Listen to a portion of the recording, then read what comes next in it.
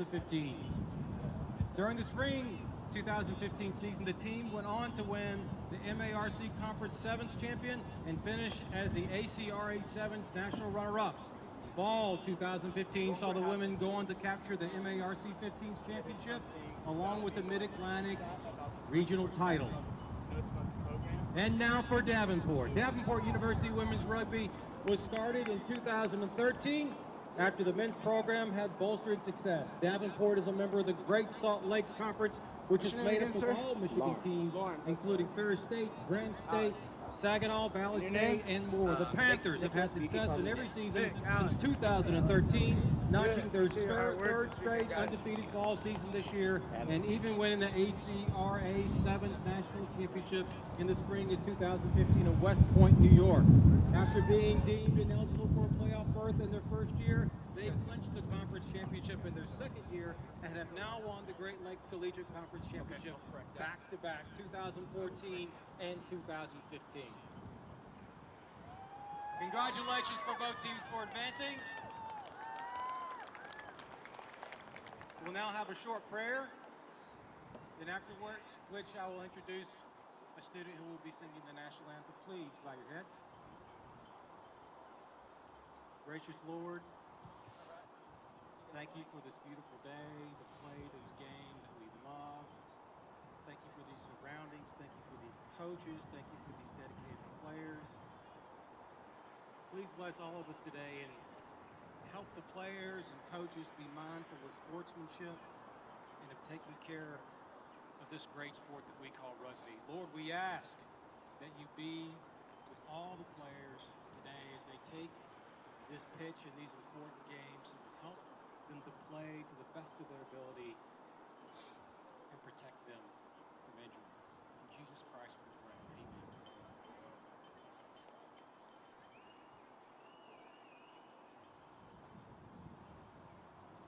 Ladies and gentlemen, Larry Weidman, a senior from Myrtle Beach, South Carolina, a health sciences major, and also a member of the Paladin basketball team, which currently hold a 5-3 record, will sing the anthem. Old Glory is located to my right, so I'll ask everyone except for Larry, please, just if you could sing toward there, but everyone else can face the flag.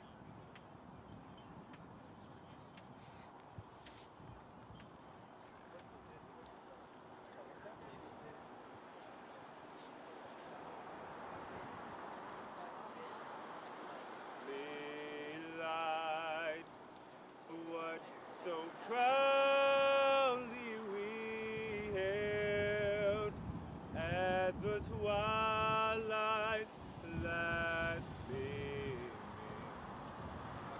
whose white stripes and bright stars through the perilous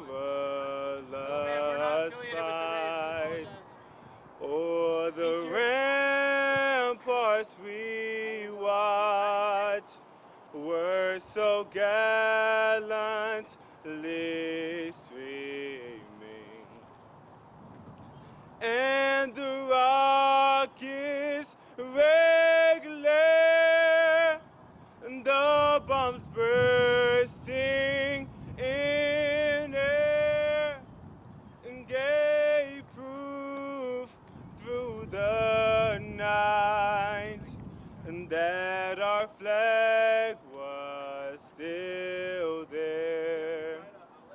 Oh, say does that star-spangled banner yet wave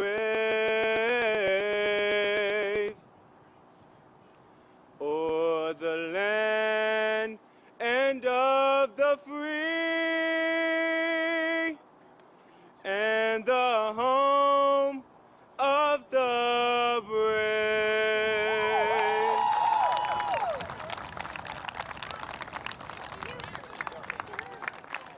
Thank you all. We're going to kick in about 3 minutes.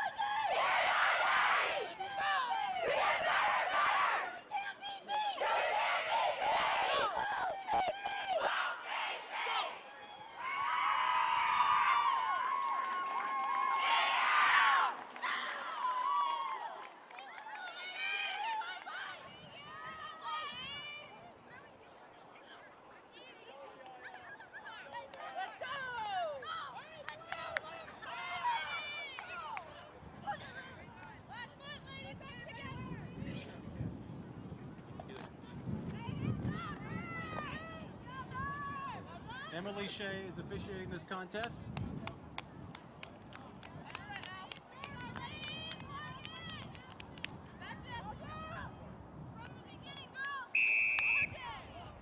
Welcome everybody to the USA Rugby Collegiate Championships. This is the Fall Championships for Women's Division II. I'm Alex Goff with Katie Wurst here at Furman University, and you're looking at the Division II Women's Fall semifinals between Davenport and Bloomsburg. Just kicked off. Davenport in the white, Bloomsburg in the black and yellow. And Katie Wurst, we are seeing two teams that really don't know an awful lot about each other. And we're going to see a little bit of sort of a feeling out period right at the beginning. Yeah, absolutely. Certainly Davenport trying to find as much information about this relatively unknown Husky team from Bloomsburg. They both teams have had some pretty fairly easily pathways all the way through here in terms of Davenport score lines up in the 300+ mark, 4 points, and then only 3 against. Slippery Rock managing to score 1 penalty against them.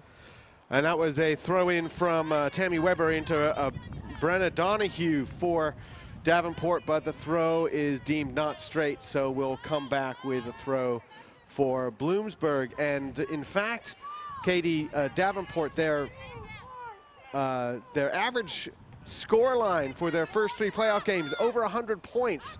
So obviously they can score points, but they're going to have to defend here as well, as Bloomsburg runs it up with Nicole Snyder in on the inside center, and there's Kendrick digging it out, getting it back out to the backs now. They're trying to move it wide, and you'll see, Katie, there's a bit of a size dichotomy here. Bloomsburg not as big. They certainly can run, though. That looks like Megan Riley getting in on the inside channels. Yeah, we saw an early on tackle there it was Prop Allison Midsligic from Davenport. Just a great example of the power that this Davenport program has. Well, they're trying to pass and run onto the ball is Bloomsburg. Not able to get to that one. That's going to be a knock forward, and the pass goes to deck and is knocked on by Davenport. So we'll have a scrum for Bloomsburg. First scrum of the game here in this Women's Fall Division II semifinal. We have another one coming up later on with Winona State against Vasser. Another game between two teams that really don't cross paths. So the put in by Elizabeth Kendrick from Hanover, Pennsylvania. And you'll see actually pretty much the entire Bloomsburg team is from Pennsylvania. Pretty much the entire Davenport team from Michigan, with a couple of out-of-staters, one from Utah. So mostly, though, locally produced teams here. There's a great opportunity for them really to set the tone if you're Davenport. Looks like they've got a bit of a squeeze on. Mason gets it out, looking for her centers, and that's Rysick. Rysick is a big attacking option for Bloomsburg. She doesn't really go anywhere, though. She's taken down, and Davenport still defending, but they're defending going forward. Bloomsburg not able to make too much. And I think that was Ronayne going in. Now they're getting out wide. Cook, the right wing. She's dragged down nicely by her opposite number. And offside against Davenport. Alex impressed so far with some really good poise by Kelly Mason. There's the number 10 for Bloomsburg. Seems to be under control with a lot of great defensive pressure coming at her from Davenport. Melissa Francis with the tackle for Davenport there on the wing. And up goes Bloomsburg again, trying to suck in that defender. A little bit static, but the fend off by Nicole Snyder. She's got a little bit of room there on the left wing now, and they've got some space. In they go, and that'll be the first try for Bloomsburg. Exactly what they wanted to do, suck in those big forwards and get the ball out wide to the wing. And Katie, nicely done from Bloomsburg University. As we just talked about, mentioned the poise here by this team, really sticking to the game plan. Snyder just making it look easy there. Has a great deal of pace. You saw an exceptional fend off. She absolutely knew where she wanted to go, and she got the job done. Davenport a bit stunned at this moment, but Bloomsburg looking really sharp early on.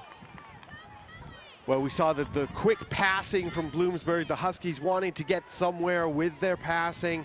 As you see behind the kicker, there goes the run around the corner, and the kick up is good, and there's a 5K going along here at Furman University, and all the runners have just gone behind the scoreboard, and nice of them, they throw the ball back onto the field. So 7-0 Bloomsburg, and I think we may be seeing, this is a contrast of styles, Katie. We have a big physical team from Davenport, and Bloomsburg, they know how to run it, curl it around in under the post. Nicely done. That was Snyder there, just showing some great pace. Again, with that fend off, fantastic job early on. Well done by Bloomsburg to get on the board early. Excuse me, Katie. Snyder and Rysek combining nicely already, and that's what we're going to be seeing from Bloomsburg. So let's see what Davenport can do in reply. This is a team plays essentially a quasi-varsity situation. They practice 5 days a week.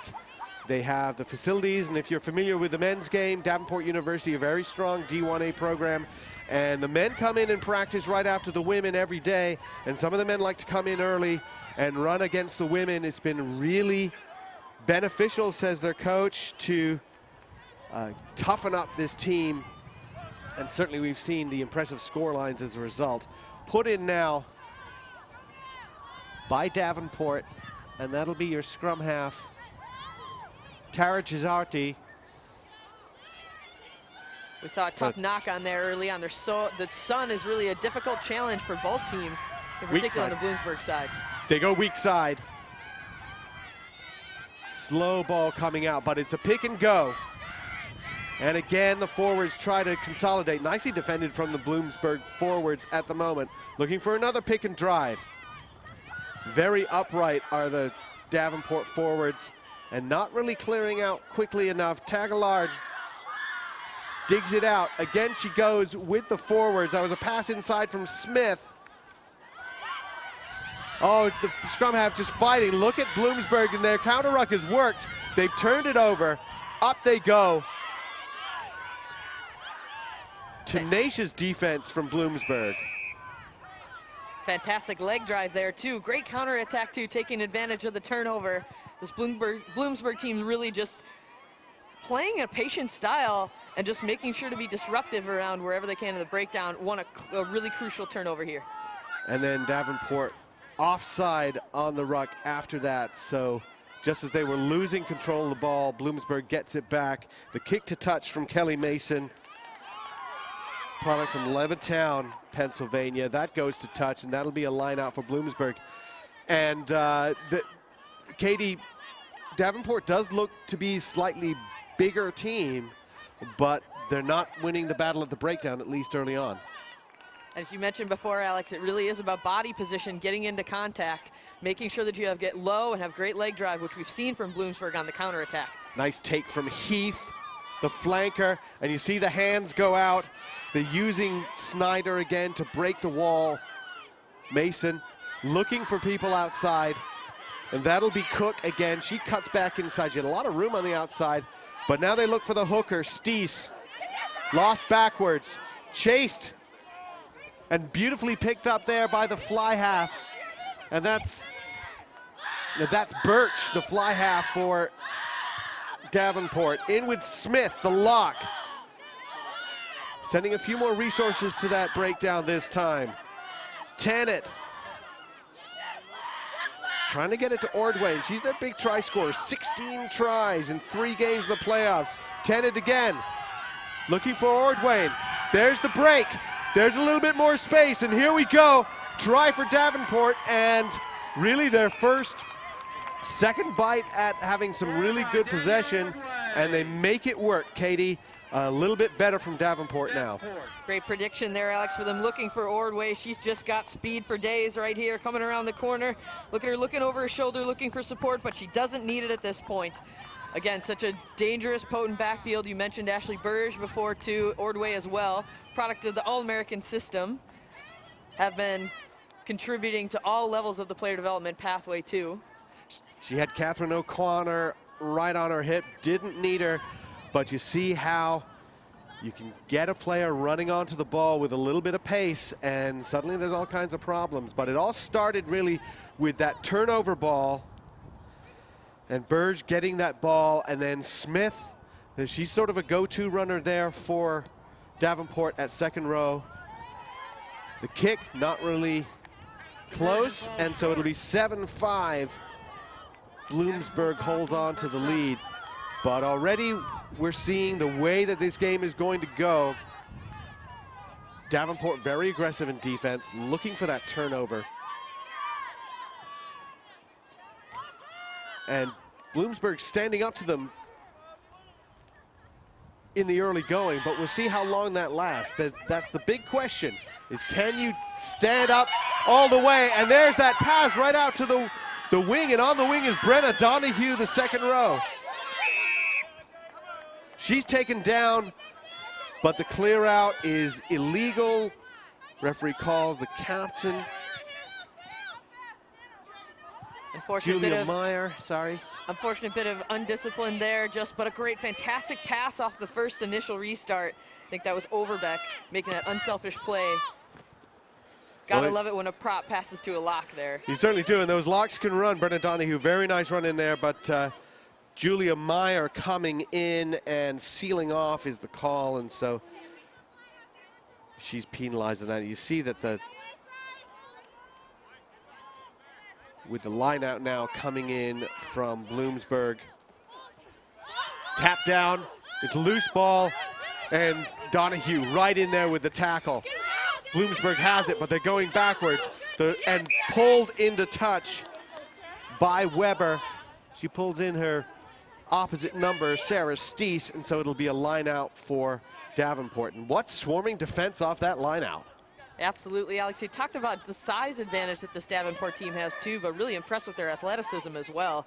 Very aggressive. Anytime they get an opportunity to get their hands on the ball, they've been taking advantage.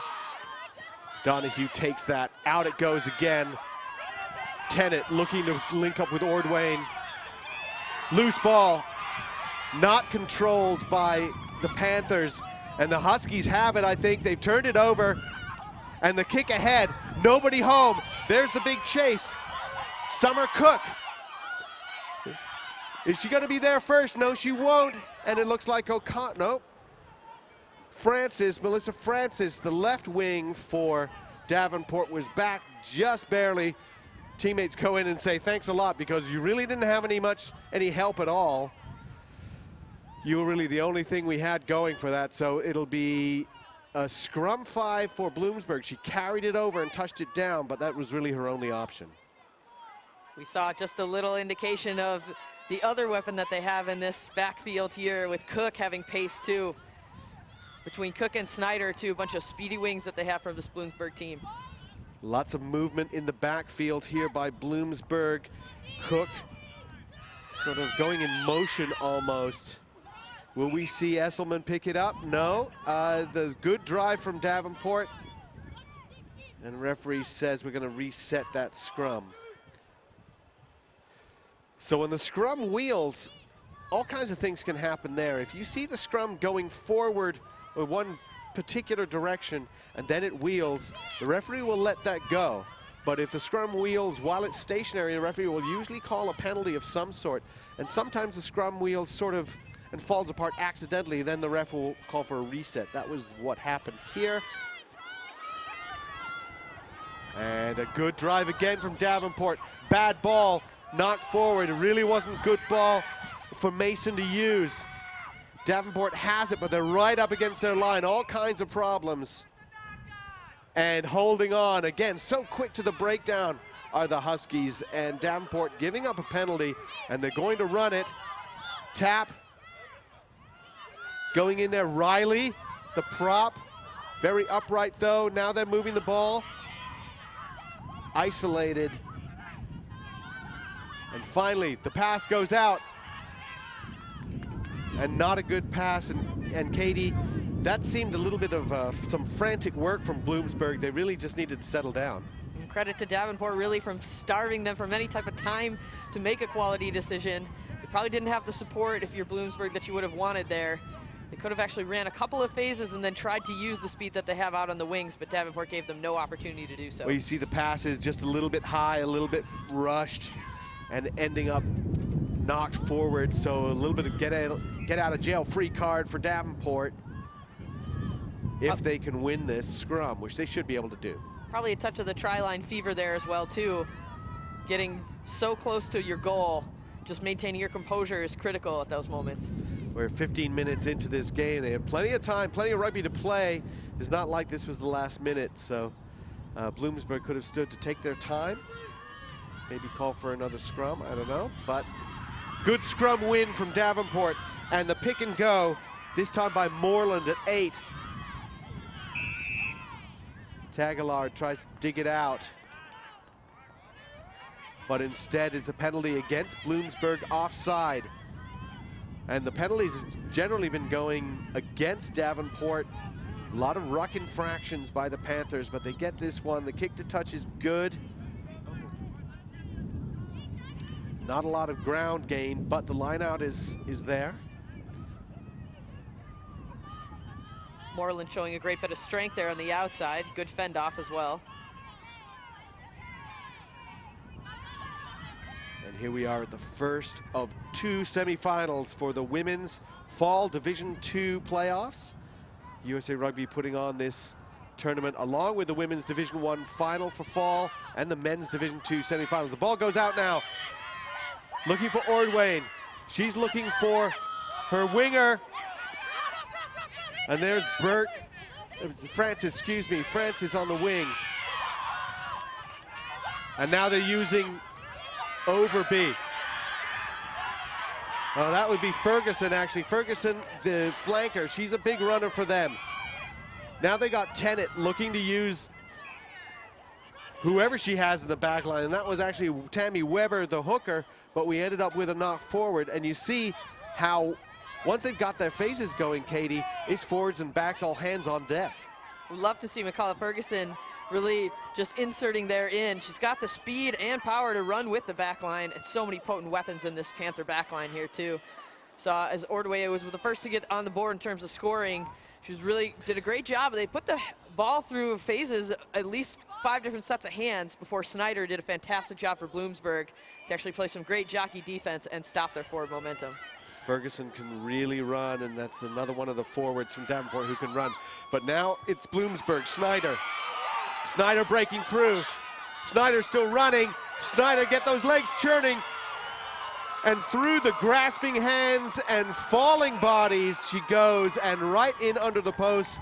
And simple as you like, crash ball, inside channel, break a tackle, try under the sticks. Fantastic. We talked about Snyder's just defensive prowess there too. Credit to Kelly Mason for setting her up, really drawing them across, and then such a great individual effort there by Snyder, just handing off players. Her pace is exceptional, and she's all about confidence, strolling in here to touchdown too, really just making a statement early on that this is a player to watch. You got to say Katie O'Connor at fullback for Davenport needed to get into a lower body position on that, and she was kind of wrong-footed. Didn't really lay a hand on her. Not a great kick, though, in front of the post, but not over. So that'll keep it at 12-5. Bloomsburg leads, but already we're seeing that Bloomsburg is not intimidated whatsoever, and those backs, Snyder and Reisick, can really run for the Huskies. So 12-5, Bloomsburg leads. We're about midway through the first half here in the first of 2 women's Division II semifinals. Davenport to kick off. Really just exceptional work by this backline here for this Bloomsburg crowd in terms of Mason, just such a calm influence and making great plays, following the game plan has been working for them. Ronayne let it come out of her hands, but it went backwards, and so Bloomsburg retains the ball. They're trying for a loop move. It's not really working too well, and could be a turnover. Burge might have created another one. Tackle from Meyer for Davenport, and Davenport has the ball. They've turned it over. Weber clears out. Tagalard. And that's Overby. Overby's still going. Donahue clears out. Better from Davenport, but that was kind of a hospital pass. Tammy Weber takes it and just goes straight up, as a good hooker will, but they lose it in contact. And again, so aggressive on the ball is Bloomsburg. Loosely out to the back, all kinds of problems. Trying to rescue it there is Cook. She does extremely well to stay in bounds and also use her support. Cook picks it up again, another loose ball. Kind of sloppy play now a little bit better. Riley does well to feed. There she is again, Nicole Snyder. All she had to do is pop it up, and there she goes. And there was hardly any gap whatsoever, Katie Wurst, and it was just kind of loose play, and then Megan Riley picked up, got that pass, and just dished it off to her inside center, and that was a good 70-meter run. Absolutely beautiful. Snyder just consistently on the hunt for gaps, and she finds them very well. Riley, just a great job of a little offload pass, and she did a wonderful job of just making sure to distribute the ball as quickly as they can, and Snyder's just got pace for days. An exceptional player here that we're seeing for Bloomsburg. Such confidence that she runs with, and she didn't really have anybody chasing her because Davenport had been on the offense, so there was no one there. Mason, her kick this time much better, and it is 19-5. Bloomsburg ahead. Conversion is good by number 10, Kelly Mason. So fans, witness Olympic Rugby Sevens in your own backyard at the Atlanta Sevens, the United States leg of the World Rugby Women's Sevens Series. Support your Eagles April 8th and 9th, 2016 at Fifth Third Bank Stadium at Kennesaw State University before they head off to Rio 2016. Sign up for ticket notifications at usarugby.org/tickets. Snyder, who we've seen score 3 tries, is a nursing student from Higgins, Pennsylvania. And she fends off another. She's still running. She's really just saying, I'm going to run until somebody tackles me, and nobody really seems to be too interested in it. Way too high are the Davenport tacklers when they encounter Snyder, but a bad pass out to Mason. She can't handle it. We're going to go back to the penalty advantage. Not releasing the tackled player will be the call here. And again, finally they get Snyder down on the ground. They want to go quickly onto the ball, but far too quickly, Davenport gives up another penalty. Well, Katie, at some point, somebody has just got to stick a shoulder into Snyder and bring her down. Absolutely. We're seeing it's also, too, there's been no one even close to her. It's mostly just defensive alignment, some breakdowns that are going on for the Panthers team here. Really just not covering the gaps, and Snyder doing a great job of keeping her head up and really scanning the field to look for the space. Well, that line out is stolen. Donahue for Davenport. Davenport still trying to consolidate that possession, though. They do get it out. Burge, she has it in her hands, but the referee calls it back and said it'll be a knock-on by Bloomsburg. And Katie, we talked a lot about, and I know I talk about it all the time, really, teams that have an easy run, at some point, they don't handle adversity well necessarily early on. They have to find a way. And here Davenport, a lot of hand tackling, a lot of arm tackling, a lot of situations where I think their physicality in the forwards was working for them, and Bloomsburg doesn't care.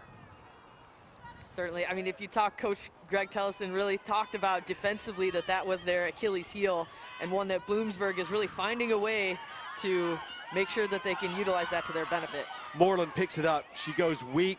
Good run from the number 8. Nicely cleared out. That's what they want. Overby And again, quick ball, Burge.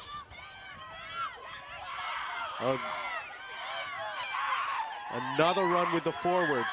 I think that was Weber. Slow ball coming out though.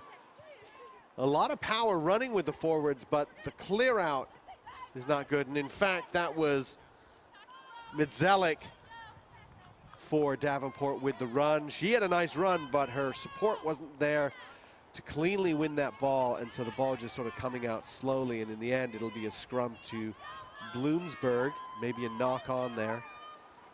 And ball security not being Davenport's friend at the moment. Bloomsburg has turned the ball over a couple of times, but when it's been open play, it's been more for the Huskies, as evidenced by the 19-5 scoreline. Big shove from Davenport. They do win it, though.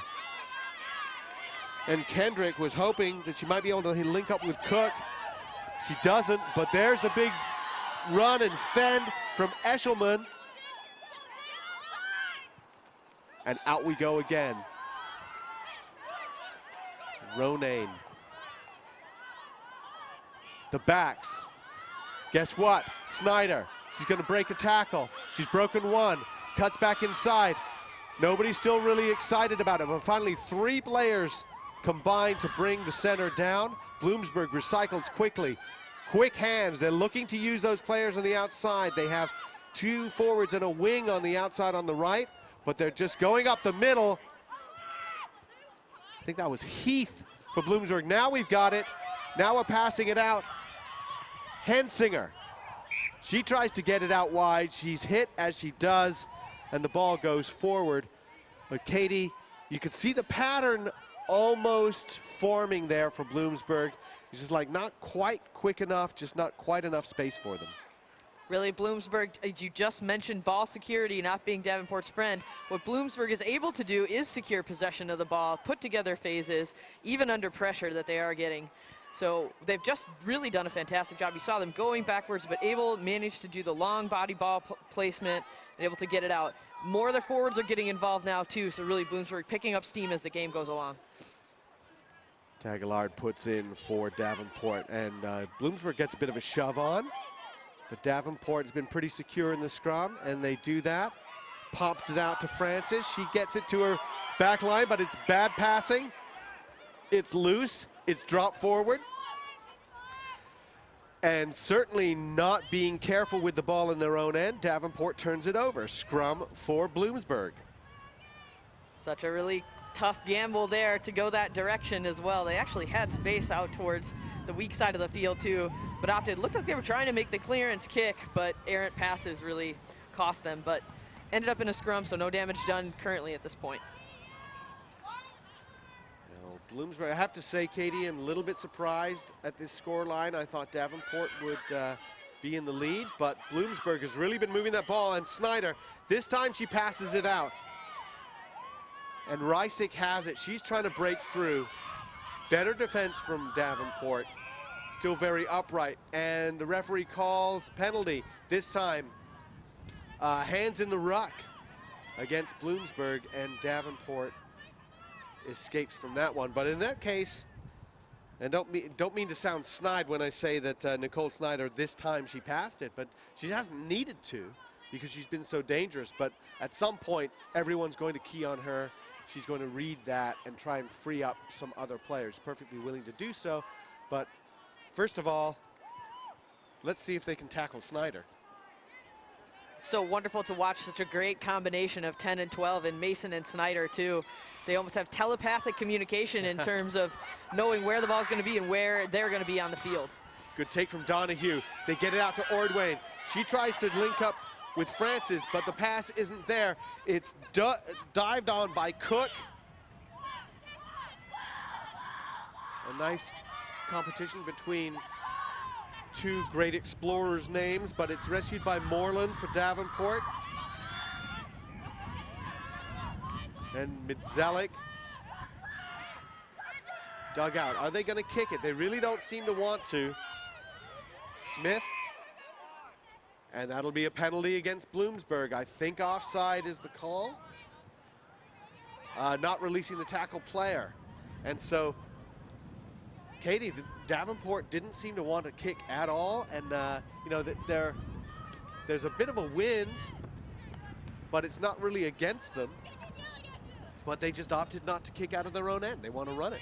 I think also it's just the pressure that Bloomsburg has been putting on them. Like, we see if there's any kind of errant pass or anything, they're diving on the ball, getting on it, playing really tenacious defense here. All we've seen from them, really, it's about the attacking prowess of Snyder. Mason putting some great phases together as well, too. But really defensively, they are pinning Davenport down in their end. Weber's throw just not quite held there by Donahue and Smith. And tried to get a rescue from Midzelik, but that would seem to be just one that just went through the hands, and it'll be a knock forward. And once again, Davenport trying to get something started, and it's their own mistakes that undercut them. So scrum down to Bloomsburg. This has been quite a big part of the story of this game so far, as we've seen a bunch of mistakes from Davenport resulting in scrums where Davenport has the ascendancy somewhat. Bloomsburg's been winning the ball, but not cleanly. Comes down to the scrum half, Elizabeth Kendrick for Bloomsburg. She's got to move very quickly, get that ball out as quickly as possible before 16 players come rolling on top of her. One of the bravest positions in all team sports, scrum half.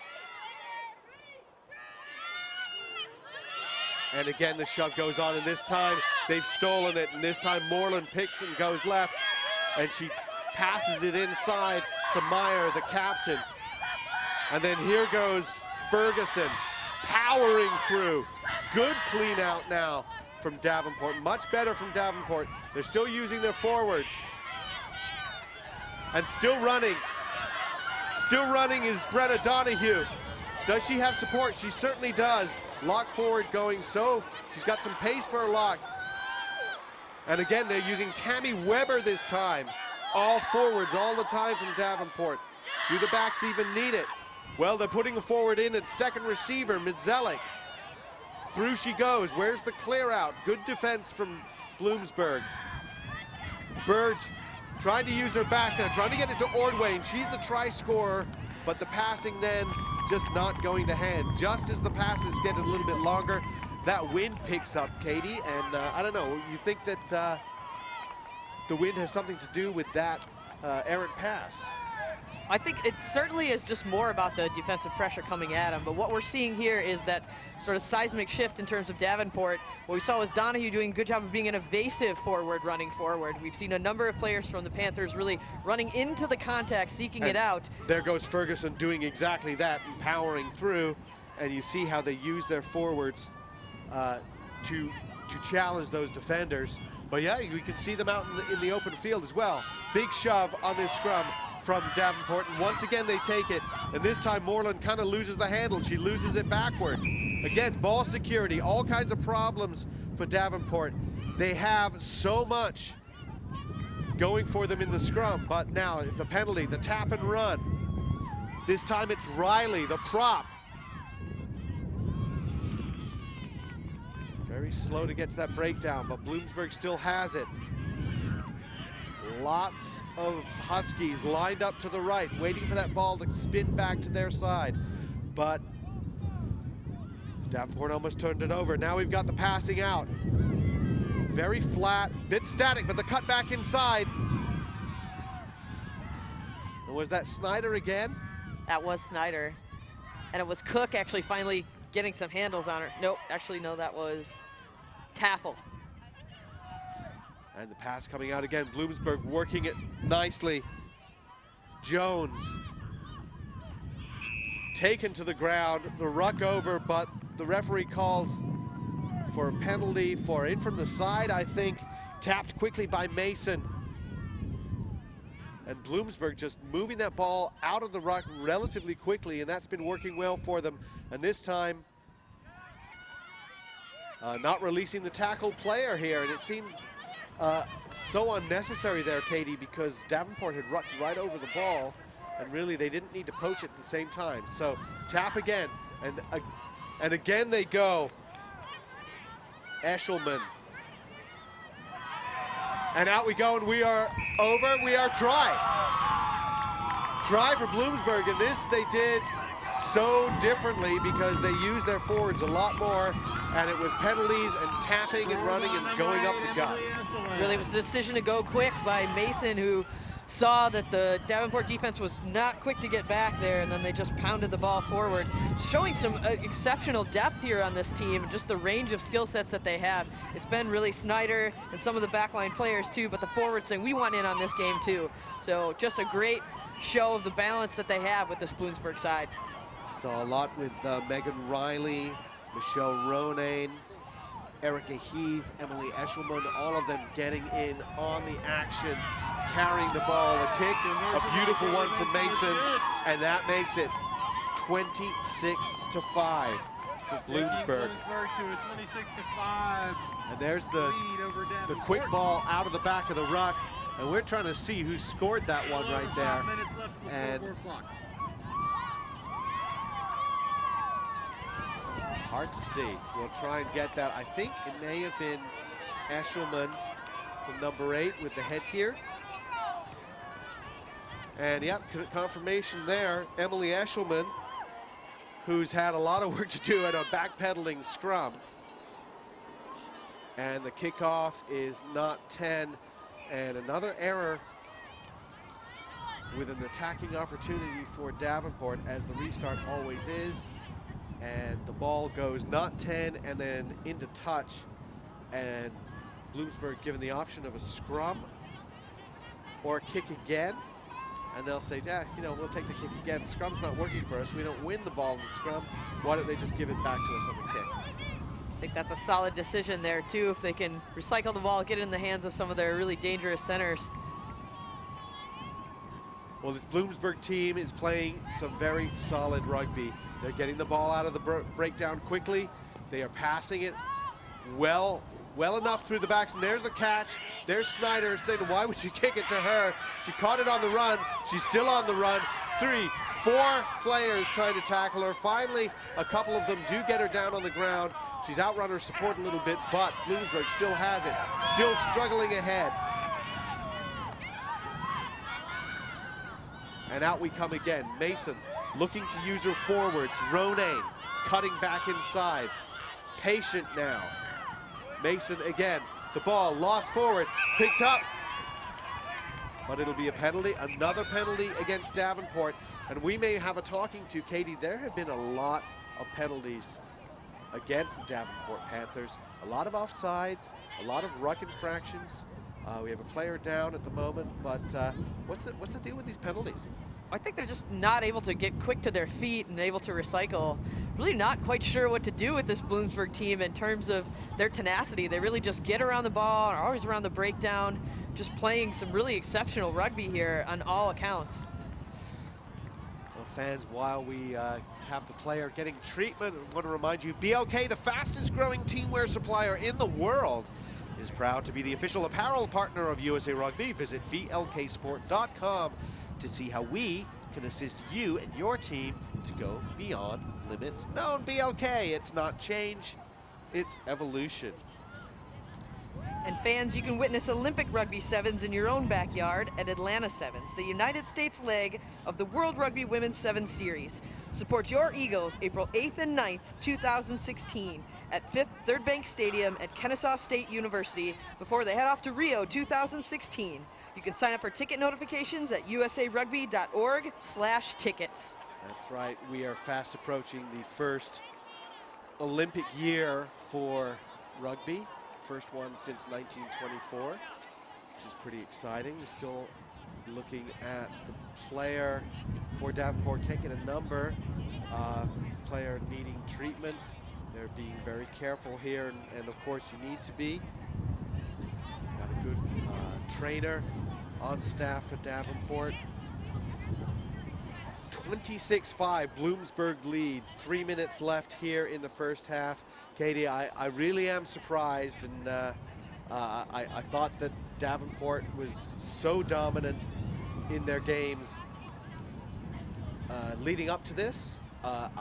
They seem to be training nicely, very together, and they looked big and athletic. And maybe it's the outfits, the uniforms, but Bloomsburg looks so much smaller. That's one of the best benefits, too, of this sport here is all shapes and sizes can really excel. What it is about is the game plan, something that they've been able to utilize. Bloomsburg really just working it to their benefit, finding the weak points that Davenport hasn't been able to shore up. We're going to take a short break here on the commentary while we are treating this player. We'll be right back with the action after they take care of her.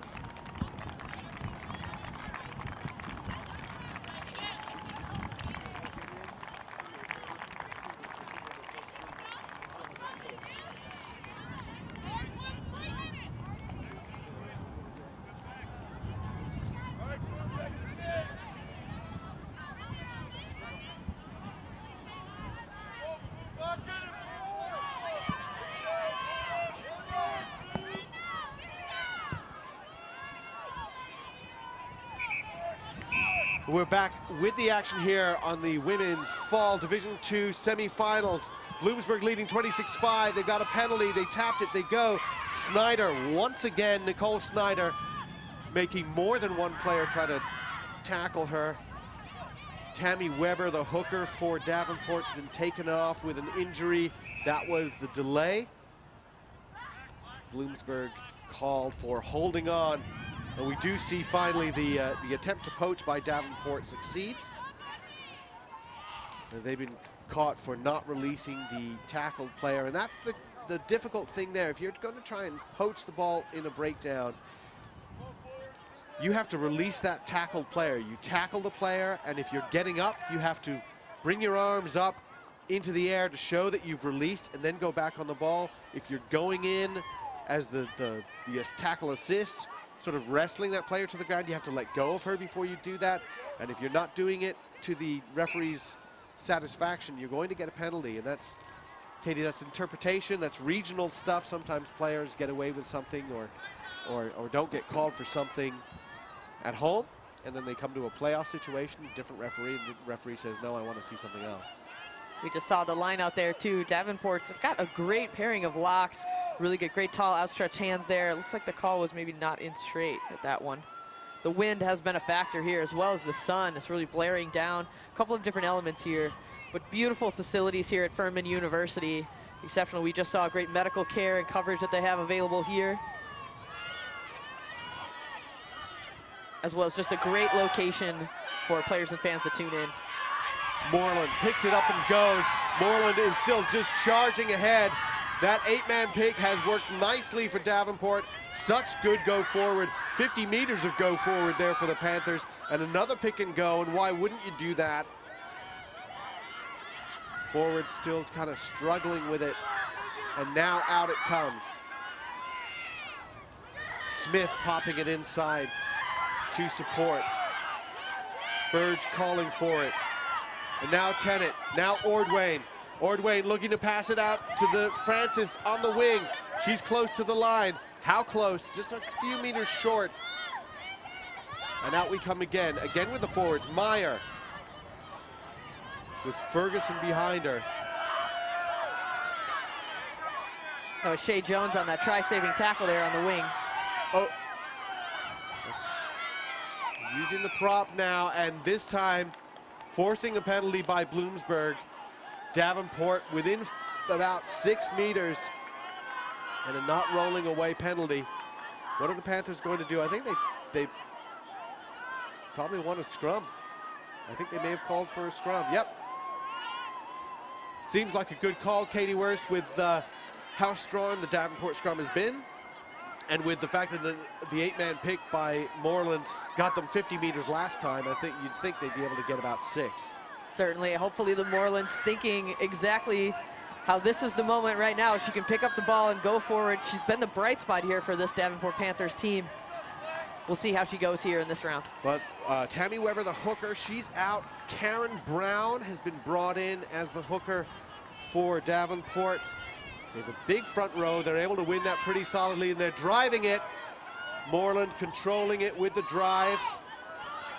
Still that 8-man shove, 8-woman shove goes. Moreland now, she's going to pick, she's going to go. She keeps it in tight to the line. What's the call? Referee says, not sure, held up.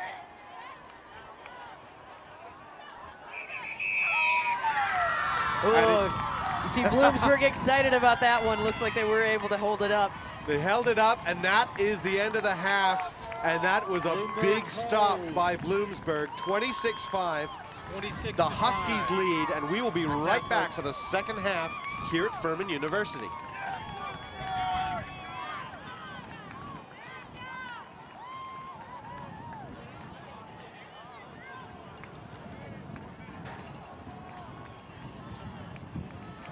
How's everyone feeling? It sounds good.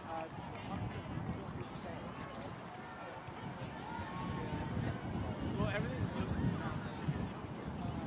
We have. I was just about to say that, you know, it was great once the game started. It's still going good for me. Gotta blow So we'll come back with a that couple wins minutes of again. highlights. Right now,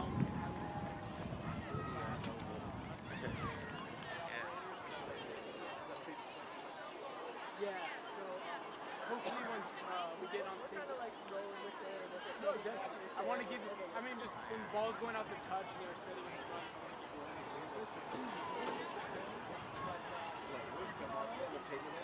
Yeah, we were just throwing it off. We just kept going.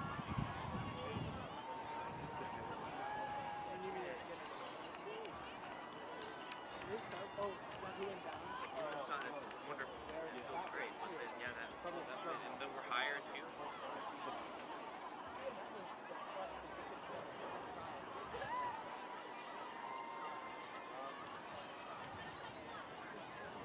Yeah, that's what I was really wishing. Rugby's the points are like 5. Judging. Let's just say him and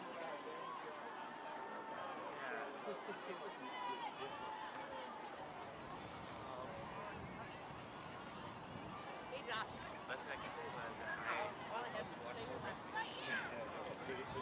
cut Mike. It's like soccer too for me. I would love to watch soccer, but I never know when to watch.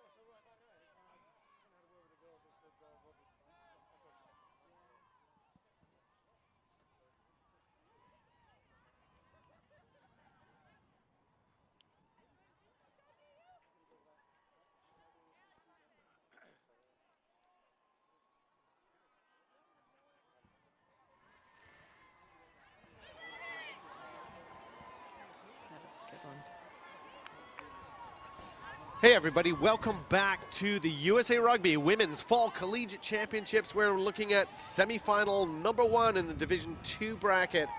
Bloomsburg University leading Davenport 26-5. Bit of a surprise, perhaps. I'm Alex Goff, and with Katie Wurst. And Katie, we've seen a Bloomsburg team that has been able to utilize some mistakes from Davenport, punish them a little bit. Really, the hometown crew here from Pennsylvania doing an exceptional job. Huskies just have absolute speed as weapons, and Davenport just hasn't been able to find any solutions to shutting them down. That main weapon being number 12, Nicole Snyder. Inside center scored 3 tries for Bloomsburg.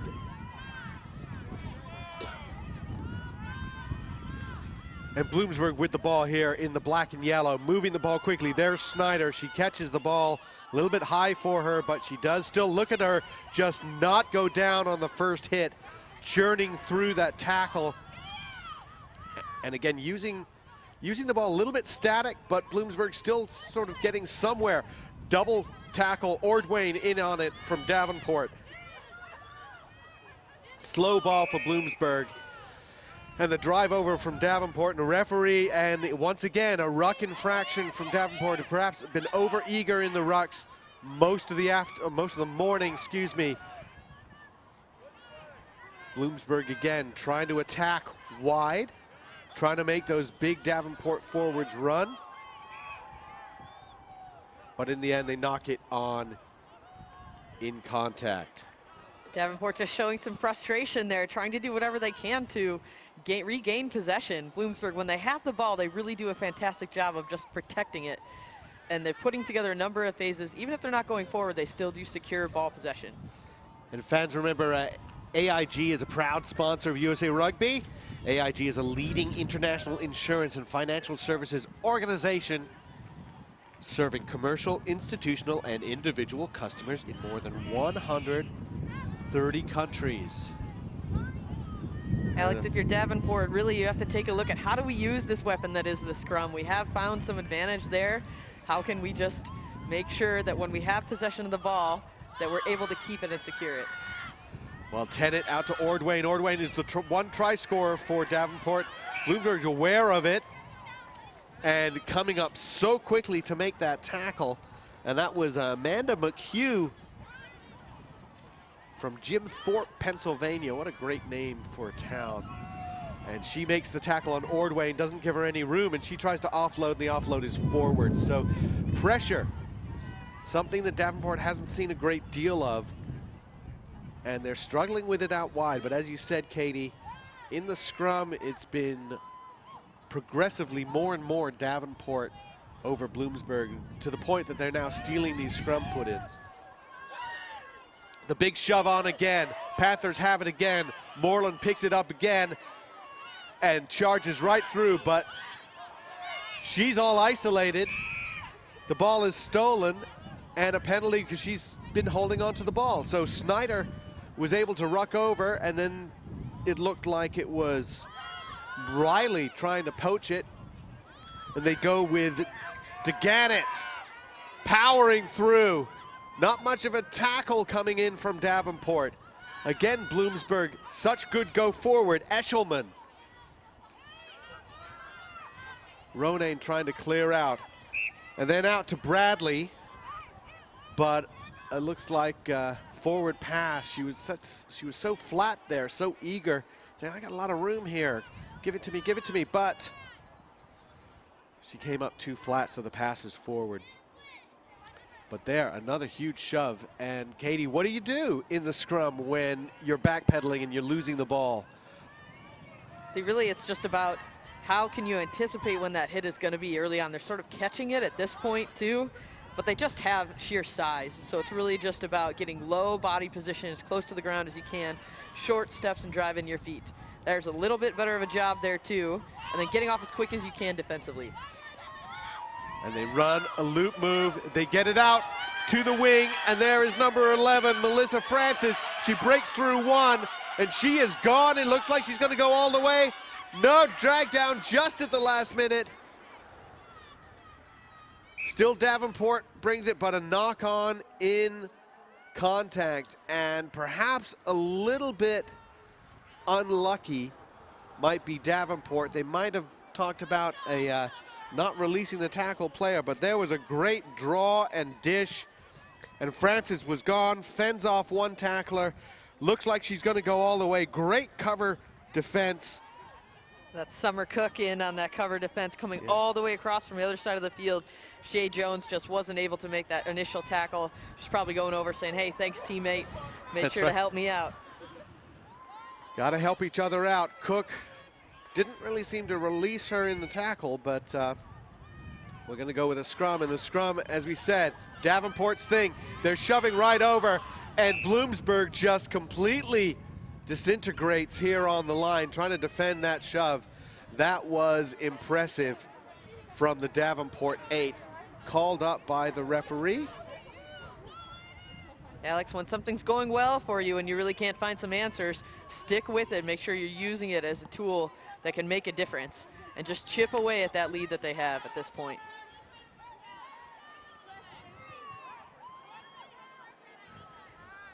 And you see that all 8 of them right in there, the unity of push. They all took a step forward at the same time, and they got the put in back. And so we'll see if Moreland's going to do a pick. One answer is to talk to your flankers too about committing to the drive there. Get in, see them breaking off. And there's the shove again. Bloomsburg tried to wheel it. Moreland picks it up. She tries to take it over, and it is touchdown by Bloomsburg. It's going to be another scrum 5 for Davenport. And this is a pretty good timing for the Panthers, because if they want to regain any momentum, late in the game, this kind of scrum stuff doesn't really do much good because it wastes a lot of time. But here, with plenty of time left, 33 minutes to go, this is a pretty good time to just put a stranglehold on a forward pack and change the tenor of the game. 26-5 right now, Bloomsburg leads. But Davenport has an excellent scoring opportunity now. The shove once more, trying to keep it straight as well as powerful. Moreland picks up, she fakes left, she dives right, she's over the line. Try Davenport, and that's a huge one for the Panthers, Katie. Moreland, no clue how she actually found that little bit of a gap to get herself in there. The scrum was actually moving forward so quickly, it was difficult for her to even keep the ball in. She saw that she was in trouble at this stage. Here we go, see the forward pace and the movement of it going quite quickly. She's keeping the ball in her back foot, struggling a bit there. Breaks off, goes one direction, goes the other, and just forcefully bowls her way in, gets it done. Nice job for Moreland, really just well rewarded for some good go-forward rugby that she's been producing all game so far. One of the bright spots we've seen for Davenport. Well, this is going to work in Davenport's favor in the sense that knock-ons for either team will be a scrum, and that'll be a scrum that Davenport will enjoy either way. And remember, fans, more national championship action is headed to the south. WakeMed Soccer Park in Cary, North Carolina will host 60. That's at 60 of the best collegiate rugby sevens programs at the College Sevens Championships this Memorial Day weekend. Learn more at usarugby.org. And rugby fans, come together with Emirates, the official airline of USA Rugby. Enjoy the award-winning service to more than 140 destinations worldwide across 6 continents. Tomorrow brings us all closer to the game we love. Fly Emirates, hello tomorrow. And the kick was no good. The kickoff, though, nudged forward. And referee Shea is going to call for a scrum for Bloomsburg. And as we said, this is just going to work out to be a good thing for Davenport, most likely. 26-10 now. Still a 3-score game. Alex, it's rare that a knock-on is actually a benefit to you, but at this stage, really, it's a decent field position and they can secure and win the ball back, because they certainly have an advantage in terms of going forward. So Elizabeth Kendrick for Bloomsburg will want to get it in. Sarah Steese needs to get a quick strike, but really there's not much you can do when you go back that quickly. That is just some dominant stuff from the Panthers. Correct, too. If you are Bloomsburg at this point, it's really just hook the ball on contact as soon as it gets in. Just making it really go. If you can't go with the strength portion of it, go with the speed. Trying to make sure that the ball's won cleanly and quickly, get it back and get it out and get on with it. And hookers then will want their props to hold them up so that they can devote themselves to the hook. There's a lot of stress going on there. The ball came straight out of the tunnel. That's why we're resetting it for Bloomsburg. They hold it there. That was a very nice strike. Well done. Snyder now on the inside ball, and she drags 1, 2, 3, 4, 5 with her. If they can get quick ball, that'll be good attacking opportunity for them. Mason is going to come back inside again. Now they're looking to go outside. Bradley to Jones. Jones trying to find the route on the outside. She is dragged down by Ordwayne and just barely retained by Bloomsburg. Mason, a quick ball out there to DeGanitz. And they've lost it. Donahue for Davenport. The lock forward. We've seen her break off some big runs. And there's a nice passing from Midzelik. Midzelik was the first receiver, the prop, trying to get it to Birch, but that one was knocked forward, so it'll end up being, well, right back where we had the scrum before. But Katie, you see little habits that come up from successful teams that are in leagues where they get away with stuff. And one of the things you see there was Shea Jones trying to skate her way around the outside of the defense, because she probably gets away with that against lesser teams. This time she was corralled very nicely.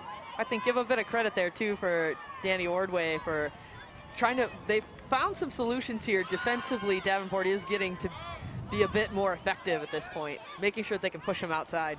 Another good strike. And this time they send Rysick in. So Bloomsburg perhaps finding some solutions in the scrum, at least to win the ball, if not to dominate. Slow ball coming out, attacking the scrum half, so that'll be a penalty advantage. Snyder fends off one, goes through three. She's tackled finally.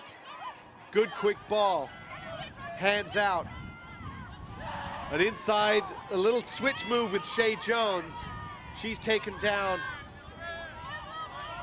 Referee, I think, is going to go back to the penalty.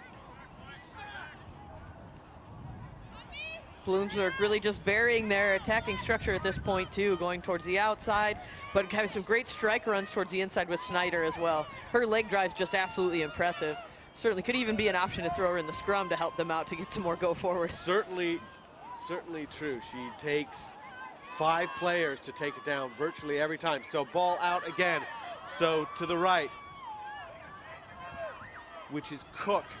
Cook is close, but again, a knock forward in contact. So very physical in the breakdown as much as anything. This has been a battle of the breakdown and what we can do about it. And Davenport has been struggling with penalties, but they're still choosing to go after the ball each time. They've forced a few knock-ons. They forced a few turnovers. I think they need a little bit more ball than what they're getting. This really has just been a game between the difference between size and speed as well. You see Bloomsburg just quicker even to get to their feet and contest the ball in the tackle. It's been just, for me, I think the difference maker that's been going in the favor of Bloomsburg. Another shove from Davenport. They can do pretty much what they want in this scrum. It's their put in. They shove and they have the ball. Moreland picks it up. She's gone left. She's going. Who does she have with her? Looking for some support. She's still going. Pass it out. Burge passing it out again. Ordwayne, the first try scorer. And she is going to go all the way in under the post. And 8 to 10 to 13, just like you drew it up on the chalkboard. Great try for Davenport, one they needed. If you're Davenport, you want to make sure that that whole practice is repeated several times after this. We've got some great speed there. We've seen some great effort too by 2 All-American players, by Burge and Ordway as well. Look at that good support, and both getting each other into good position. And excuse me, Katie, you know that no one really laid a hand on anyone. Moreland got a little bit of a hand on her shoulder the minute she felt that. Burge wasn't touched, but like a good fly half, look for some support, and she had a faster player with her in better position to score, so dish it off. And really, that was not good defense from Bloomsburg in the fact that they didn't really come close to making a tackle. The kick is good. That makes it 26-17. Completely changes the tenor of this game now. It was 26-5 at halftime. Davenport, I'm sure, circled up and said, all right, what are we doing well? What are we doing poorly? And what we're doing well, certainly the scrum. Look at that pick up and charge.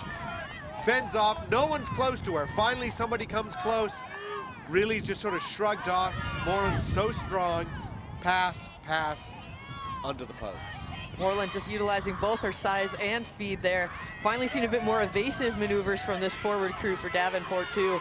When they do that, it really pays off. When they find the gaps in speed, they can link with those backs and good things will happen. Midzela, you saw her smiling as she was going into that contact. She's just relishing it. And then Ferguson went for another one. Now there's a break from Burge. Does she have support? So many black jerseys around her. They're brown or black, I'm not sure, but Bloomsburg jerseys either way. That was Snyder making a really difference-making tackle right there on Burge. Slow ball from Davenport, but they do have it. The pick and go from Donahue. Moreland. Much better work there by Bloomsburg to shore up the post defense. And then another charge and dish off to Smith, the second row forward. The pick and go. I think it's tackle, the wing. Another pick and charge. They're just using their power. They're using what's been working for them. And now the pass comes out, sort of to the back line. Very loopy pass. Ferguson tries to make a way through. Good clear out, adequate clear out. And now to Tennant and Ordwayne. Ordwayne through. Ordwayne stretching over the line. Ordwayne's in for her third. That's Danny Ordway, just a great player there too. Such a dangerous threat. You know that she's been looking and learning in the back. Finally able to get the job done here at this point. Feels like Davenport's been warming up and getting to how they can find a way to link their backs and forwards too. You see good ball position there to push it back. And we'll go ahead and give them a chance to take the kick here. There's so much time left in this game here, Alex. You can feel the momentum shift going on. If you're Bloomsburg at this moment, you have to say, hey, how do we stop this onslaught of forward pick and goes, these charges, just finding those hard yards? What can you do to make the difference? Who's going to step up to get the stops done? Number 1, Karen Brown came on as a substitute at hooker as the kick goes over to make it 26-23. Bloomsburg 26, Davenport 24. Excuse me, 26-24. I was just trying to think, how do you get 23 points in rugby? But 26-24, but Karen Brown, the substitute hooker, made a huge charging run, and key to that run was not only the ground gain, but that she was able to secure the ball, offload it to Smith, the second row, and that's what made that work. And look at the contact. You can hear that contact. Ponytails flying. Ferguson now pops it up. Smith. Oh, they know what they want to do now. Big wide pass. Ordwayne. She's going to use Francis. Francis is going. Shoves off, but Snyder drags her into touch, and that's a nice tackle from the inside center. Snyder, just a great leader here on this team, coming all the way across. Was in on so many tackles and rucking over. Exceptional athlete here for this Bloomsburg team. Saw some good unselfish play there from Davenport too. Danny Ordway drawing the defenders, skipping the ball out, doing such a better job too of really just carving up this defense that Bloomsburg's been so solid so far up to this point. You got to think about what the halftime talk was with Davenport, and just saying that you're winning the scrums, you're more powerful, resource those breakdowns so you can win the rucks, and suddenly things will change for you. And they've really done that, and they've not panicked and taken their time. So sloppy ball from this lineup, kick to touch. Francis, really not much she could do with that, but they do manage to win it, does Davenport. And now they send Ferguson again. Ferguson against Snyder. Two of the top players from those two teams meeting in the midfield. Pass rescued by Donahue. Donahue, she can run. She's still going, looking for someone. Dishes it off. We've got some pace out wide. We've got another try, and that was completely created by the second row. Brenna Donahue, nothing on. Sending it out, and that was Courtney Tackle,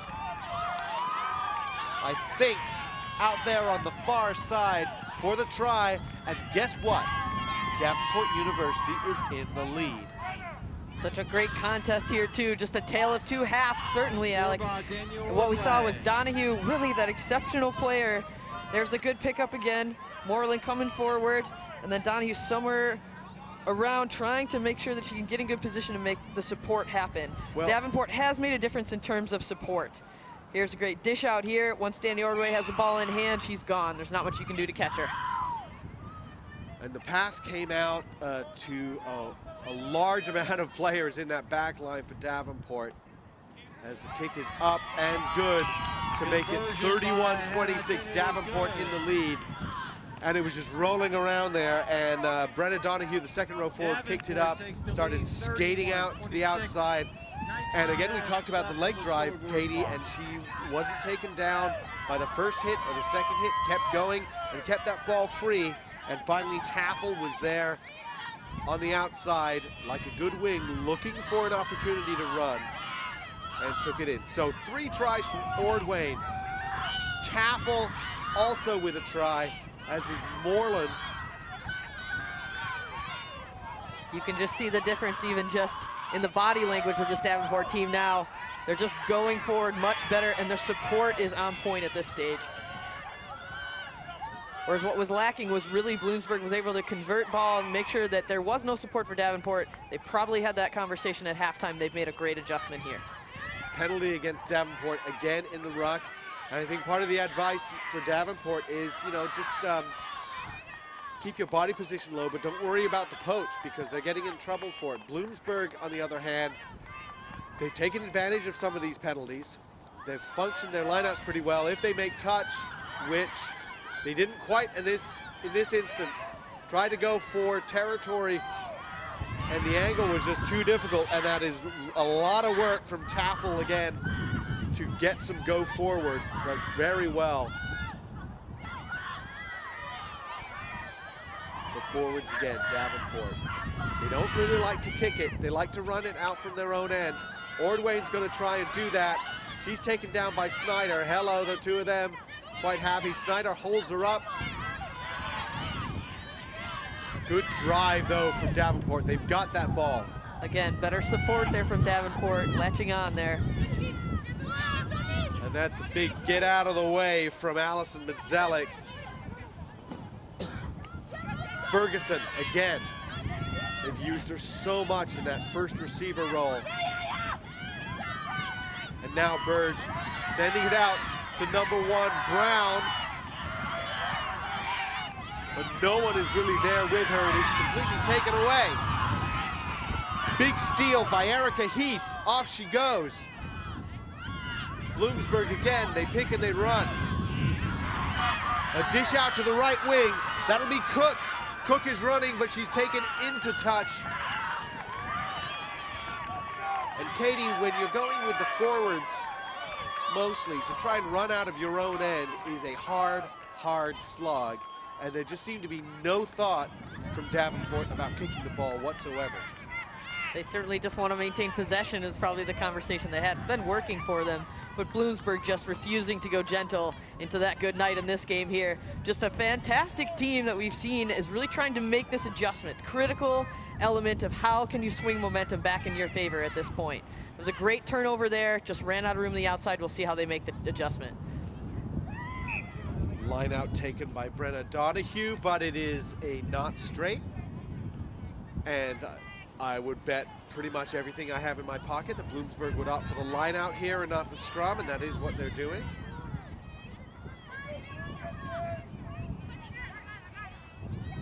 Davenport now leads 31-26. They were down 21 points at halftime, but it's taken. Bloomsburg has it now. They're going to use Snyder. Be crazy if they didn't. She pushes one to the ground. And she's held, but she's still moving forward. Really doesn't need anybody else to help her out. She's just taking everybody forward with her. She pulled in about 5 defenders there. If they can get the ball, they've got so much room.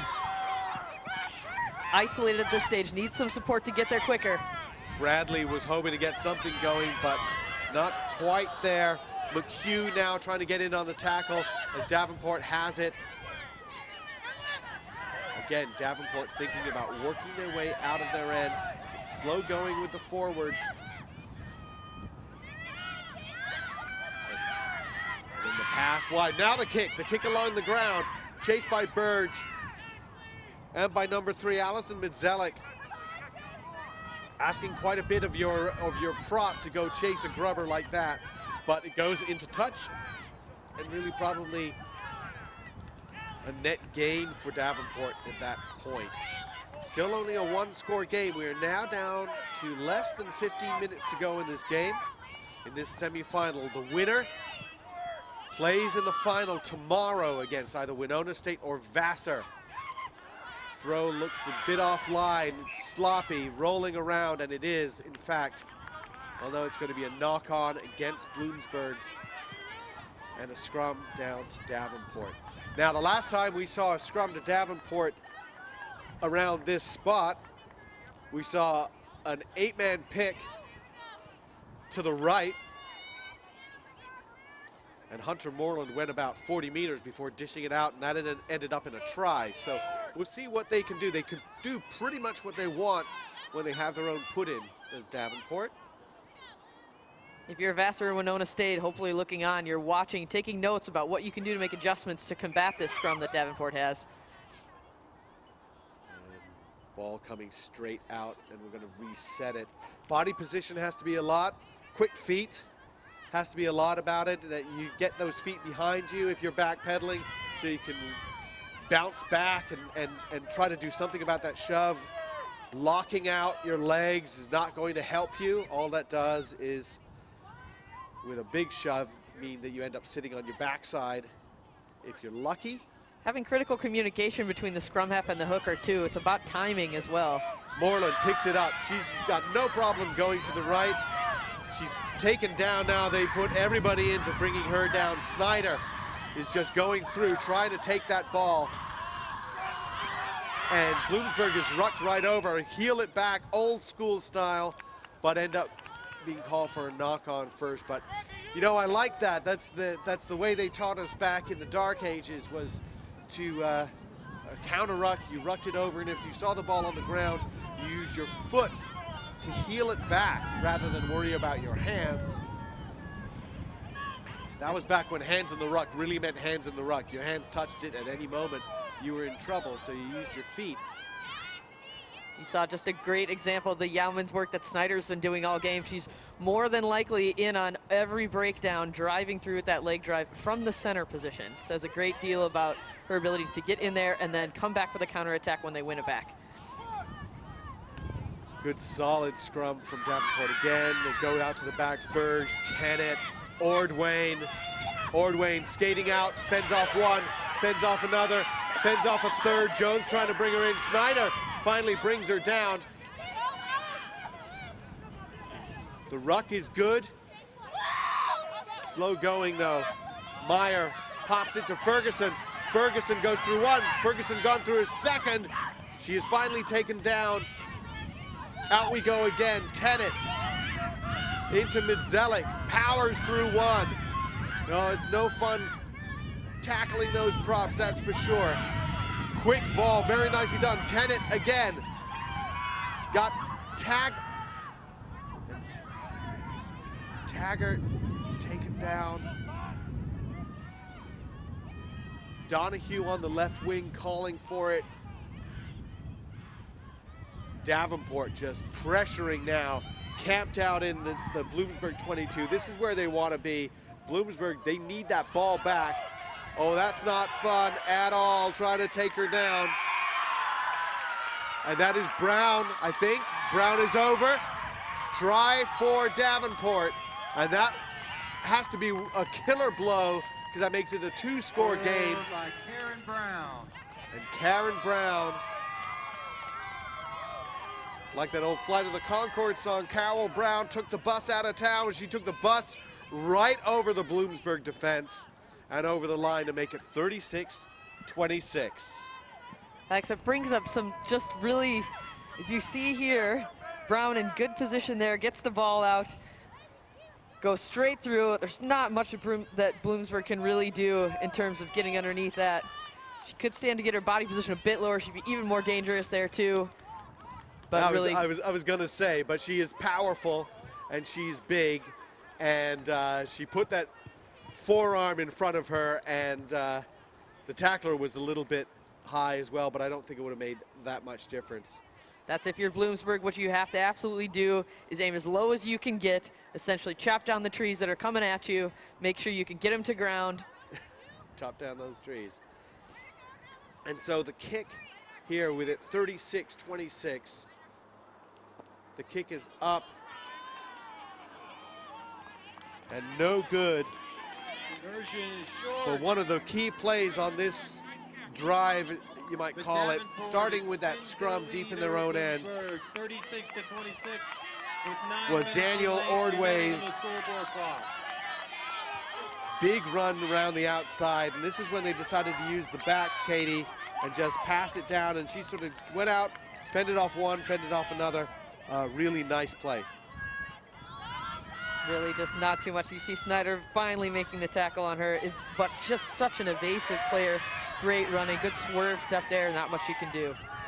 Key clear out by the backs also from Davenport, and that's been one of their issues today, has been getting resources to the rucks when they made breaks. Alex, big difference maker for this half has been some really critical tactical substitutions. Brown coming in and just adding that extra power that the team's looking for, and just getting those extra meters by driving through. Having more force has made a difference for Davenport. Well taken by Heath for Bloomsburg. She's had a strong game for her team. But again, a knock on, and it'll be a scrum down to Bloomsburg. Hey, rugby fans, come together with Emirates, the official airline of USA Rugby. Enjoy our award-winning service to more than 140 destinations worldwide across 6 continents. Tomorrow brings us all closer to the game we love. Fly Emirates. Hello tomorrow. It's going to be the put-in by Elizabeth Kendrick. She and Sarah Steese have so much work to do here for Bloomsburg because the scrum has been a tough one. They've got that quick strike. The ball is out. Nicely done by everyone. Snyder, she's got to make a big play now, but everybody knows who she is now. Quick ball out. Mason trying to find some space. No space available. Ball jarred loose. Maybe a knock on by Davenport. Rescued, but Bloomsburg just going backwards. Davenport has it. Ferguson calling for it. But in fact, it's Smith, inside ball. Midzelik wants it. She's got it. She sees a big hole. And she actually passes up the hole and goes into 3 players instead. Burge cutting back inside. So now it's just a tight game. Now it's just keeping it. Brown was looking for the try line, thinking, 40 meters out, so she lost it forward. Kicked ahead now. Bloomsburg on the chase. How can they control it? O'Connor trying to do something, but Bloomsburg has it. And it'll be a penalty against Bloomsburg. The classic diving down on the player who had to dive down onto the ball that's rolling around. So the ball's rolling around on the ground, Katie Worston, and somebody slides down onto the ground to pick it up. And you have to let that player get up. And if you dive down onto that player, that's a penalty, and I think it's one of the most common penalties we see. Bringing it back to Mason, kicking away. I think she had advantage at that stage too. But really, this backline has come alive for Davenport. You want to keep the ball out of their hands as much as possible, but where they have picked up to is this forward pick and go. So really, basically, they've come awake here in the second half, and it's been a completely different game for Davenport. Line out, take, controlled. Meyer has it at the back. The ball is set, they're gonna drive. Everything is under control here. Davenport, they know exactly what they want to do. Brown is just the engine room on this, taking them forward. Slow down a little bit now. Referee says use it, they use it. Tennant, Ferguson meets Snyder, fends her off, pops it out to Burge. Burge has got Ordwayne. It's a bouncing pass, and it is knocked forward, in fact. But that was almost a nicely constructed play that looked very dangerous for Davenport. Bring it back to that excellent technical execution of the maul right there. Good go forward, nice and secure. Great cohesion in that unit, probably a weapon that they would stand to use in future contests coming forward. One we haven't seen as much, but I like the look of it right away. Well, the scoreline, we talk about tale of two halves, and even though it's breezy today, it's not really about the wind going one direction or another. But Bloomsburg outscored Davenport 26-5 in the first half, and here in the second half, it has been Davenport 31, Bloomsburg 0. And so much of it has been about that aspect of play right there, the scrum, the shove by Davenport. The penalty count has got to be a ratio of 2-to-1 or 3-to-1 in favor of Bloomsburg, but it hasn't mattered, Katie, because of the power of these Davenport forwards. The difference maker has been that they figured out a way to get in support when they need it. Bloomsburg's a bit shell-shocked here in the second half in terms of now that the support is coming in with those charging runs, there's not much they can do to stop them. So the kick to touch just barely makes it. 3 minutes to go, 3 minutes and change. Bloomsburg needs the ball, they need to score twice.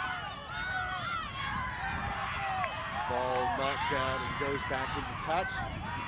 Every reset, every new line out is bad news for Bloomsburg, is good news for Davenport. And if you're Davenport, you're going to take your time with your line out.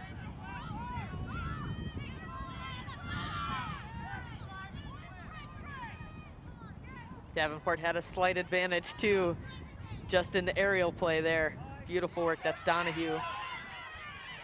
Donahue's had an excellent game for Davenport. Big runs, line out, all of it.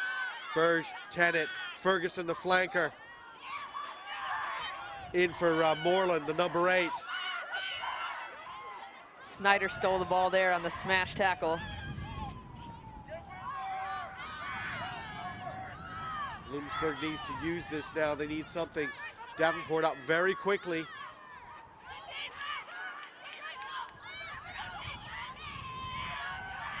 And Mason trying to get somewhere, but no, they've lost it. Brown pops it back inside to Ferguson for Davenport. Menzelik, she's taken down. 2 minutes to go. Referee has the clock, of course. Brown again, the try scorer. Steamroller. Manages to Superman it back. Moreland, who set up that fantastic try from deep in their own end. And now we go out wide. A loop play, Burge with Tennant. She fakes to Ordwayne. Dishes it out to Ordwayne. Ordwayne breaks the tackle, and that is another one for the outside center. Maybe 5, 4 or 5. She has been the go-to player, scoring about 5 tries a game in the playoffs this year, and that has got to put a stamp on it for Davenport. You saw a beautiful shot there of Burge and Ordway, really players that have played so much together in high-level play as well, too. A product of the girls' high school American system, then moving all their way up through. Really, Coach Will Snape probably taking a look and proud of the work here that they've done. Really showed that they've had some great composure here in the second half and have led from the frontier with this group. Burge back to that play, just a great show and go. Really just being deceptive in terms of showing the ball and able to pass it, loop it over the shoulder of the defender, and Danny Ordway finishing, making it look easy. But she's thinking about pass, and she's always thinking about pass. And as such, she can take that gap with the idea that the gap facilitates another pass. The kick is up and good. 43-26, Davenport leads. And there with the replay, Ordway just gets that little dish, and she sees the try line. Jones makes a lunge for her ankles, but she just steps right out of it. Bloomsburg running out of time here, but really have to hold up their heads high. This has been a dominating Davenport team all the way through to this series, getting themselves to this position, and they absolutely put them on notice that this squad has done a fantastic job here. Second half has been a rough go for them, but they've done exceptional work. Well, the forward power finally wore down Bloomsburg for sure. Davenport dealt with that adversity, a lot of adversity, in the sense of being down 21 points at halftime, but they kept at it, and they kept their forward power. Forward pass, referee plays a happy tune on the whistle, and 43-26, Davenport moves on tomorrow's final. Bloomsburg looked so strong in the first half, but they will go on to the third, fourth game. We'll wait for Winona Vasser for the next game, but a second half that was just outstanding. 38 unanswered points in the second half for Davenport. And Katie Wurst, when you have a scrum that wins every ball and goes forward whenever you want, certainly helps. Alex, just all the more reason why you need to stay tuned in all day long between the first half to the second half. Here's some great highlights we have here. That's some really good work there. That was Francis for Davenport with the big run, and she was taken down. That great try-saving tackle that seemed to make so much, seemed to be so important at the time, but there ended up being a scrum down on the line, and there you saw that scrum power. You see them making adjustments, really lowering the body position too as they go forward. That was Moreland just taking it, finishing it herself, going one way and then electing to go the other and finishing it well. And there's Moreland again with that fend, and then no one really wants to deal with her. This was a play where she looks like a track star, handing it off to Burge. There's Ordway coming through. And that was Ordway's second. They could certainly be the 4x100 relay team there, just sprinting forward. And there's the great run from Brenna Donahue, and look at her just shove people off, and then the dish to Ordway. Excuse me, no. Courtney Taggart. We'll see that one more time here with Moreland coming forward. You've got to take a second look at this here. It is worth it. Definitely beautiful worth eight-man it. pick. And you see that they can move the ball when they get it out, using the ball, and when they have a little bit of space. But when it's in tight like that, look at that scrum and how strong it is. And then this was the backline move that led to another Ordway try set up. Just great evasive running there. She's inside, outside, always just the swerve step working for her. And here is Karen Brown. Hello. Get out of the way. It just shows really the range in terms of they've got speed, evasiveness, and power for days. This Davenport team, one that really you can see very easily how they've made it to this point. Remember that Brown came on, and there's the great try, the pass to Ordway, but Brown came on because Tammy Weber went off hurt, and wasn't that just sort of one of those things you dream about, you know, come on as a sub and become the try-scoring hero. That'll do it for us for this game. 43-26, Davenport moves on to the final. Katie Wurst and myself, Alex Goff, we will be back for the next semifinal soon. Winona State against Vasser.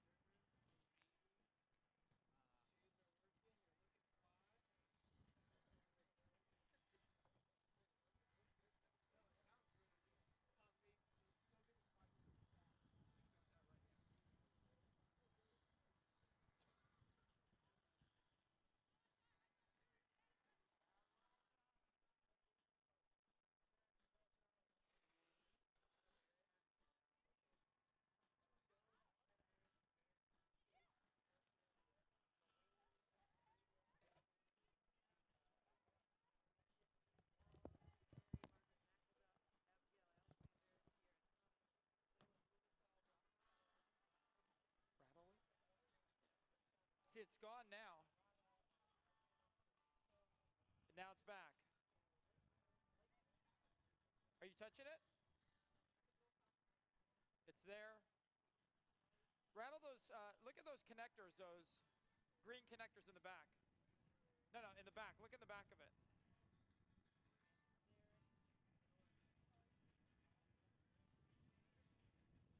You want to check them going into the board?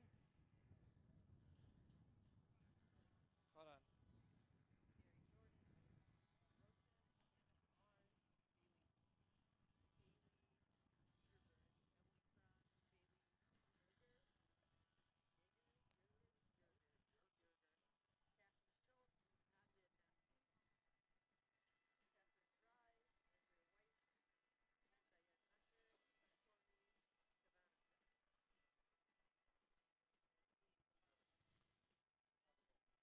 Now, check the connectors in the back.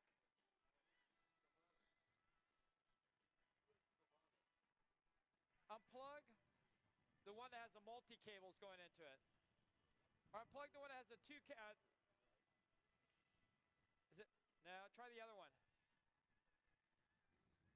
That's it. Which cable is that? Does that have 2 wires? That's the mic. Now it's back. Now I hear it now. Now because it's not connected to the box. Plug that one back in and unplug the other one.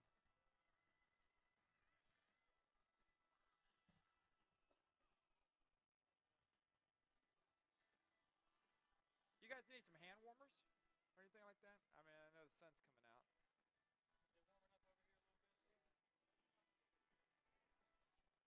Is that it?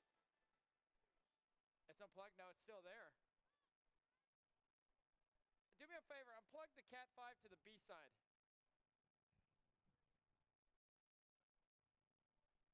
Okay, gone. Reseat it. Let's say, didn't you say that's supposed to be on that field?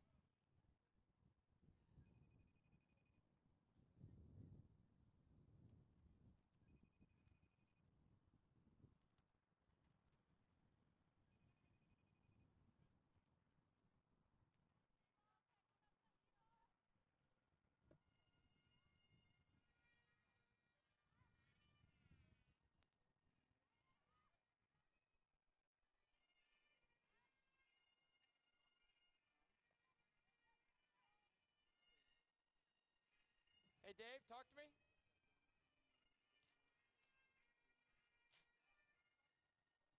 Gotcha.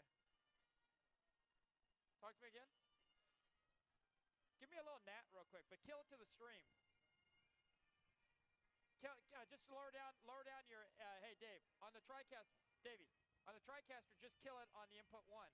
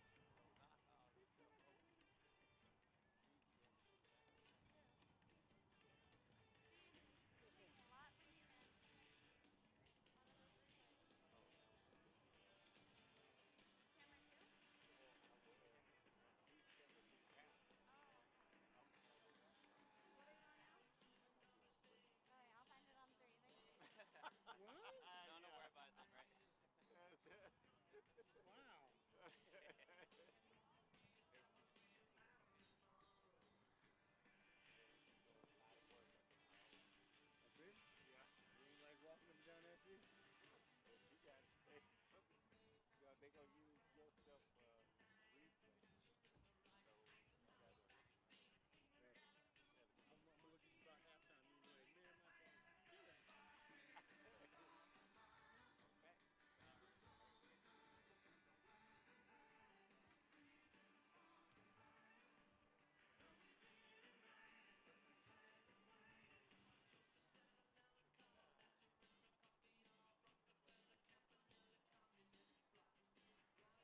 Okay.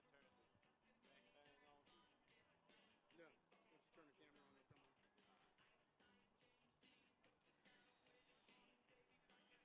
it'll come on. You got the Talson too, right? Huh?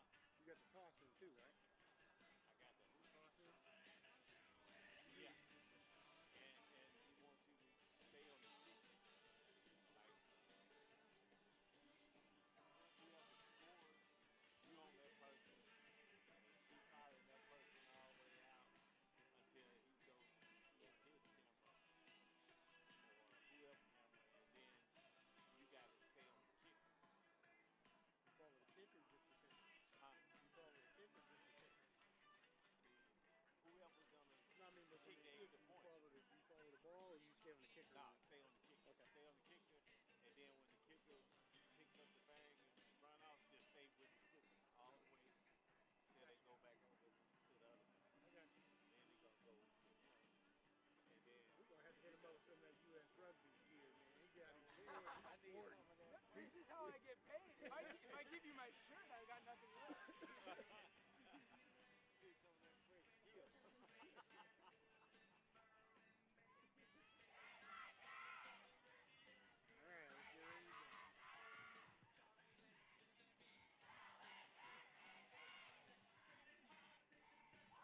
Oh, here he comes, sprinting. Yeah.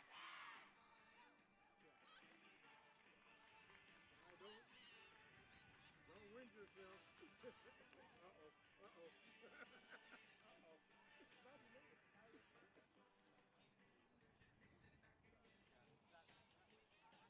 live.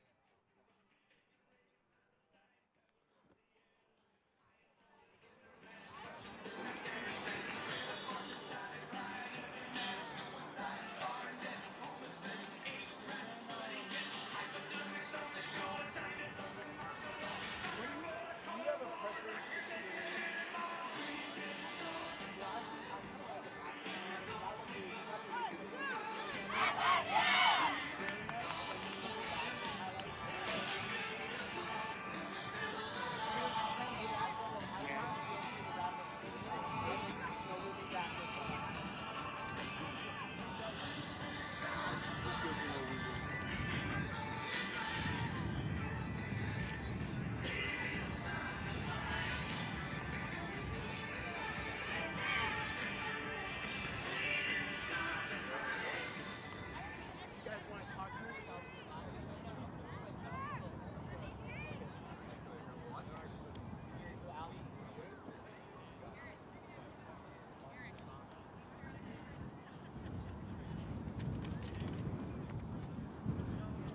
Folks, we're about 2 minutes away from kickoff.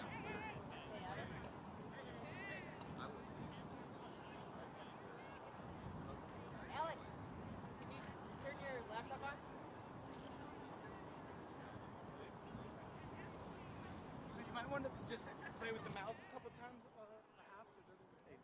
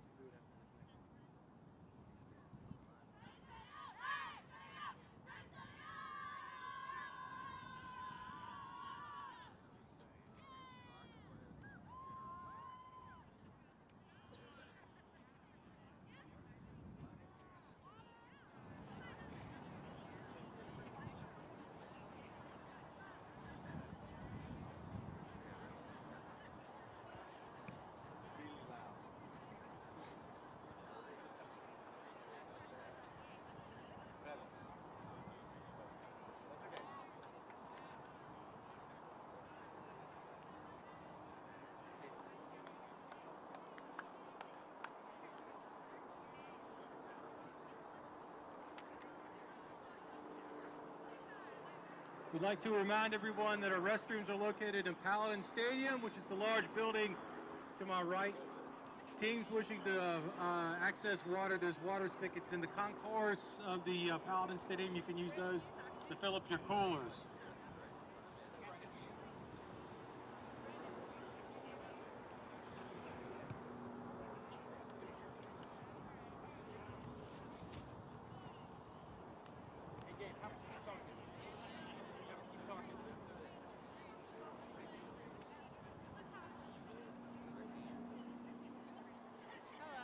In this second semifinal game, the home team will be Winona State. They're from Minnesota. They're coached by Josh Krasinski, and they are wearing purple and white today. They'll be facing off against our visiting team from Vasser, from New York.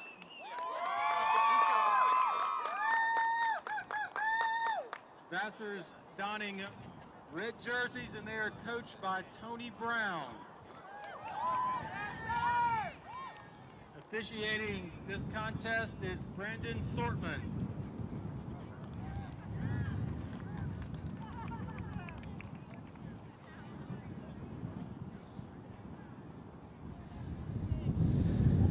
Welcome back, everybody, to USA Rugby's Fall Women's Collegiate Championships.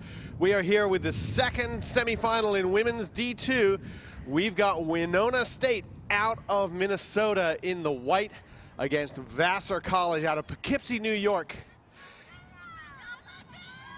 in the maroon. And Vassar College really had to work to get into. Here we are with Vassar College now. Darian Jones, Christina Catamaris, Mariana Gant with their front row, tough front row. Mary Margaret McElduff, their fly half, have a lot of work to do on this. And Vassar had to hold off Bowdoin College 15-10 in their quarterfinal. And Katie Wurst, this is a tough Winona State team. Certainly, we've got a number of great players. We're looking at Lenore Duhart, college All-American as well. Carrie Jordan, a great player. Samantha Wilcox, just really an exceptional squad through. Megan Wolf, too, playing representative play as well for the Midwest Thunderbirds. Just really stacked across the board. A young team. They only have 4 seniors on this squad, too. So many freshmen, 6 or 7 different freshmen contributing to the starting lineup right away. So speaks a lot for the future of this program, which has been a perennial powerhouse in Division II women's rugby. I'm Alex Goff, editor of Goff Rugby Report, with your play-by-play, and with Katie Wurst, who knows all about how the women's collegiate game is going. And we have the kickoff. Winona State has kicked off. The ball is not corralled initially by Vasser, but it goes backwards. Referee says it's gone backwards. We've got Winona State, their 15-0 record so far on the line for their season, as well. And Vassar College turning in a record of 10-1 up to this point. Well, Vasser makes that tackle in the corner. They managed to get it back. The only loss that Vassar's experienced so far has been by 2 points to New York Rugby Club's developmental side. So really testing themselves to play upper level play as well. So the big question, Katie, is whether tougher games, those close nail biters, if that's better for a team when they get into the semifinals, whether it's the team that's steamrolling everyone and perhaps might get away with some bad habits. We never know.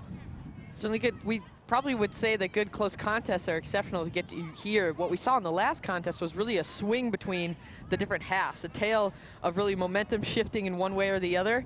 So when you get to this level, it's about, can you maintain composure throughout the playoff weekend?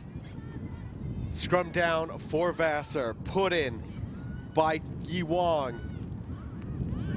Not good ball to come out. Yi Wong somehow rescues it. They're trying to cut back in with Thomas. But really a very stiff breeze now coming against Vasser here. I don't think they're going to want to kick it out. The wind is really picking up. That was Laura Workman doing workman's play going forward there, appropriately named. The pick and go from Vasser. The Brewers out of Poughkeepsie.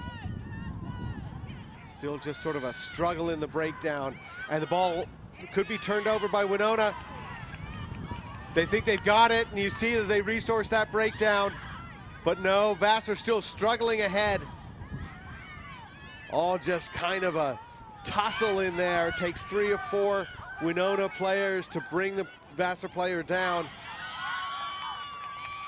And we are calling for a penalty against Winona State.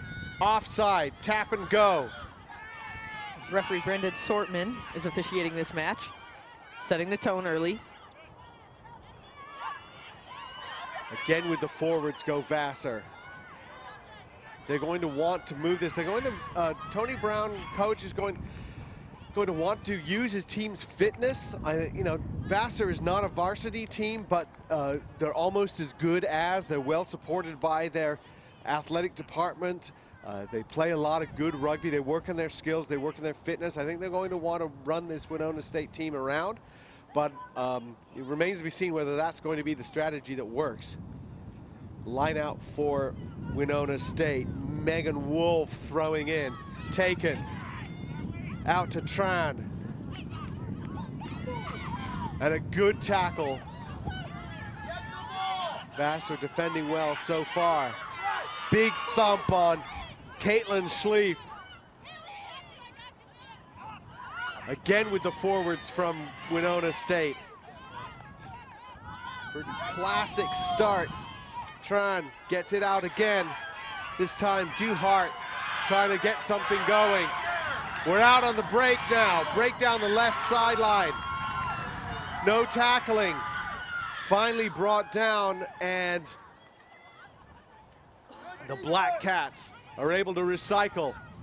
Again, looking to get those big bodies to challenge the defenders, but in the end, knock forward. And you see the break down the sideline. One, don't argue. Get away from me, powering through. And that's Rachel Hannigan for Winona State, the prop forward. Rachel Hannigan, another player that's had some All-American experience as well. Showing some good pace on the outside. Exceptionally cohesive team, this Winona State Black Cat group is here. They've traveled with a number of fans as well, too. You talked about infrastructure of Vasser as well. Winona State, another well-supported program in terms of building good organizational capacity. So again, they're running a play, Vasser is. McElduff trying to get Thomas to move. Another pick and go, and they're just going to try and work their way out of their own end. Not going to worry about kicking it. Scrum down, though, for Vasser. Right around their 22-meter line. And Hannigan just asking a little bit about what was the deal with that breakdown. She wasn't too happy with what happened. A couple of questions. You see the body language, the outturned hand of what was that? Alex, we talked about the only loss really that Vasser's experienced was to New York Rugby Club, a club women's team, their developmental side. Winona State also has the benefit of being able to play against a Division II side for the Twin City Amazons as well. Really fantastic to see these collegiate programs forming these connections to club level rugby too, so we can see them progress through the stages. Foot up by Vasser in the scrum. So now it'll be a free kick for Winona State. They're kind of deciding what to do about it. They need to do something. Hannigan then taps and runs. Says, you know, I'll just take it myself. She's got Natalie Freeman in there behind her. Excuse me, no, Amy Scherer. Natalie Freeman is the flanker for the other team. And again, using the forwards. Pass out by Schlief. That was Kayleen Hill carrying the ball. Getting close to the line, Winona State. You really can't make mistakes in your own end like this with the wind. The way it is, if you're not going to kick it out, and if you're going to run it out, Katie, you really have to be secure in your ball, and you can't give up free kicks in your scrum. We saw in the last contest too, errant passes making just the biggest difference in terms of when you're in that red zone too. Just really critical points not to make mistakes. Scrum down now to Winona State. the back line for the Minnesotans. Blair, Esters, Jordan. Well, they go with the 8-man pick, and that's Barnes. Hannigan in there again. She got out of that scrum quickly.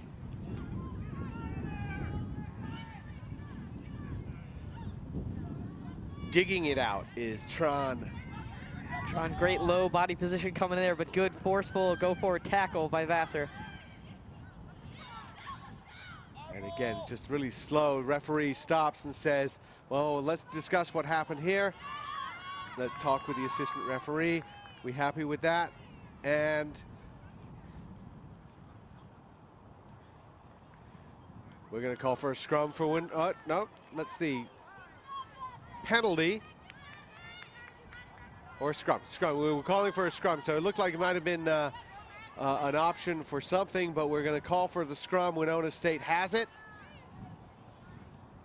We saw Winona opting to just try to charge forward and get those extra couple of meters. Saw Carrie Jordan in the back line there raising her hand saying, hey, we want the ball.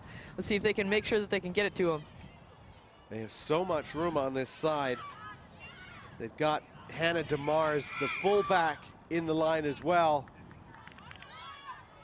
But again, penalty against Vasser. Hannigan taps it. She goes to the line. She's taken down just short. The pick and go right over to the line. Not in. Another pick and go. Stretch over. Try Winona State, and it was all forwards there, Katie, and that's all they needed.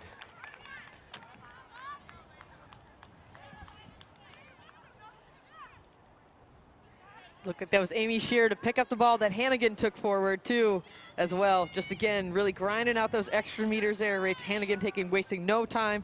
And there's Shearer right in there. Take a close look, see who's right on the end there. Nice outstretch there. Looks like that was possibly, can't really tell from this angle there. It may have been Kayleen Hill, the blindside flanker, but it was, what was great about it was the pick and the stretch over. And good body position, both from Hill and Schur and Hannigan. So maybe the Winona State backs would like to have seen it, but they didn't need to. The kick is a fantastic kick. It goes over, makes it 7-0. And Winona State, they've got the wind at their back.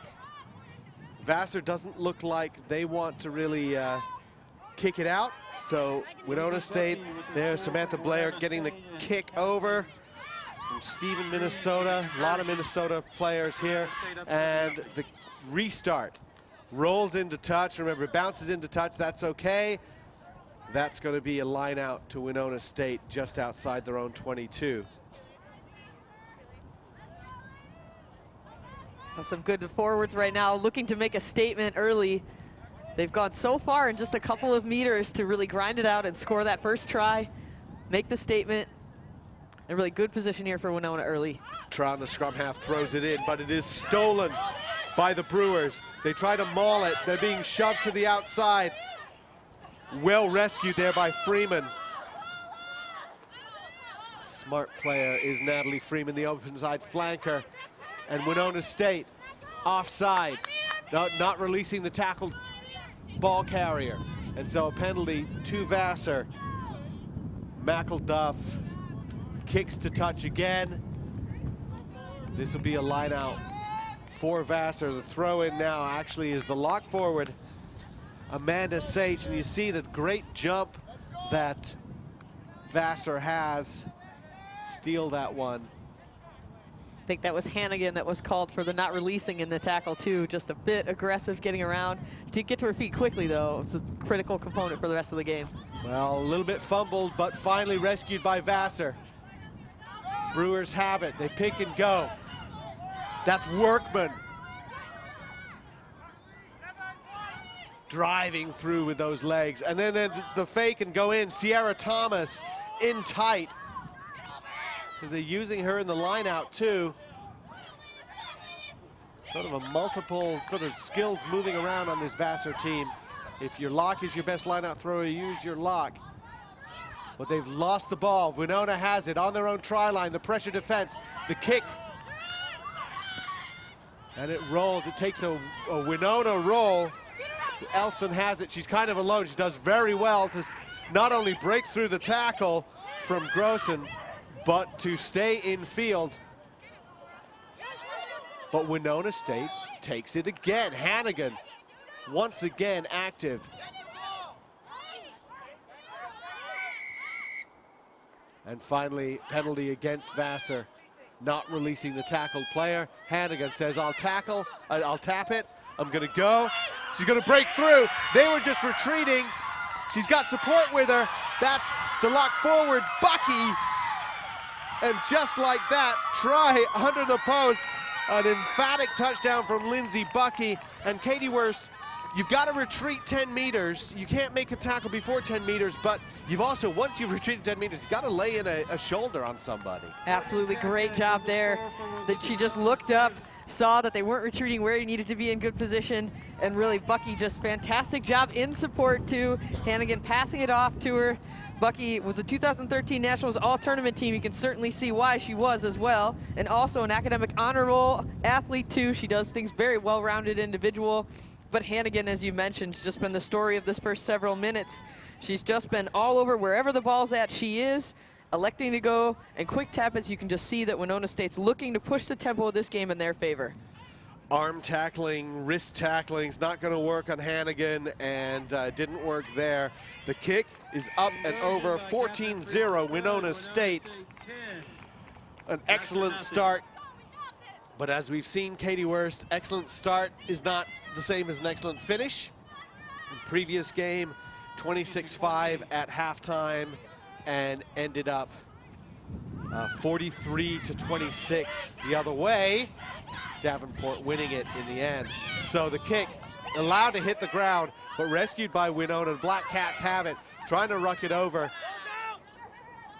Very sloppy, but we have something going there. Shearer.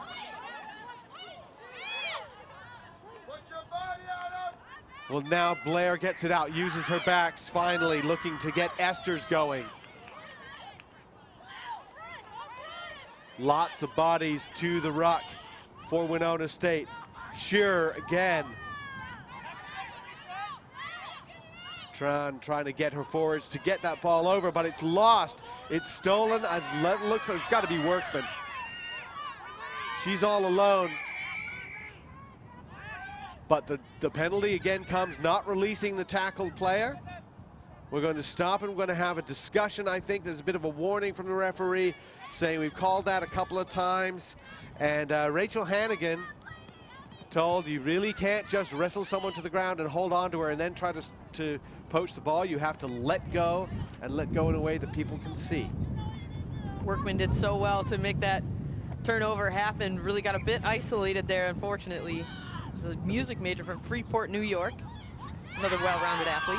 Darlene Jones takes the tap, gets it out to Sierra Thomas. You can see why she's a featured part of their attack, because she can blaze through those arm tackles. Vasser, what can they do with it? They lose it. Kicked free. Elson trying to gather it. She has it, does well again. Breaks through another tackle. Vasser has it inside the Winona 22. They're putting student body forward to try and win that ruck. That's what they've got. Once again, the clear out, Mowini. But Vasser too slow to that breakdown. Another poach. This time Wilcox has it for Winona State, and she is in from the side. And so another tap, another run from Jones. Jones through, she's taken down by Bucky, the try scorer. Again, very slow ball coming out for Vasser. They need every forward in there. Thomas, what's she doing there? She picks it up, she goes. Wrestling around, looking for the line. Referee is right there, says no, she hasn't made it. So many upright players. Nobody driving in low. There's going to be an advantage, I think, in from the side against Winona. So then a switch move. McElduff working with Alexander. Jones picks it up. She's close to the line. Referee says, I've seen enough. Penalty against Winona State. In from the side. And Jones will probably tap it and run again. There she does. Oh, she runs a loop. Gotta love it when your prop forward runs a loop play, and that'll do it. Darlene Jones, a mathematics major and captain of the forwards, takes it in, and Katie, good try from Vasser, but an awful lot of upright body position from those forwards. Maybe they could have driven it over a little bit earlier. Absolutely. Good job to finish there by Darian Jones, being in the right place at the right time. You see just, again, mirroring the similar try that was scored by Winona State there. Just kind of charging forward, really beating against it, going forward, trying to find the break in that post defense, and Winona State just wasn't able to withstand the force that came through from Vasser. Well, we can't really blame the inside center, Sierra Thomas, for getting involved in the forwards for Vasser, because it doesn't look like the backs are getting the ball much. Not at the moment, anyway. Windy day here. And the kick from the fly half, Mary Margaret McElduff, drifts away a little bit to the right. So it's 14-5, Winona State leads here in this second semifinal. McElduff, a chemistry major as well, too. So much variety in terms of what this Vasser College student body brings to the table. Such a very diverse group of talented female athletes you have here today. Fans, remember, Gatorade knows every victory starts from within. It's the determination to come up big when it matters most, but no athlete does it alone. They need training and fuel to perform, and that's how greatness comes from within. Windward from within with Gatorade. The kickoff controlled by Vasser. Once again, they have to work so hard to get that ball out of that ruck. When it looks like it's a little bit shaky, they just pick and go. Referee calls another penalty, diving straight on the ball. And Jones taps and runs. Jones says, Vasser, come with me. Again, slow ball, but they pick and go.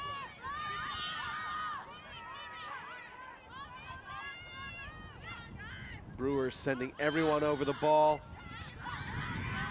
trying to work something. And really this game ends up being, they take it into the ruck, they take it up a couple more times and force somebody to commit a penalty. Rachel Hannigan has received a warning before. She's getting a talking to again, and I think the referee said, really, perhaps you're on double secret probation at the moment, but maybe the next time you might get a card. And Katie, I'm not sure why Winona State thinks that they need to do that, because they've been defending very solidly. They're difficult to push off the ruck. Why? Maybe they just need to forget about the poach for the moment. Would likely just be the aggressive nature of this program. I mean, you don't get to this level without being aggressive around the breakdown too, but it's a definite balance in terms of just maintaining your discipline around what it is within the rules and laws of the game. And they've got to remember the referee is right. Even if they don't think he's right, he's still the one with the whistle, so they're going to have to follow that. Line out taken by Vasser. The throw-in will be by Saich, the lock forward. That's going to be not straight. And in the wind, those big loopy throws, very difficult to control. And Winona will opt for a line out of their own. Seems like an odd choice, but they put in their scrum half, Antron. And Tron throws it in. Controlled. Winona State Black Cats now have it. Esters tries to skate around and outside of contact. Not much going on, but they've got the ball back. Schlief going in. Again, just sort of static ball. No ball you can really run onto. But Shearer, she's been active. Hannigan. And Grossen taken down. And now they go out wide, but it's a loose ball. It could be stolen. I think Thomas is on it. And Thomas for Vasser comes in on that ball that's just fumbled around, and I think the referee's going to blow that out and call for a couple of knock-ons. But not sure what their plan was to get out of jail here. And again, Katie, we're not seeing much kicking. Yeah, Winona State really was just given a gift there in terms of that knock-on being called. Just an errant pass, too far in front, not able to hit the mark there. And really all that Vasser had was daylight in front of them. If they would have been able to bobble it and pick it up and gather it in, we'll take the scrum here in pretty dangerous territory for the Black Cats. The Black Cats scored 2 early tries. And one of them, a big breakaway set up by prop Rachel Hannigan. Out to lock forward Lindsay Bucky, a breakaway from 3 to 5. That was your second try to make it 14-0. Vasser's come back, put up some pressure, and eventually got it over with Darian Jones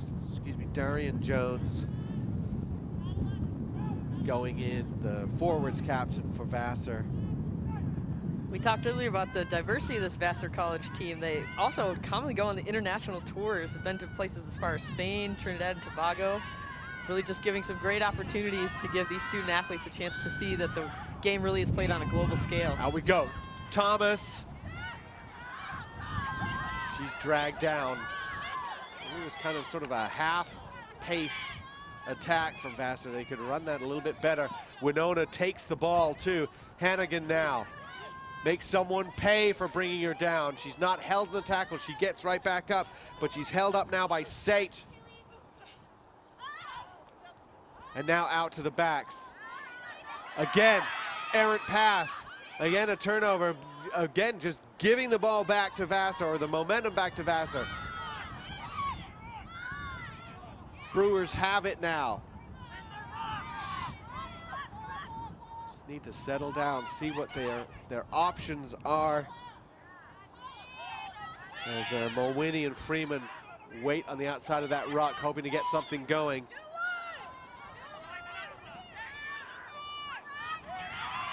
And there we go. Trying to get close. They've lost it though. And they lost it forward, not protecting that ball in contact.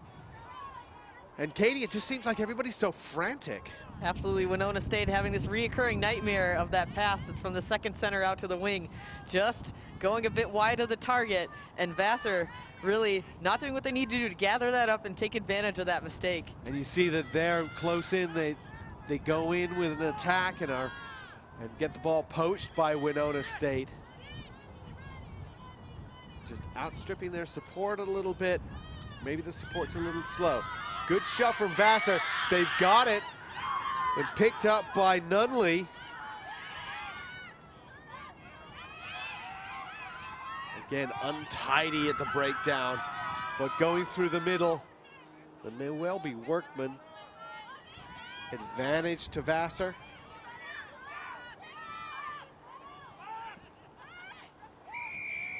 Sloppy at that ruck. Eventually a penalty to Vasser. What'll they do with this one? Well, they talk about a kick. It's right in front of the posts. I don't know, they're gonna set up a move. That's how they scored their first try. Jones, they're gonna do the same thing, loop Jones around. Winona said, yeah, well, we've seen that before. They actually keyed on her this time. And we ended up, I think, with a knock forward.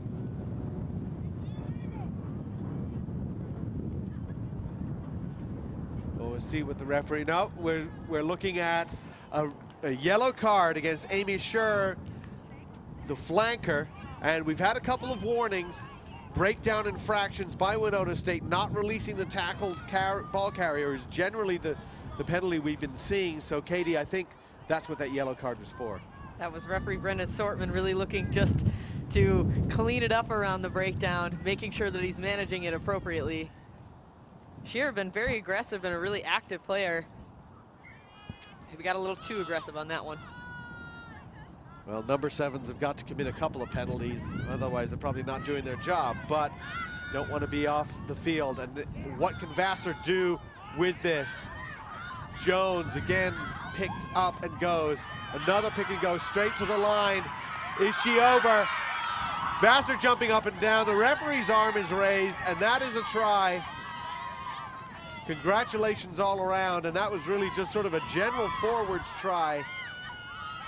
And Vasser inches ever closer. Now 14-10 with the kick to come.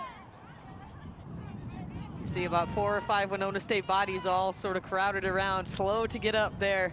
A really tough one. They really wanted to put that defensive stop up, but Vasser really working it and just committing to getting it done too, trying to use either great decisions in terms of set play and just sheer power as well. Seen 2 tries, 1 from each side, where it's just been a series of pick and goes.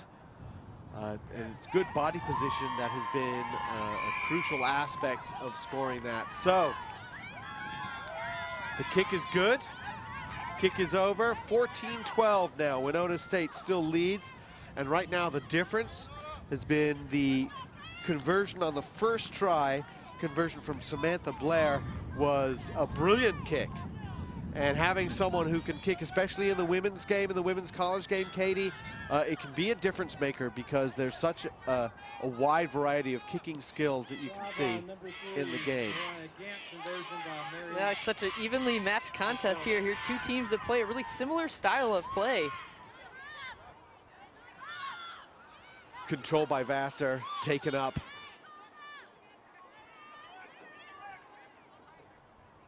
And Vasser still required to pretty much put in 6 or 7 players into the rucks to win them. But they are doing that. They've got that fitness. And so many times now we see Lauren Workman, the music major, playing a sweet tune with her pick and go.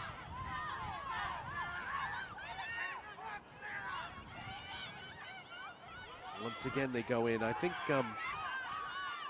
we're still looking at confirmation on the try score for Vasser.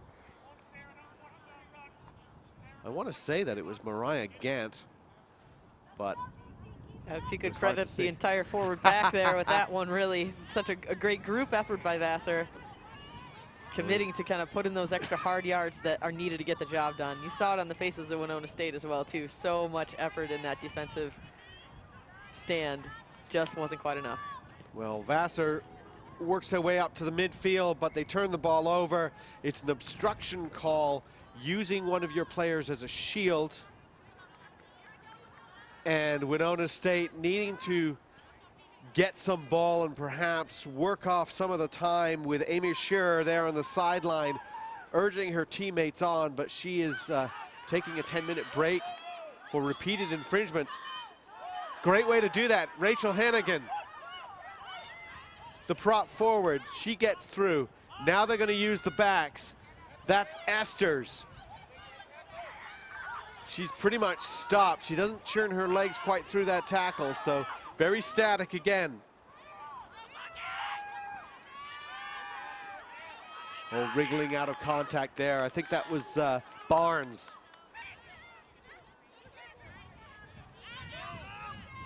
Again, Tron looking to free up someone. Slow going for Winona State, but they are making ground inch by inch. Blair looking for someone. Esther's again taken down.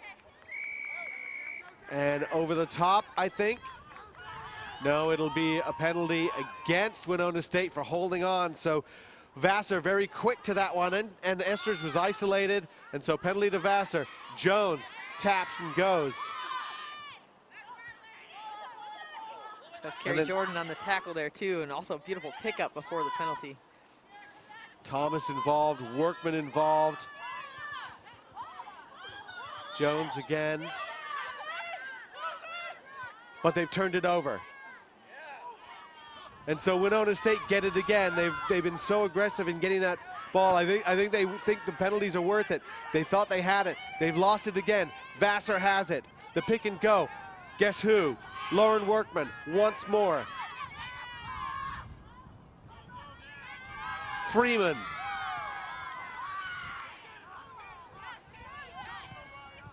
Another pick and go. Gant.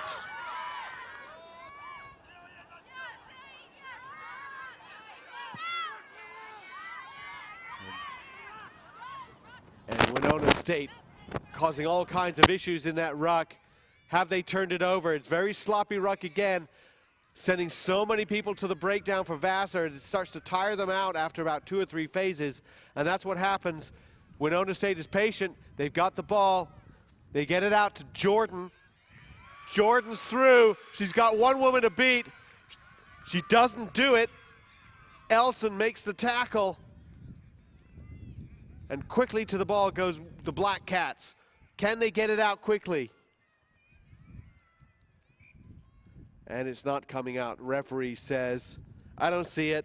Let's give the team going forward. That'll be a scrum. What a nice break by Carrie Jordan, Katie. And we've seen a couple of good plays from the fullback for Vasser, Rachel Elson, fielding some ball quite nicely in here. The last line of defense, she makes the tackle. I've been impressed with Jordan too. Just her hands have been great. A bobbling ball, she picked it up earlier before that penalty was called too. And they're just kind of looking, finally finding that gap, and looked over her shoulder, couldn't find the support there. I think she just broke through. What you can do is just flood those lanes. If you're Winona State, you got to make sure that you're with your playmaker and you're there to make something happen when she gets caught.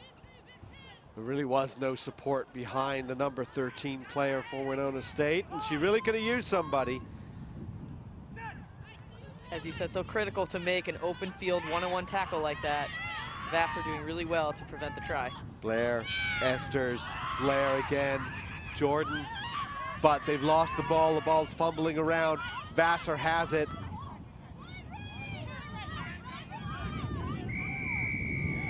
And ball security just really not being anyone's friend at the moment. Diving onto the ball, Winona State. They're penalized. That would be Melanie Barnes getting in trouble. Jones gets it out to Thomas. Who else? Sierra Thomas breaks through. She's small, but she's tough, and she's wiry, and she's difficult to bring down on the first hit. But what can they do after that? The forwards are just sort of flagging a little bit. 6 minutes to go in this first half, and the Vasser forwards have turned it over once again, meaning they've lost the ball. Winona State has it. Hannigan with a dummy and a run through. 4 to bring her down. They do. Tron digs it out. Blair looking to use Esters. Tackle behind the gain line. Good line speed from Vasser on that one. Another good tackle as Tron tries to go herself. Oh, the pick in the right up the middle, and that may have been Kayleen Hill. And another go, Samantha Wilcox. This is working. This is working very well for Winona State now. Just the third player in, just pick and go. Another one, Hannigan. Carried the ball many times so far in this first half. This is also an excellent way to work off a sin bin. Black Cats just working their way down. Vasser making the tackles. They think they've got this one. They've sent in forwards. And they do.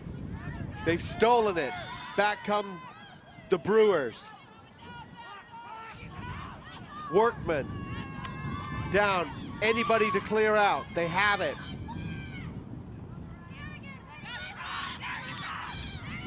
And the minute. Vasser putting together some really great go-forward rugby here.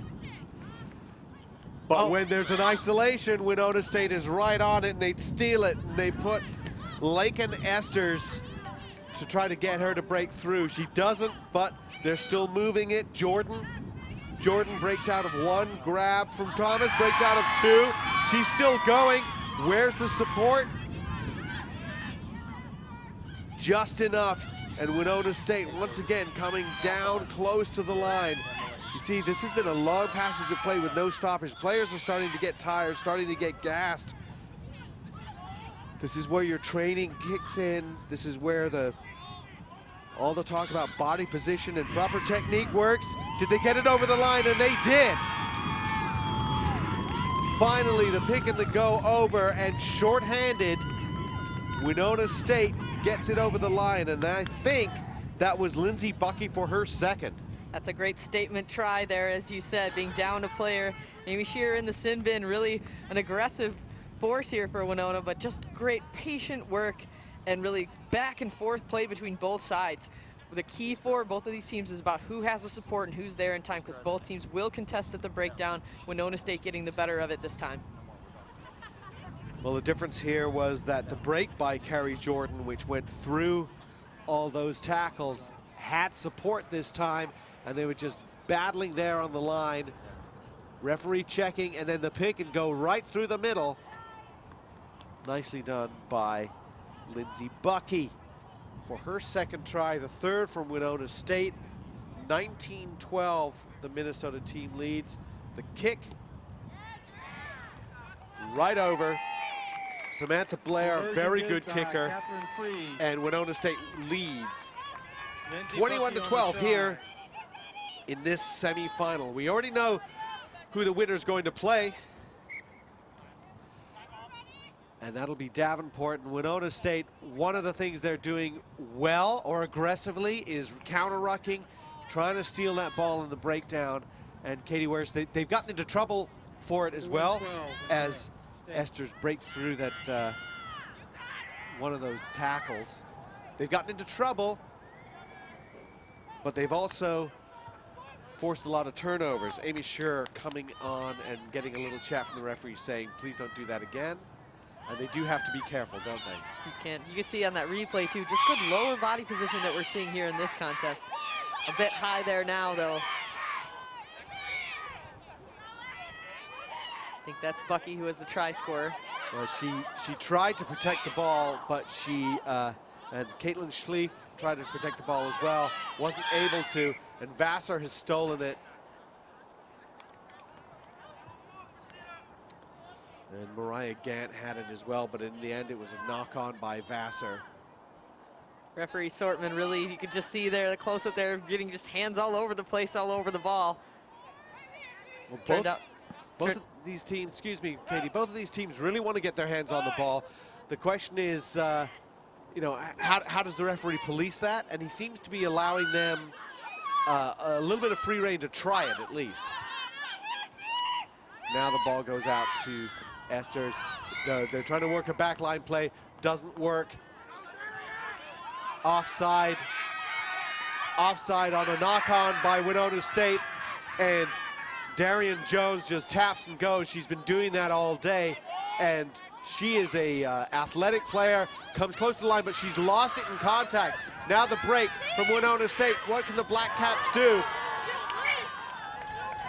And Ellen Grossen really had no space whatsoever. She tried to get by Rachel Elson, but that is the fourth time that Rachel Elson has done something really useful from fullback. You see Jones so close, she's on her feet, but somebody goes for the ball, somebody rips it out. And I think that was Hannigan, and then the break, and you look at this tackle from Elson. Hello, out into touch. Beautiful look to support as well too, and Elson just really sticking the tackle when it's been critically needed for this Vasser side. It's a really nice take and drive by Vasser. Entire forward pack involved in that. Jen Yi Wong gets it out. Thomas, she lost it. And that was all set up to work very, very nicely for Vasser, and then the execution just wasn't there. And that'll end the first half. Winona State leads 21-12 in this fall women's Division II semifinal. We will be back just before the second half with highlights. I'm Alex Goff with Katie Wurst, and we'll be taking a short break.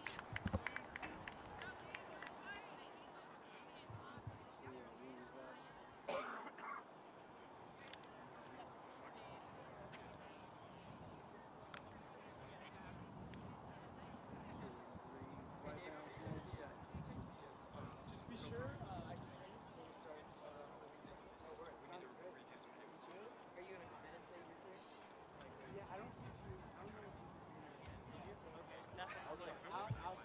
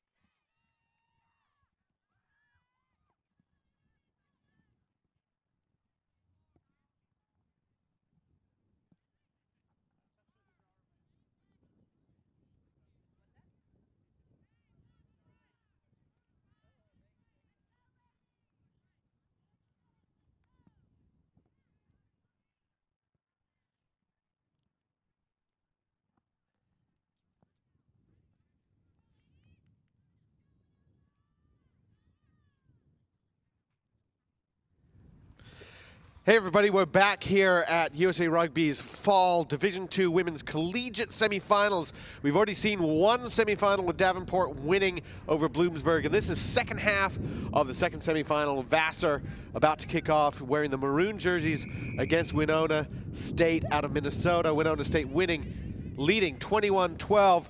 I'm Alex Goff from Goff Rugby Report with Katie Wurst. And Katie, we've seen a relatively even game. It's not an easy game, but an even game. And one of the strange things characterizing this game is a lot of turnovers in the breakdown.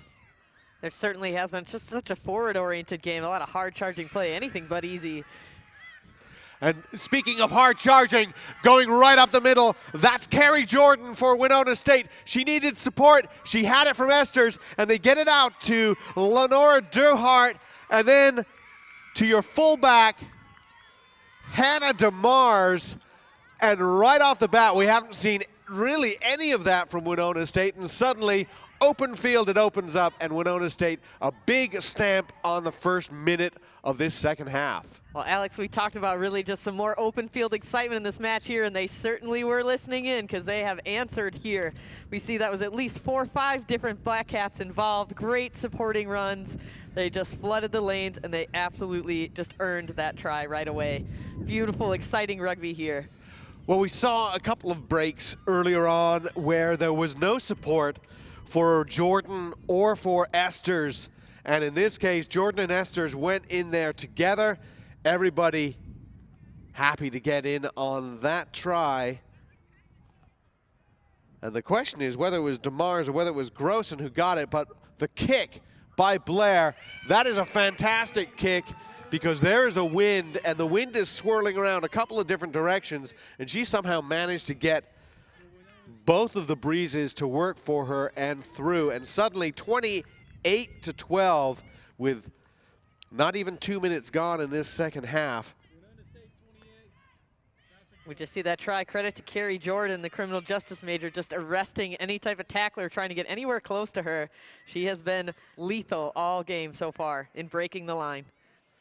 Big charge from the restart. Winona State has it, but the ball is coming out slowly because they've held on.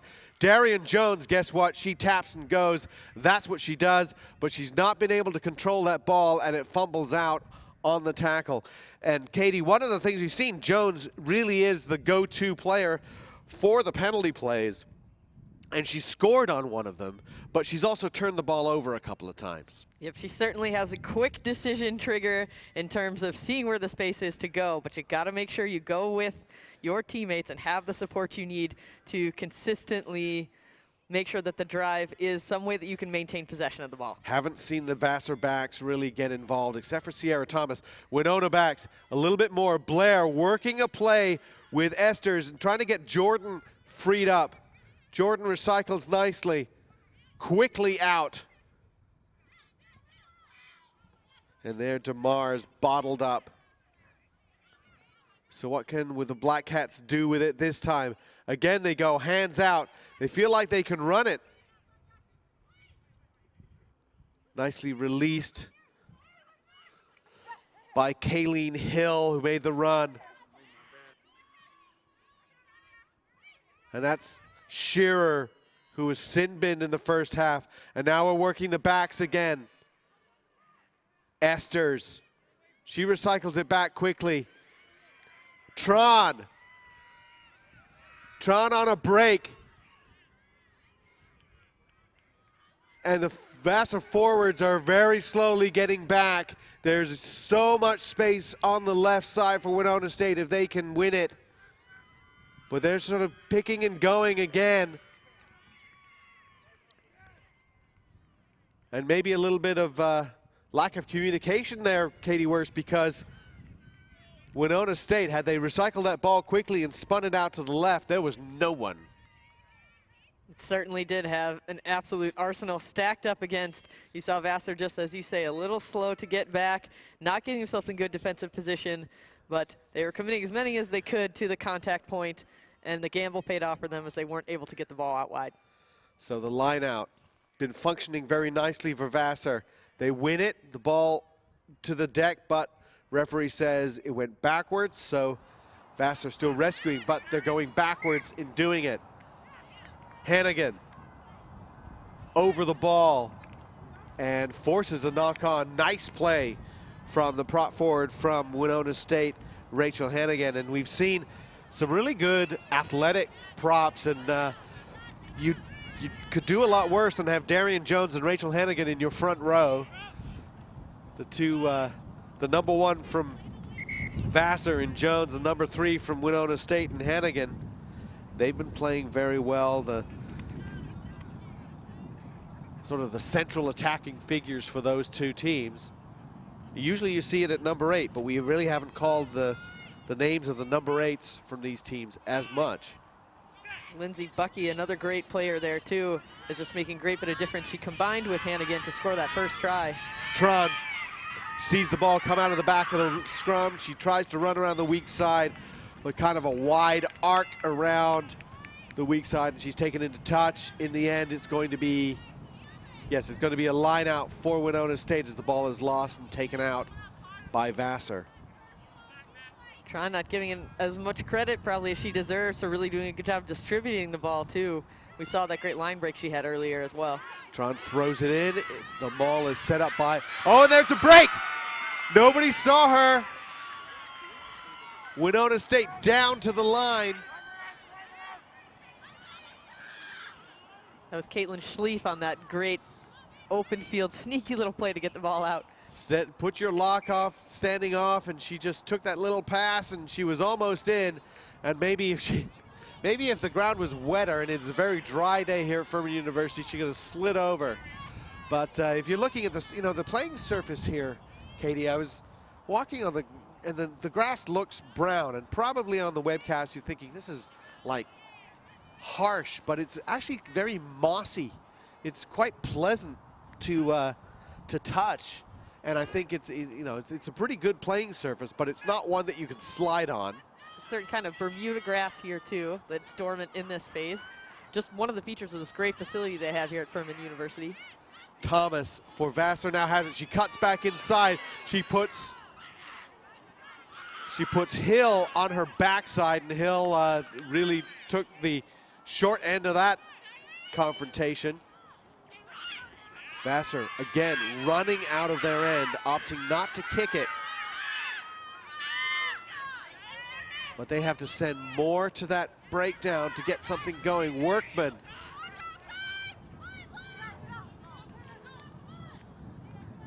Well won. Fritzen trying to find some room.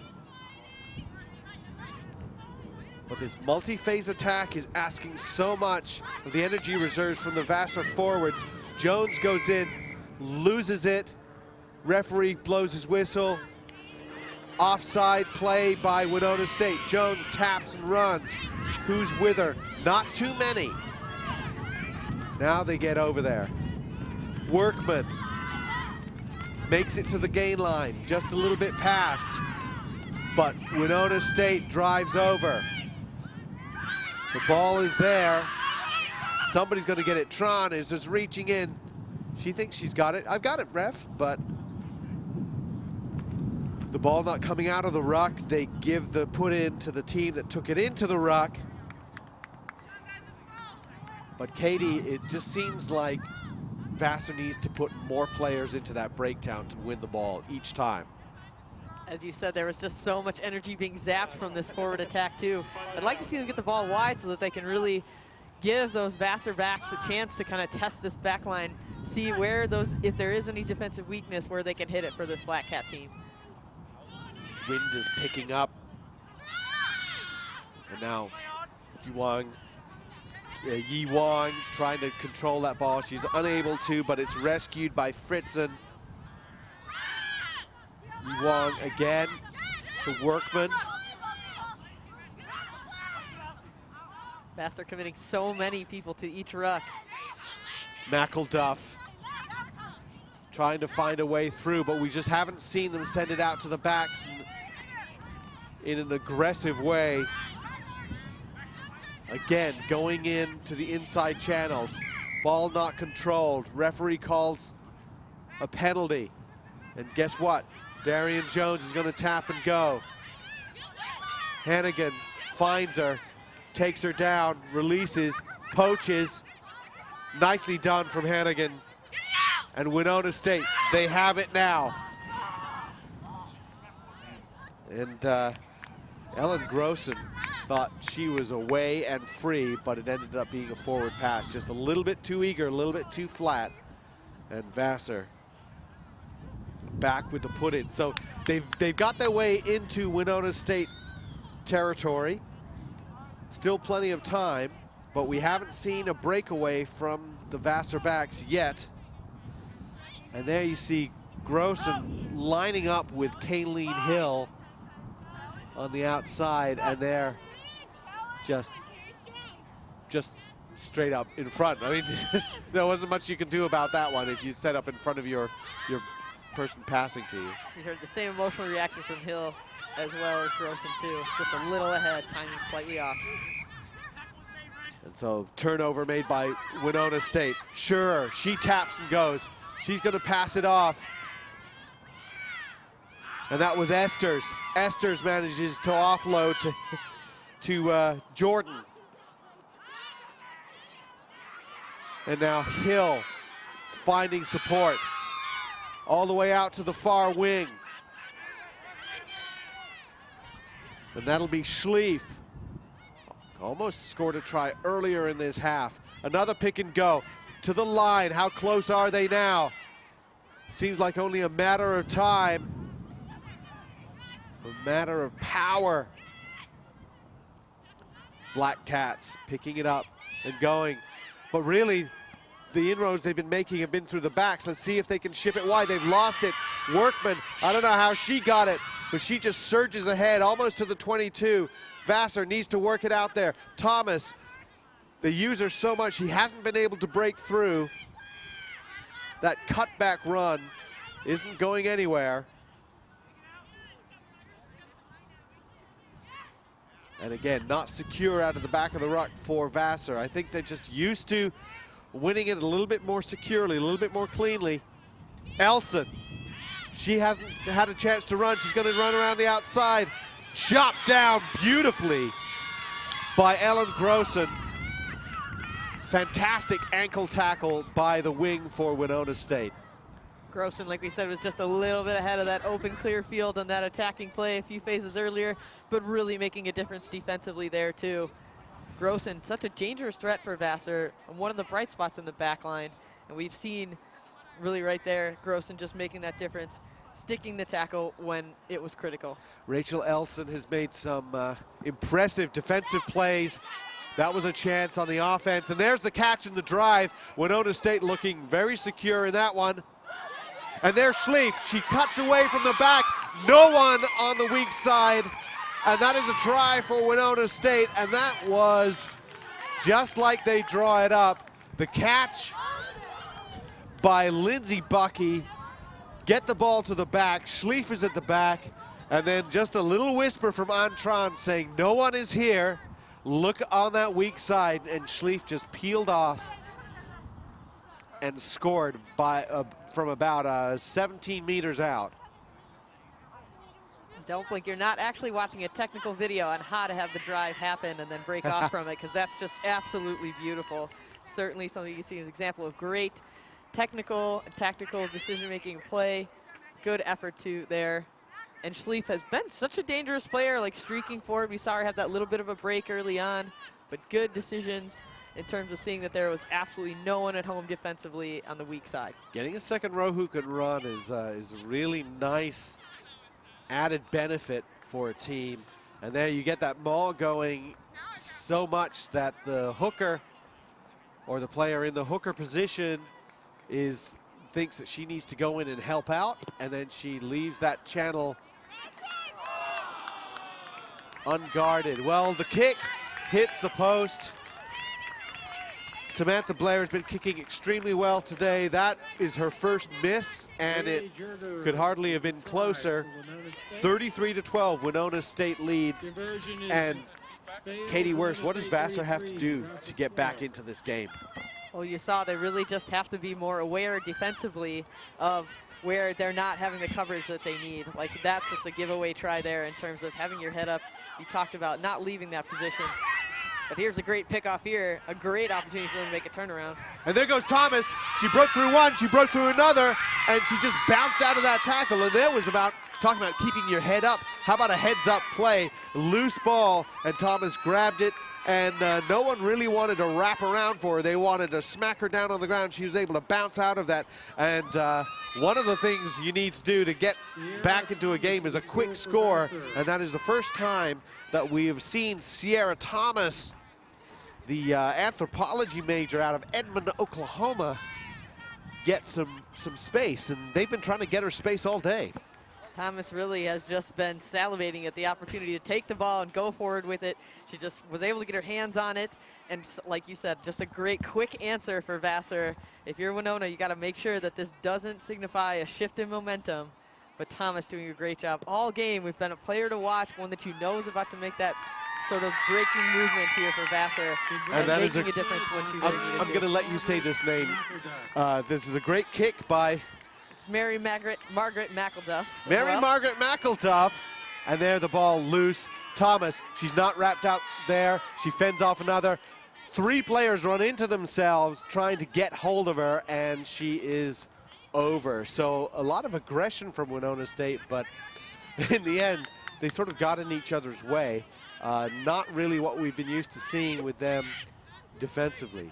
Yeah, just a bit of a miscue there, but if you're gonna miss, rather have it be an aggressive mistake. Elson, so good under the ball. Very impressed with her. She challenges the defenders. She's in, they recycle it. Pick and go again from Vasser. The ball out to McElduff. Trying to get something going, maybe with Blumenthal Rothschild. Haven't really seen her run with the ball yet. Workman finding some space a little further out. But again, slow ball, and Winona State has kicked it out of that ruck.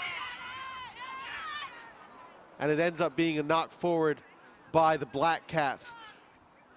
But they're not being blown off the ball, are Winona State, and as a result, they're forcing a lot of turnovers and making it difficult for Vasser to get anything moving. And it'll be a scrum down to the Brewers, who are down 33-19 now. So that kick from McElduff was a crucial one to put them within 14, 2 converted tries. And we still have plenty of rugby to go. Over 22 minutes left in this national semifinal.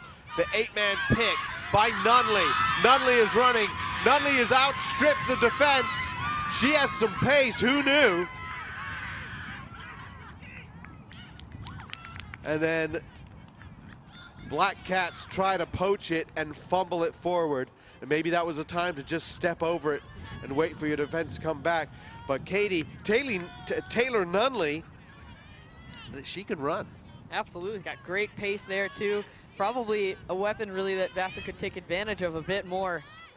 Well, you outstrip and outpace your number 6, and then you're faster than the number 14.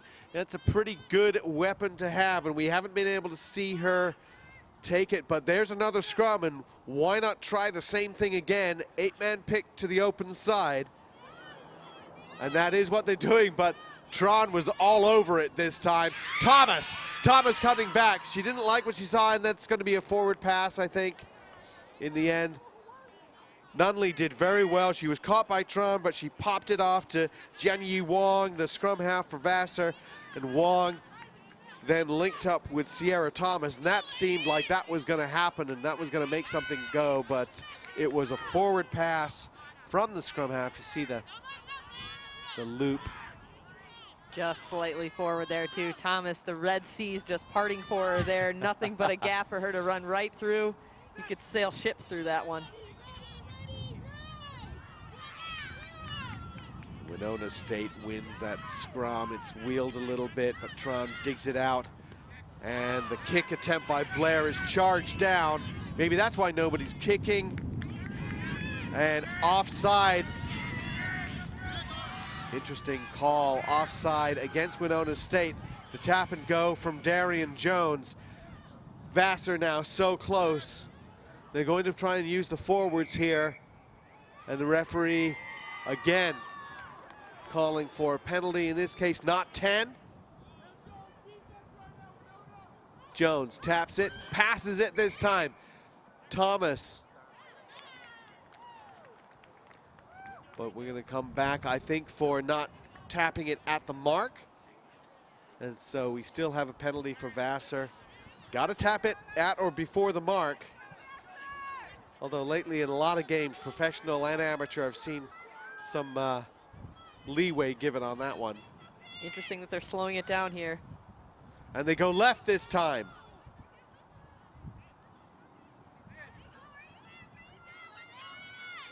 Vasser really needs to make this one pay. They're 5 meters out. And this time the ball's not coming out, and it's going to be a scrum. Probably not a bad outcome for Vasser at this point, but a scrum at 5 meters. We saw Jones also elect on that penalty to pass the ball too. She had an earlier one where she tapped and go, ran right into Hannigan, who was able to poach the ball. So learning from that experience likely and able to distribute. A better decision in that regard. So Nunley has it at her feet. She pops it to scrum half, and it's not working, but Elson picks it up. Again, she's still on her feet, whipped around, but she's dancing back and forth. Finally delays it long enough so that support is able to go there. And then Freeman, the flanker. Back out again, Workman. Workman is trying to find a hole. She's running sideways a little bit. Again, quick ball out by Yi Wong.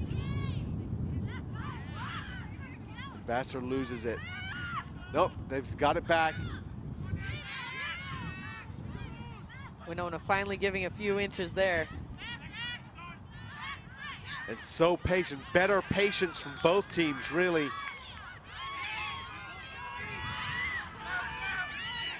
can hear the crowd. Coming. And yeah, you can hear the crowd. Winona State crowd knew that they turned it over before we did. And really, they just waited and picked their moment.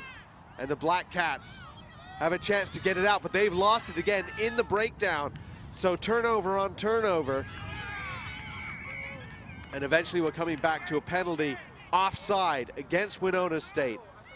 33-19, Winona State leads. We've got about 17.5 minutes to go in this game. And Katie, that was a better passage of play from Vasser, but it didn't seem like they were challenging the line. Really, they have to find where they can get a breaking point there, but Winona State not giving an inch defensively. When they are, it's really just about undisciplined, finding themselves offsides, creeping up a little bit too much. It's critical in where the field position for Vasser that they don't make these mistakes at this moment. So they've taken the line out, have Vasser. This will be a crucial throw and take. Sage throwing in. The lock for the sophomore science, technology, and society major from Massachusetts. Nicely taken. The drive is on. They peel off and set the drive further inside the field so they're not pushed into touch. Good defense from Winona, but now the Brewers have it going forward. Still not forward enough. Eventually it seems to be stopped, and the referee says, no, they've stopped it, scrum Winona State. So good defense on that line out and maul, Katie, by Winona State. Winona State throwing everything but the kitchen sink into that one, really saw that that drive was gonna come. They themselves put together a great drive for an earlier try too. Really critical effort there in terms of just breaking that up. Here I am, Alex Goff from Goff Rugby Report, doing your announcing with Katie Wurst, and we're looking at the semifinals of the Women's Fall Division II. Penalty against Winona State, and the tap and go by Darian Jones, and this time she went low, and nobody was really there to tackle her because they were all retreating, and that's how the quick tap works. And it's a big try for Vasser because that potentially puts them within a try. Really, games sometimes at the playoff level are based on critical moments, and Jones picked exactly the right one. Great decision.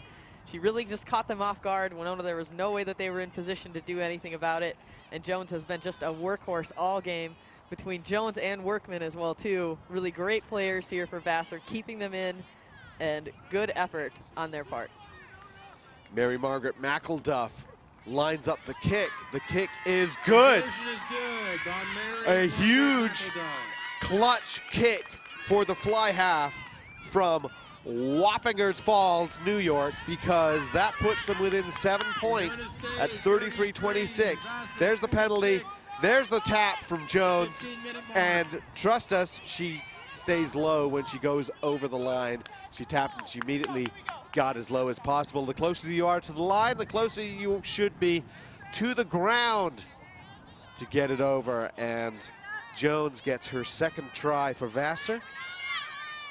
And interestingly, while it's actually been very even in this second half, it was that opening try within the first minute of the second half that is now the difference. 33-26, Winona State leads here with about 14 minutes to go. And Winona State has it. Esters back out again, Schlief. Schlief linking with Bucky, the 2 second rows. Out to the wing. And again, the pick and drive, and again, Winona State could do well to just pass it left. And perhaps the field awareness, the experience needed, not quite there, but the ball goes into touch, and it'll be a line out for Vasser. Agree with you that they were trying to string that phase out just a little bit more, seeing if they could suck in more defenders. They probably could have had better benefits from just getting the ball wide and being able to take a chance on the outside. That's a nice take from Vasser. They really haven't been kicking much, and here they are really pinned on their own line. So maybe in the end, a net gain for Winona State, as they could be content to defend and perhaps trying for a turnover. And there might be the turnover right there. Ball knocked forward, grabbed. Blair trying to get it, Jordan. And then Grossen running, Grossen close to the line, she reaches over, and Ellen Grossen has put her side more than a try ahead, and that was about the pressure defense, forcing that knock on. And then quickly the ball went out. Carrie Jordan found Grossen. Grossen broke through a couple of tacklers, and here on the replay you can see the quick pass from Jordan. Fantastic skill. And then Grossen passed one, passed another, and then threw that final tackle from Elson to score. Grossen had Carrie Jordan on the outside too as a good supporting player coming in, but she didn't need it. She was able to just kind of put her shoulders down and get herself across the line too. Well, Katie, I'm a big fan of the player who's able to catch it and pass it quickly and effectively. That can so often make a movement successful, especially in sevens. I'm a big fan of that, but here in 15s too, on turnover ball, if you're the one who gets the ball and just quickly ships it out to someone else, you've changed the focus of the defense twice. Very nice play from Carrie Jordan. Another nice looking kick from Samantha Blair, but this one again just a little bit away. She missed one where it hit the post. This one just shaved the post to the right. 38-26 now, 12-point difference, and a quick kickoff from Vasser. They wanted to catch Winona State napping. Well, you know who was awake? Kayleen Hill was awake, and she caught it, and she made something positive happen. Winona State still have it.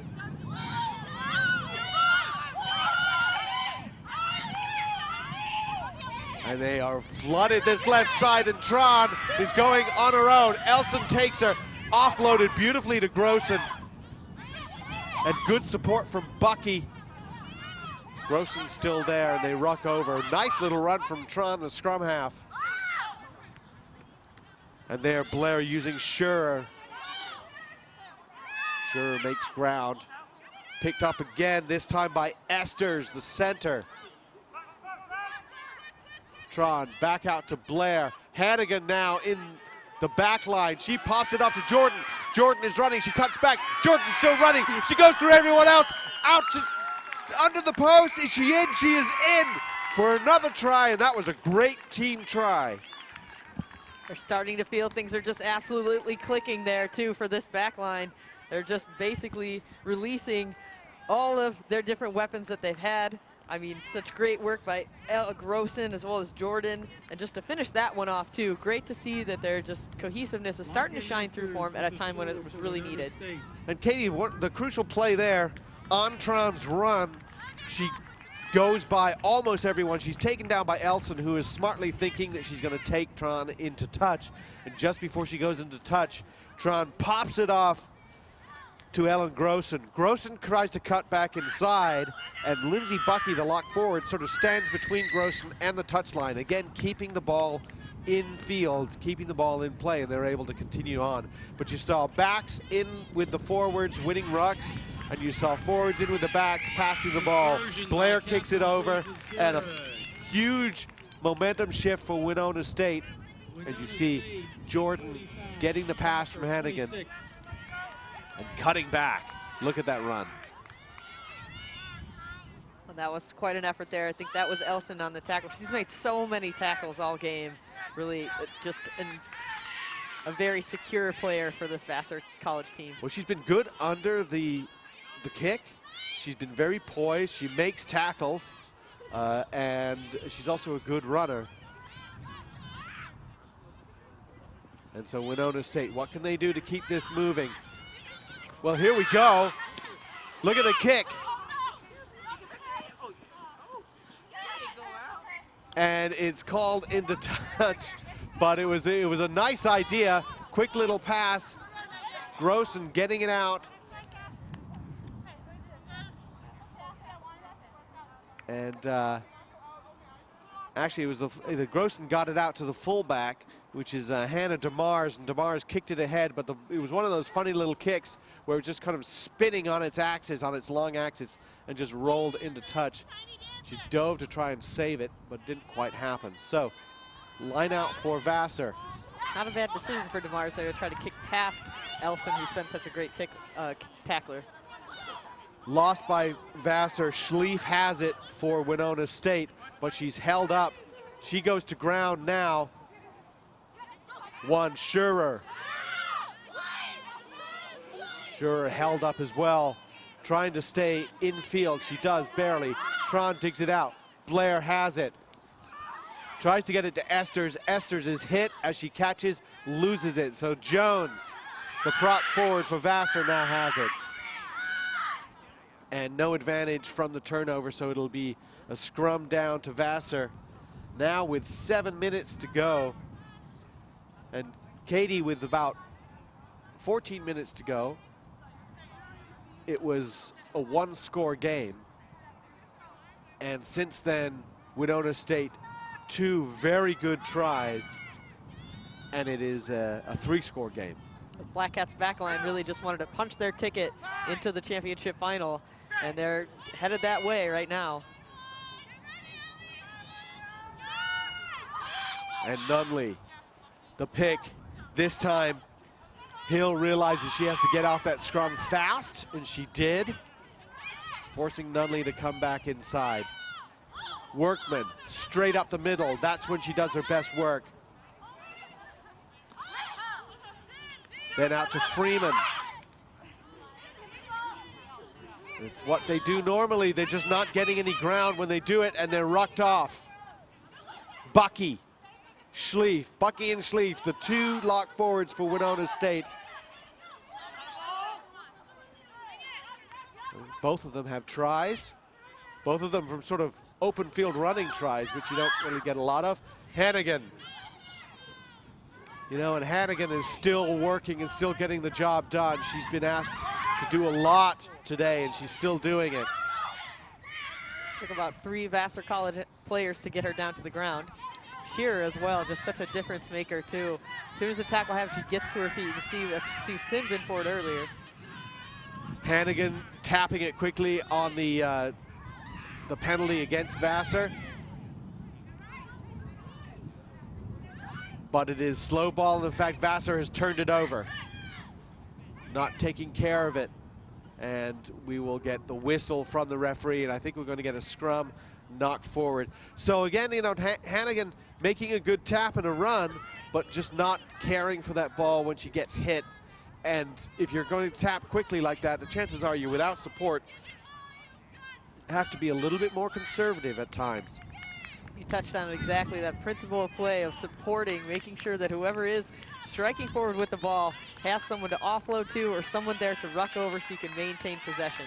We saw that support make the biggest difference in the first matchup. As Davenport started to figure that out, their runs were much more productive. Well, Katie, as a couple of subs come on now for Winona State, and Samantha Wilcox is coming off. You know, I think we've seen a really tenacious performance here by Vasser. I kind of thought they might be steamrolled over a little bit. The great, really brilliant tactical decisions in terms of let's make sure that we get some fresh legs in, because it is about depth here. It's about how many players, and we saw how many difference makers came in the game against Davenport. If that's a team they're about to face, making sure that you're getting and unloading and then reloading athletes on the field. And so another penalty for Winona State. Sure, she's the one who taps quickly now. In support, the sub who just come on, Emily Cron. She was trying to ruck over, but an infringement by Winona State, and so Jones taps and runs. They may as well run it. They don't have a lot of time. They have less than 4 minutes. Thomas breaking through again. Thomas still on her feet. She scored one try that way, but she's taken into touch. There will be a penalty, though. Penalty against Winona State for a high tackle. And again, Vasser wants to move it. Thomas showing some great pace there, just speed for days there. Well, the head coach Tony Brown said, we don't know anything about Winona State. All we can do is play some rugby. And they've been doing that. Well, the ball's kicked to touch. We'll thank BLK, the fastest growing teamwear supplier in the world. Is proud to be the official apparel partner of USA Rugby. Visit blksport.com to see how we can assist you and your team to go beyond limits known. BLK, it's not change, it's evolution. And Sierra Thomas, so much pace there. You can see how she was tackled around the neck. So that was the penalty. Vasser now wins that line out, but they still have to send so many players to the ruck, and they're still not pushing anyone back. Gant, try scorer, but didn't have any support. Winona State takes it. They're just stronger over the ball. Tron digs it out. Hannigan out to Esters. Well, that's not Esters, because Esters is over there on my right. So I think that was Schlief, in fact. But Vasser has managed to take it. We're down to just around 2 minutes left in this game. Winona State called for diving onto the ball, and Jones taps and runs again, looking to use Thomas. Thomas breaks through one. Thomas breaks through another tackle, but she's finally brought down.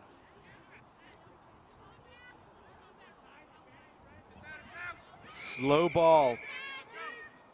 Penalty against Winona State, this time for going in from the side. Certainly a discussion Coach Josh Krasinski would want to have with Winona State is about how can we make sure that we're maintaining more discipline around the breakdown, but still being aggressive. And a thumping tackle there by Lakin Esters. And that turns the ball over. Winona State has it. Schlief trying to free somebody on the outside. And there's the breakaway. I think that was Hill, Caitlin Hill from Winona State, the flanker. But more important than the breakaway is the fact that Winona State has the ball, and the ball is inside the Vasser 22 as time is just ticking away. The clock is not Vasser's friend.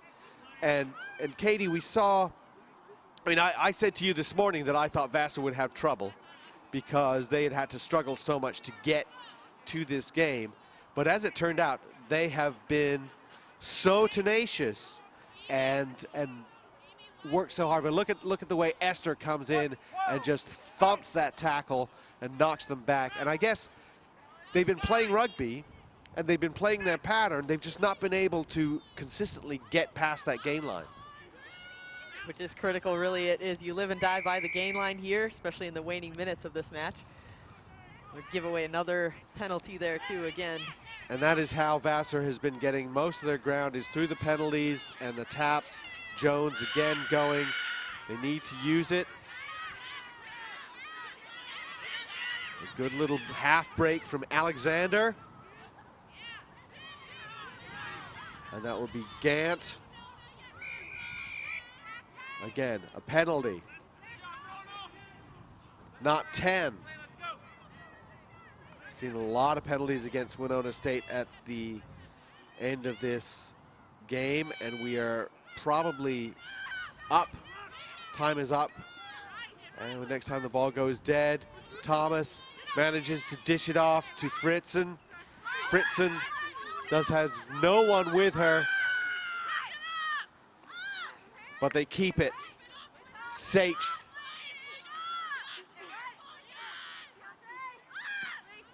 Gant.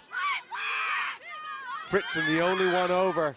She's not very big and she's rucked right off, but Vasser has won it. No, Hannigan legally comes through the gate and picks it up and takes it. And Winona State might do well to think about just kicking it into touch. And that's Cassie Schultz on as a sub. And that's Lindsay Bucky, try scorer, second row. Tron had such a great game today. Ball kick to touch, ball game.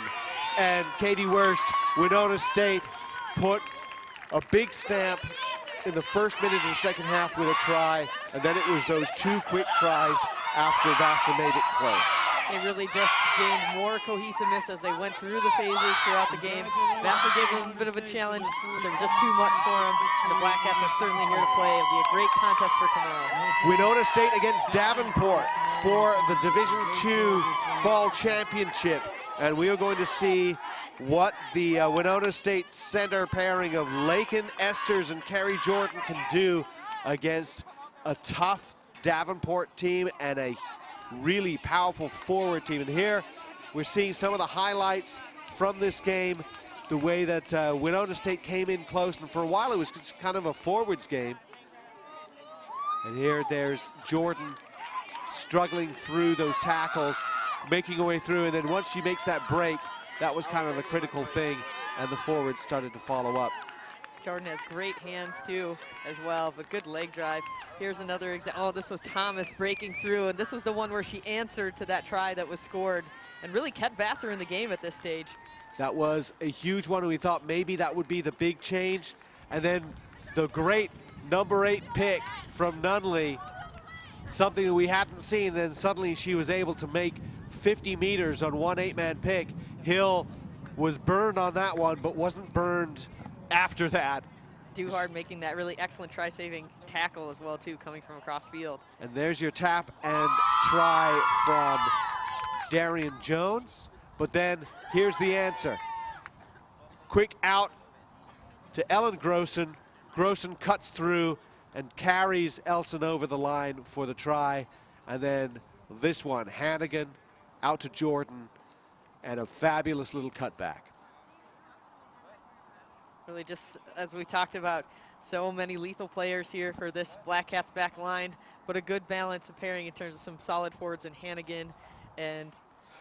Well, we will take a short break. We are coming back with the men's Division II semifinals. Talson University against University of Wisconsin Whitewater.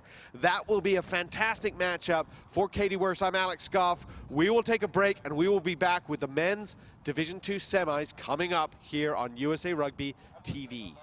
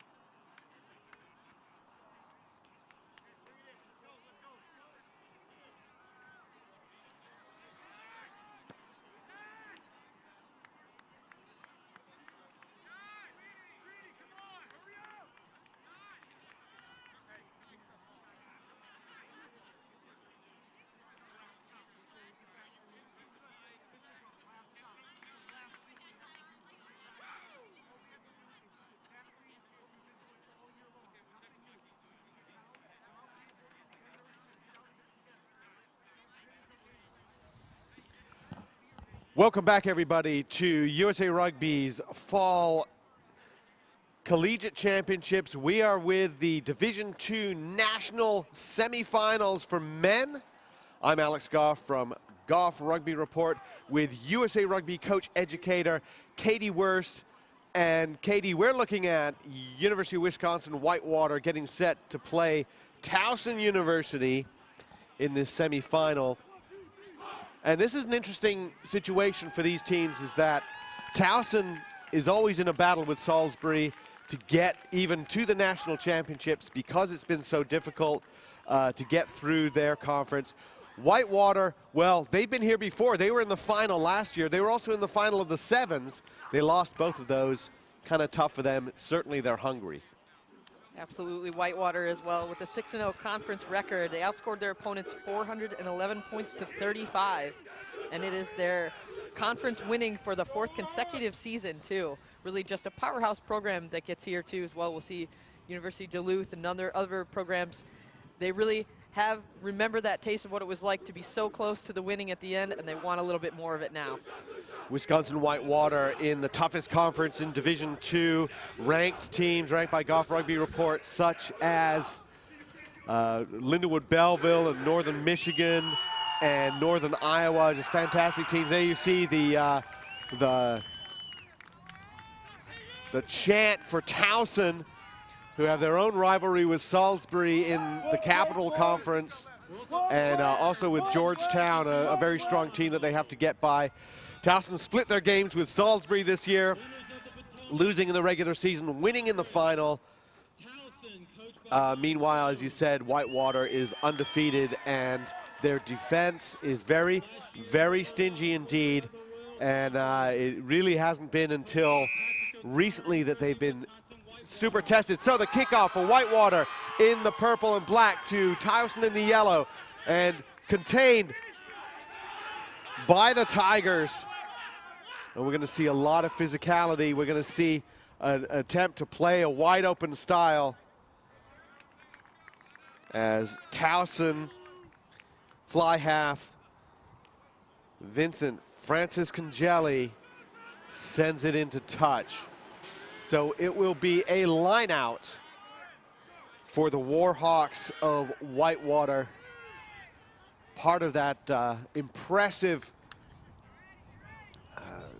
network of University of Wisconsin teams that are great rugby teams all over Wisconsin. Milwaukee, La Crosse, Platteville, Stout, all good at rugby. And so Whitewater, what are they doing? They're going to send in an inside ball crash. Nicely controlled. And then looking to use Sindick. That's Bobby Sindick, one of their go-to guys, dug out by Grams.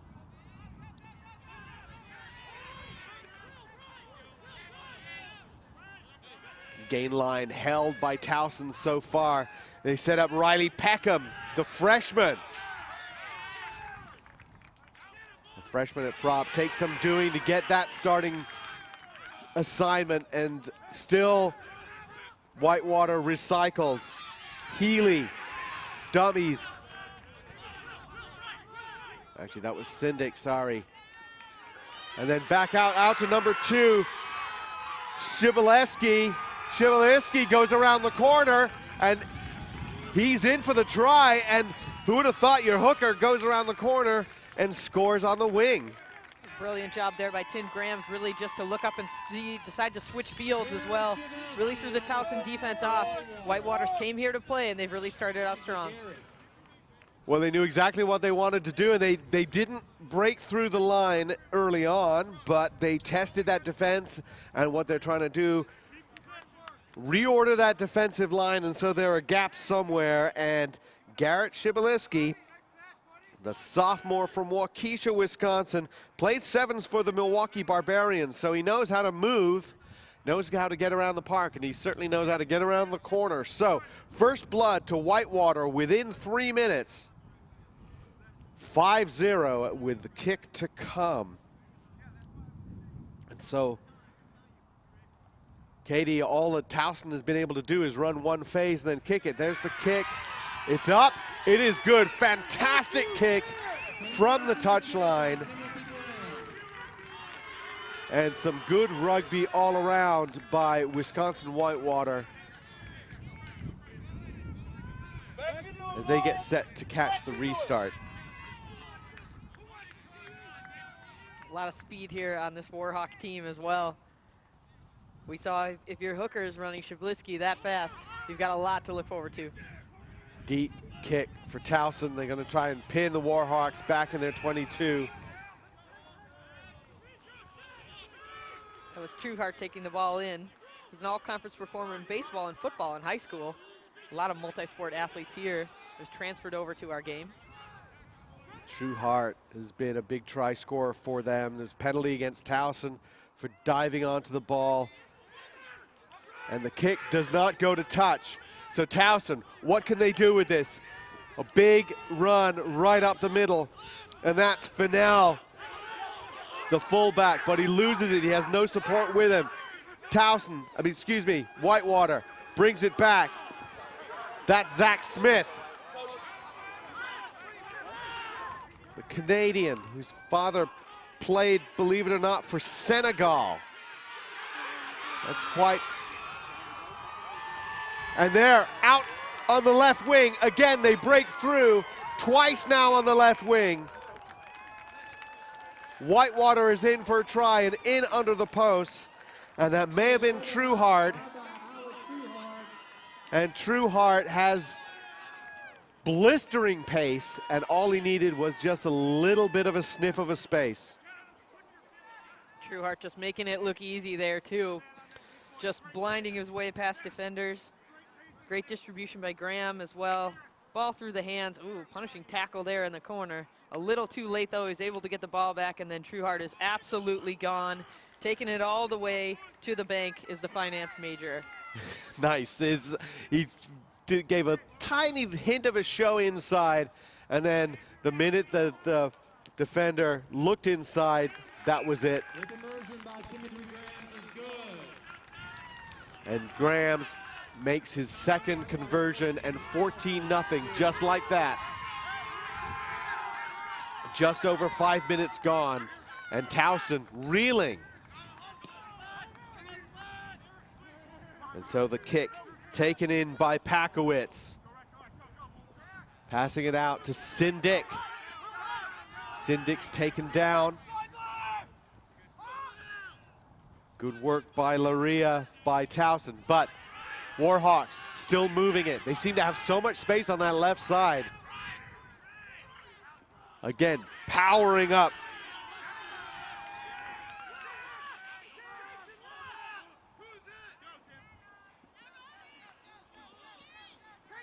Good tackle there from Tyler Honeycutt for Talson, but still no problem recycling really for Whitewater.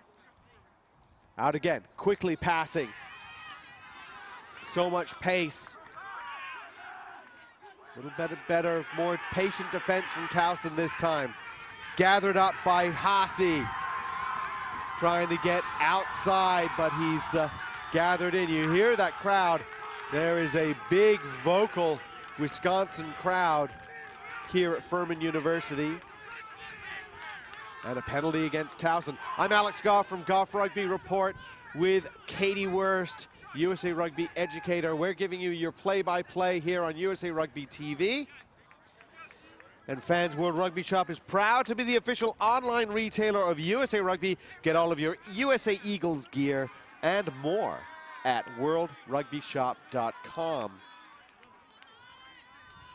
And the kick to touch once again. Whitewater has a line out, this time at midfield. Talson really so far just struggling to keep pace with the Warhawks. So quick with the ball in hand. And attacking that gain line. Again, using Sindick. They want him to get something going, and he flips it out the back, but it wasn't quite there. Pakowitz was hoping to run onto the ball. He was a little bit early, and Priest was a little bit late maybe to the party, and so it ended up being going forward. So Talson gets an opportunity to get something going, put in by Eric Sweeney, brother Kyle is actually an All-American fly half for Talson, and Sweeney has twice now the Towson University MVP. Talented scrum half. He's also the goal kicker. So comes out well run, but feeding by Sweeney. So the tap by Grams on the free kick. Out to Healy. Healy's looking to work with Sindic. Sindic has to clear out over him. And again, getting to that left side. Trueheart doesn't have enough room this time, and in fact loses it forward, and Talson will get the put in. And Katie, we were really close to that first scrum. I don't know, it didn't really look all that egregious a put in, but referee says it was a feeding scrum, so that likely was the looking to just set the tone in terms of making sure that it's a fair and even contest, which is critical. Well, now World Rugby looking at sort of defining what is a fair put in, and that if you put it in the middle, if the nose of the ball is at the middle, that's okay. So this put in is acceptable. Sweeney digs it out, gets it to Francis Congeli, and now they're out looking to try and get Drabilis active. Penalty against Whitewater, not releasing the tackle player, and that was actually Tim Shields going in, the number 14 for Towson. Sweeney's going to kick to touch. It's going to come almost to the play-by-play booth. And I use the word booth loosely. And it'll be a line out for Towson right inside the Whitewater half. So throw for Jason Laria, the history major. Senior, nicely taken. And it's good ball for Talson to use. Francis Congeli trying to get something going here. They're stopped, now they're coming back left. Laria.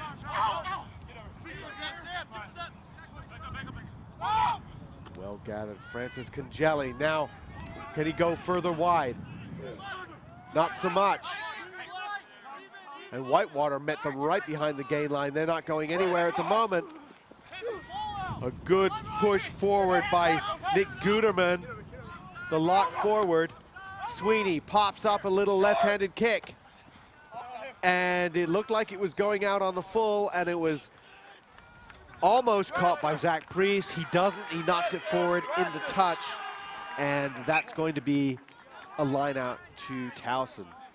Talson finally able to put some good phase play together. Had an interesting decision there to kind of try to switch fields. Wasn't as much space as they would have liked to work with it.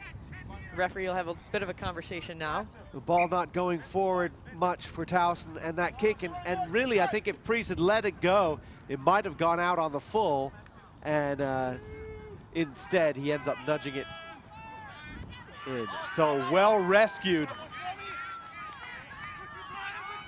And that was DiPietro, but now it goes out wide for Talson. Looking to use Drabilis out wide, but they aren't able to get the handle, and the ball is eventually knocked on. But it looked like Trueheart might have had a shot there to just scoop it up and go do some damage. It was a brilliant decision there, too, to hang on to the ball. I saw the Whitewater was kind of sleeking over, trying to make sure that they could get into that passing lane. He kept the ball, and he went straight upfield. Great effort. So you can see that Whitewater wants to punish those turnovers.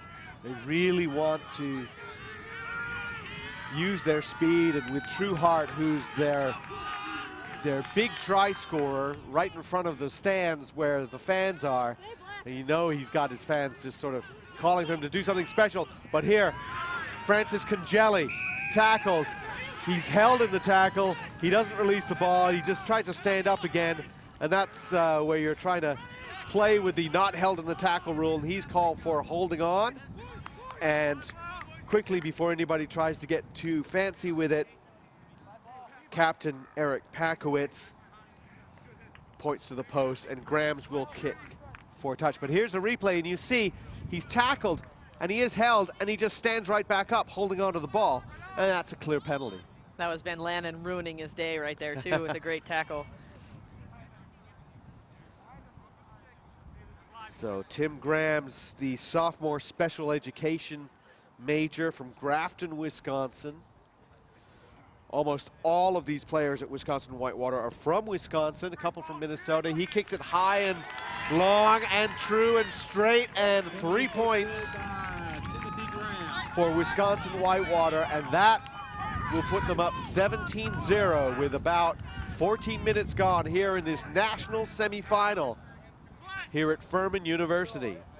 Mother Nature gave him a bit of a boost there too. The wind's starting to pick up as well and carry the ball over. Talson just has to really work to, when they do get possession, to make sure that they're securing ball as much as they can, because they can't match the pace so far here with this Warhawks team. The deep kick is held up by the wind, that's for sure, but a good chase from Talson. Wisconsin looking to make it again. Looking to punish on the outside. And I think that's Demetrius Demoulas there with the big run, the big prop forward. But there they go to the right now. Looking to use Priest. Priest has a little bit of room. So sort of half breaks out of it. Healy, he pushes away one, he pushes away another. Taken down, Shields is there. And Pakowitz steps in as the fly half. Sindick, and he pops off. What an offload to Pakowitz, the fullback. He's still going. There goes the captain. He's taken. And somehow Whitewater still comes away with it. Sack Smith spinning out of a tackle. Another surge. Graham's digging for it, says, all right, what are we going to use? What do we want? Flanker, Huckison. Grams is all alone, tries to dig it out, but nobody was there to really clear out for him. So good surgeon. That may be a turnover for Talson. Nope, Whitewater still has it. Such aggression at the point of contact. Crucial for both of these teams. And now it looks like we might have a turnover for Talson. Finally, loose ball. Brady Wright tried to rescue it, but he was unable to do so. And Bria ends up taking it forward. Penalty against Whitewater for not releasing him when they tackled him down. I think actually that might have been Nick Allville, the sophomore prop forward dance major. How awesome is that? Don't get a lot of props majoring in dance. Sweeney, the kick, even closer to us this time. I think he's got something in for us, but that is a fantastic kick from Sweeney against the wind and line out for Talson. So there's the tackle, Sindick, and the pop to Pakowitz. And how did he get it to him? And Pakowitz looked like he was gone. But a good cover tackle from Talson. So now again, Talson, Sweeney, out to Francis Congeli, and they're looking to use their outside backs. Shields, the Shields brothers. Back again. Up so quickly. There's DiPietro, the number 8. And then the hooker, Laria, but he lost it. And here comes the other hooker, Shibileski, the try scorer. And Whitewater has it again. They hit so hard, jarring that ball loose. And a penalty against Whitewater. They had the ball, but they went straight down on it. A quick tap. Both of these teams trying to push the pace. Allville. Laria.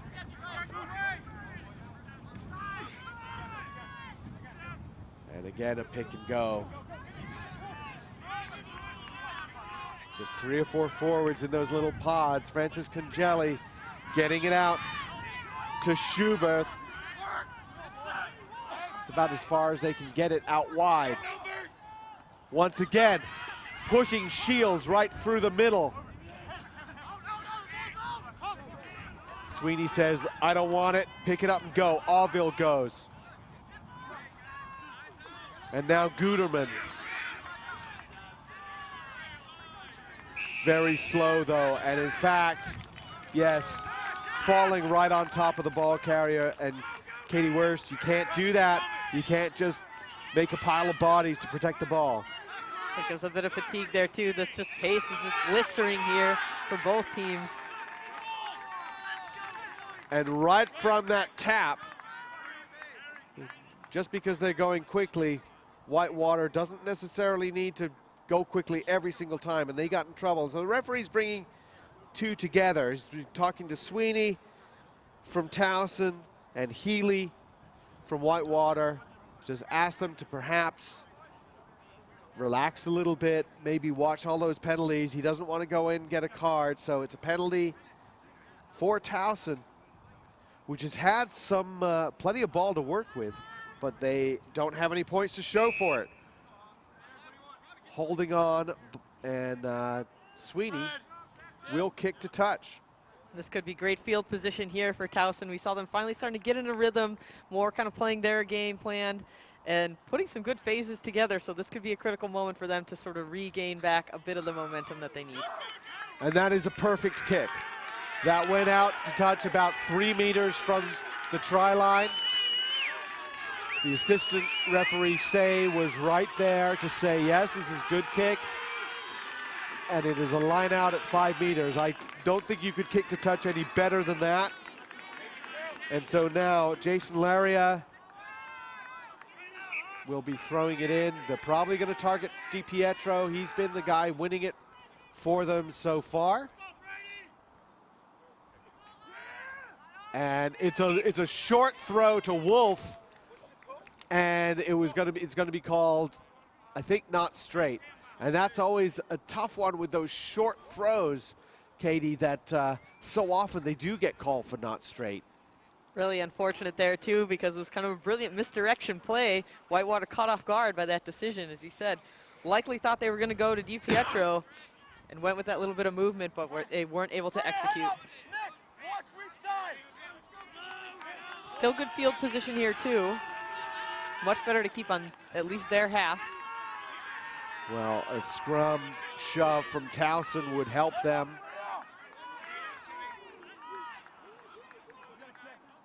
And a quick out to Packowitz. He's going to kick it deep. That's gathered nicely by Fennell. Fennell wriggles out of one, wriggles out of another. Huckisson takes him down, though. And Talson back on the attack. Back to Shields. This is Tim Shields. Brother Brian also on the field. Laria, long pass out to Brian Shields.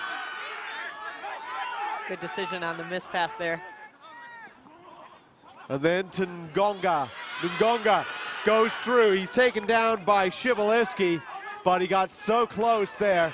A little bit of a high tackle maybe. Wolf, he's trying to go somewhere. The prop forward, the junior. Slow ball coming out for Talson now, but they are so close to the line. Wisconsin Whitewater having to defend for quite a while, something they don't have to do very often.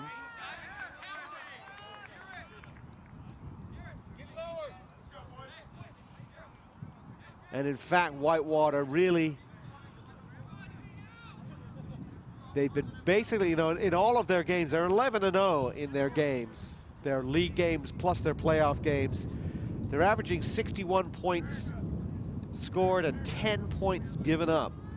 And that includes their last game, which was against Rhode Island, which was their toughest, 31-21 against the University of Rhode Island, who are the NECRC conference champions. And so this is a team that's not used to giving up points, not used to you know how it is, Katie, that sometimes you defend for a long period of time on your line and eventually somebody just sort of gives up and lets it go through. They don't seem to want to do that.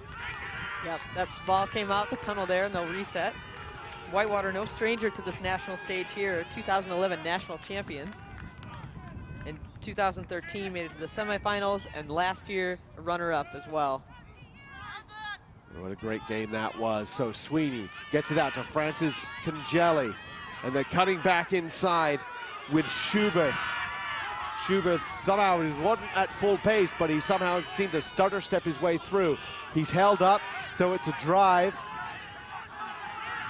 See Brio getting in there to try and get some go forward. There's a penalty advantage against Whitewater. Still digging for it, and that will be a penalty. In from the side, something. And a quick tap to Guterman. Really nowhere to go. That wasn't really the best option, but now they get it. Francis Congeli out to Schubert, trying to find Shields. Had numbers towards the outside if he would have got it through. Now they're working it again. Auville, the prop. And they've lost it. Whitewater has it. And Syndic, thinking to run, ends up kicking it to touch. It is caught one-handed by Katie Wurst as she's doing the color commentary. And that wasn't the best of kicks from Schubert, who, from Syndic, who had Tim Shields right in his face. And so DiPietro now wins it for Talson. Kicked it off the wrong side of his foot. It's true, he did. And this is Schubert again, the center, just cutting back. Guterman. These Talson forwards, though, very slow, very upright. That was actually Brian Shields with the cutback run for Talson. But again, slow ball coming out. Talson much more slow and deliberate in their play in terms of the really upbeat pace from Whitewater. Now there's Schubert this time. Shoves away some attention from Kerner. But we're back to the penalty advantage. Another penalty, another tap. This time, Laria. Laria gets close to the line. A dig for it. Are we at the line? Referee says no, I think we're held up. But Katie, twice now we've seen a quick tap from Talson and a pass to a player who's essentially has no support. And it just seems like an odd option when everybody is to your right and you pass to the one teammate on your left. Especially when you consider they've been much more methodical in their play, kind of using the hard yards going forward. It really is just kind of one of those moments where you panic about, we've got to get the ball out. Really what they need is the support. It's always a question of making sure the support is there if you are going to go. Penalty, eventually the call is for holding on, so an extra movement in terms of getting the ball over the line. It's a penalty against Talson. Whitewater kicks to touch, and they'll take the line out around their 22. So Talson has really had the ball, and one might even say the run of play for the last 10 minutes, but they have no points to show for it, and perhaps just a rising level of frustration. It really has been just about finishing the job, getting it done. And what they're looking for is some finishers to step up, make quality decisions, and distribute the ball into places where there's much more space to work with. Brilliant take by Sam Kerner, the number 8 for Whitewater. And so the Warhawks are running. Syndic keeps going, challenging them to tackle him. He gets to the 10-meter line, 10 meters inside his own half. And then they run it to Demoulas. Big, powerful run by the prop. And popped again to Peckham, the freshman prop. Out we go, Syndic again. So active. Syndic, another player who plays sevens with the Milwaukee Barbarians men's club team. And Syndic was kind of isolated, but somehow they managed to rescue that ball, did Whitewater. And then right at the end when they had it, they did a holding on penalty. So they held it, and then they held it in the wrong time. So a penalty for Talson, and once again, Eric Sweeney will kick to touch. Once again, Talson will try to win a lineout, which they've been doing, but they have just not been able to. They've been able to get just slightly past the gain line, but not further than that. And certainly Whitewater is defending their goal line as aggressively as you can. Really, Whitewater just kind of skirting the edge between disciplined play and being aggressive. It's been working to their advantage so far in terms of the score line, but one that can come back to haunt you later as the game progresses and things get a bit tighter. 17-0 here in this semifinal here at Furman University. I'm Alex Goff with Katie Wurst, giving you the play-by-play here on USA Rugby TV. DiPietro once again wins it out to Ngonga. Ngonga has broken through several tackles when he runs with it. A nice pick and go there. I think that was, we're not sure who it was, in fact, but Sweeney now gets it out. Francis Congeli, Skip Schuberth, Shields to Shields. This is Tim Shields, the wing. The criminal justice major and the younger of the two Shields brothers. And then out to the lock forward, Guterman. Played for the Maryland Exiles in the summer as well. And a penalty against Whitewater, offside. So what will Talson do here? Points, everyone pointing to the posts. And Eric Sweeney says yes. Let's go for points. Let's get some points. Let's get something on the board. And there's something, Katie, about getting rid of that 0 on the scoreboard that is important to morale. Certainly mentally, you can just get, after all the hard work they put in, putting a number of phases and being so short, really just making a solid decision here to take the points when they're on offer can be exactly the sort of psychological boost that they would need to make sure that they can keep going. They've been putting together great phases, just, again, finishing is what needs to start happening for this Talson team. And got to say something about this Whitewater defense, especially out wide. They move very, very quickly, and they close down those gaps. They make their tackles, and that is why they've been winning. As I said, that they're giving up 10 points a game, and that includes several shutouts. The kick goes over. Sweeney gets some points. 17-3 now. Whitewater leads Talson, but Talson is on the board with about 10 minutes left in this first half. Putting Talson on the board. And just the minutes have been flying by too. Just some just electric play that we've seen from both sides.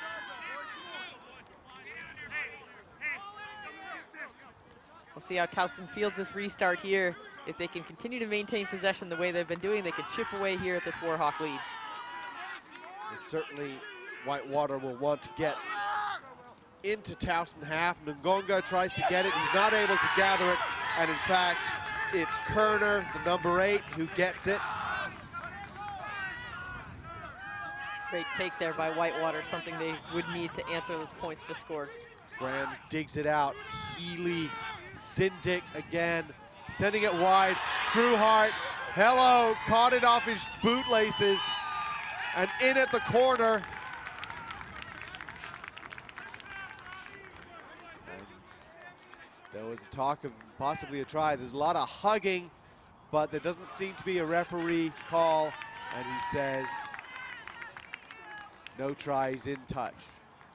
Or not quite time to celebrate yet there, but really beautiful out pass by Sindick. Just fantastic, and Trueheart there to catch it, and really to be true to such a beautiful pass to try to finish it off. Looks like they're going to bring it back for a scrum. I'm not sure if he knocked Maybe it actually on. knocked it on, though. If it was knocked on, if it was a forward pass, it was hard to see what the referee signals. Here's the replay, taking a look at it. See, look at that nice out wide pass. Oh. Can't really tell there. There's an obstructing player in the view. So the discussion with the assistant referee, which is what a good referee does, is to get that extra pair of eyes. But Talson has it. Francis Congeli kicks to touch, and they're going to take it quickly. Get it out to Pakowitz. Pakowitz has support with him. Priest. Oh, it's 1-on-4 though, and Sindick kicks it downfield wisely because really there was nothing else on. The ball rolls into in goal and past the dead ball line. So that will be possibly a scrum back where Sindick kicked it. Yep, if you kick it and the ball rolls dead without any assistance, then it goes back to a scrum from where it was kicked. It's just sort of one of those rules to stop time wasting and just booting the ball blindly down the field. So a little bit of a break for Talson, and they could certainly use it. And after some discussion as to where the mark should be, I think they've got it just about right. Just inside the Whitewater half. Scrum down for Talson. And Katie, with seven and a half minutes left in this half, certainly Talson would really dearly love a try. Absolutely, good decision there too, to let the ball just kind of find its way out too. Smart, knowing your laws right there. Syndic put just a little too much on it. We'll see if Talson can take advantage of it. Francis Congelli kicks ahead. Not sure if that might have been the way to go. Syndic gets it and he kicks it. A good call on it. And that was Sweeney calling for it and kicking ahead, but he's kicked it too far. He's kicked it into the 22. The mark is called and the referee calls timeout. He wants everybody separated out, and maybe there's a discussion about who was offside where and what, because when you get that ping pong kicking back and forth, the offside laws they can stack up on each other. Really interesting that both teams are just pinging the ball back and forth too. With such a short amount of time on the clock, like you said before, why would you kick ahead in that terms?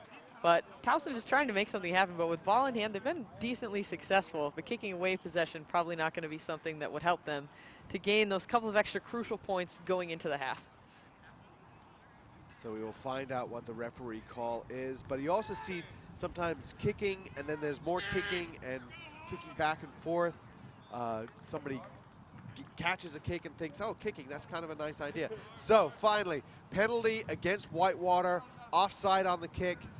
Talson has chosen to take the penalty where the kick was taken, and that will be... Talson does get the best of this encounter. They certainly do, and I think they're going to kick to touch and try to get something going again. They had that excellent opportunity with the line out down right around the same spot on the same sideline, and they went for a short line out, which probably would have produced a try had the throw been down the middle, but it was a not straight call. So maybe they're going to go someplace here. They're going to go with DiPietro, overthrow. But Ngonga is going to rescue. No, it's going to be Wolf, the prop. He's rescued it. So Talson still has it. Didn't execute the way they wanted, but they still have the ball. And a knock-on in contact. So in the end, 2 lineouts. And Katie, the Talson lineout has been functioning just fine, putting in about 5 or 6 players and going to DiPietro. Twice now they've had attacking lineout where they've tried something fancy and it hasn't worked. They just wanted to go, it was a good idea to go towards the back of the lineout just to spread it out, and they could have, if they would have been able to implement exactly what their plan was, they could have got it wide, but it's just about the execution. So good thinking, just making sure that it goes the way you need it to go. A little bit more focus and concentration will help. So a big shove by Talson. They've wheeled the ball, or they've wheeled the scrum around, and it's going to be a penalty for pulling back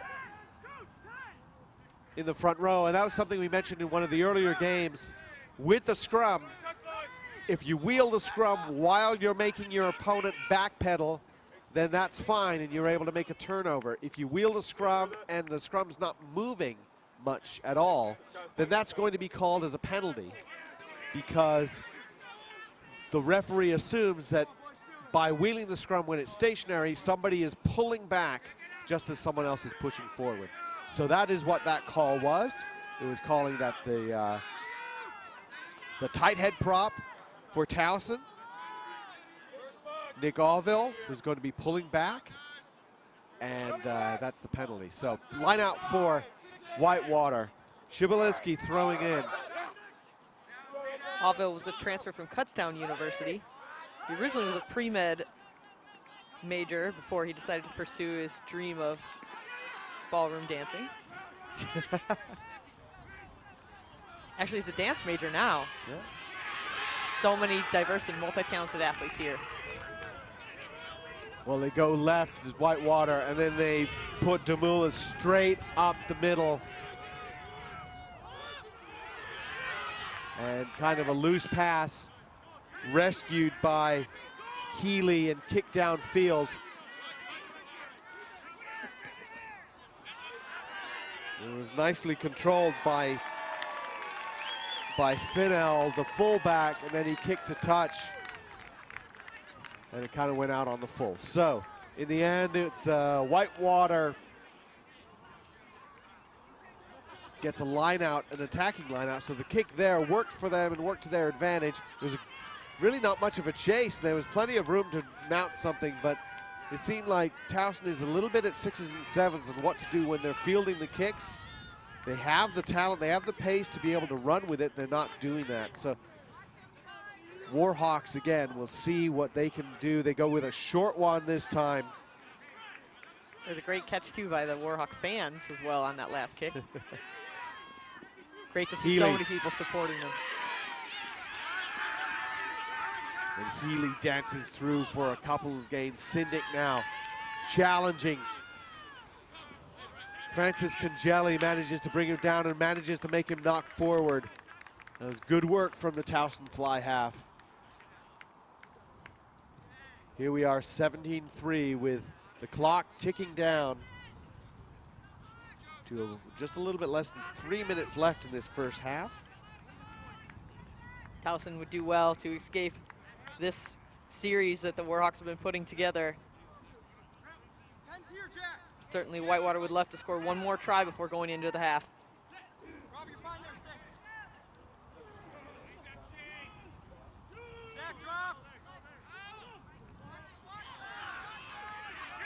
And the pass is knocked forward by Francis Congeli, and that is really a function of a pretty aggressive chase by Whitewater, forcing another scrum. And just as this half is coming almost to a close, Whitewater has their best scoring opportunity in about 20 minutes.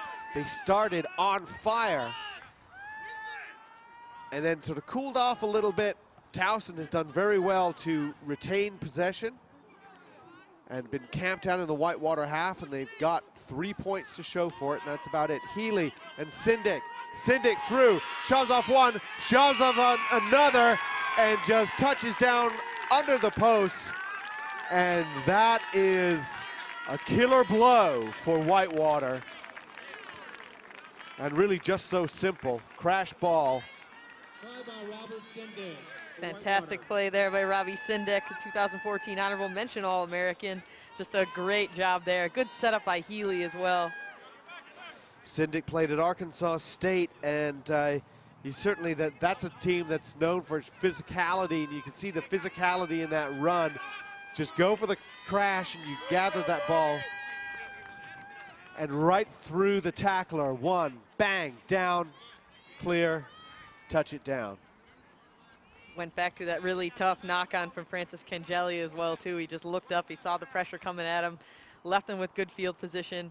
Interestingly, for Vincent Francis Congeli as well, he was a high school state champion previously, and his opposite number, Jack Healy, who just did a beautiful job of setting up that final try, also won a high school state championship. So some really great examples of former high school athletes that have now come on to college and really contributing well as leaders. In some tough high school leagues as well. The kick is good from Grams, 24-3 is the score. And the kick to touch is good. That was Zach Prees. He was almost able to keep it in there. His toe was right on the line, just momentum carried him over. Actually, no, sorry, that was Timothy Shields. And so because Shields brought it in, it's going to end up being a throw for Whitewater. CO 400 699. Kerner, no problem at all. Grams out to Healy, fakes it inside, sends it to Sindic. Pakowitz inserting in the line, just sidestepping his way out, pops it back inside, so they've kept it alive quite nicely. And that was Zach Smith trying to offload, and that one didn't go to hand. That's knocked forward, and that will be the half. 24-3, Wisconsin Whitewater leads in this Division II semifinal. We will be back with highlights and the second half after this break.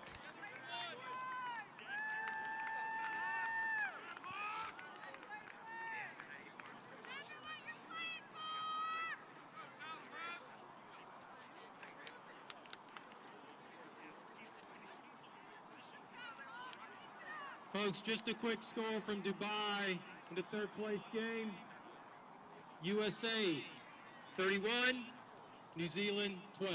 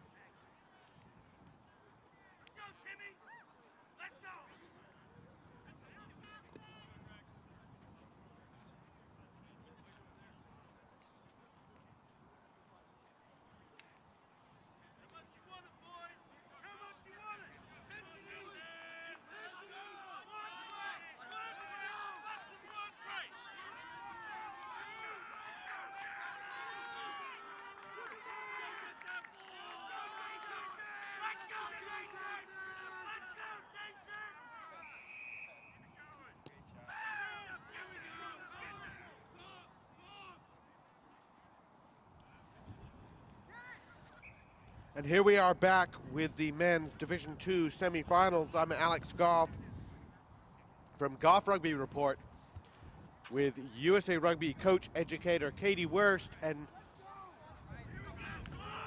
Katie, it's been, I guess on the score line, we want to say it's been all Whitewater, but it hasn't been all Whitewater in terms of possession or field position.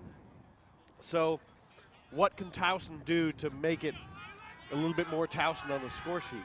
Talson can really take a page out of Whitewater's playbook in terms of how to finish. They've been just doing a fantastic job of getting their scoring opportunities and getting them done quickly, making sure they get themselves to the try line when they need to. Towson's put in so much work and great phase play, but just not really having momentary mental lapses at the last minute, and that's what's been keeping them out of the try zone. The kickoff from Talson went all the way through the dead ball line, and so we're back here with a scrum center to start the second half. There's been a strong wind this morning and early afternoon.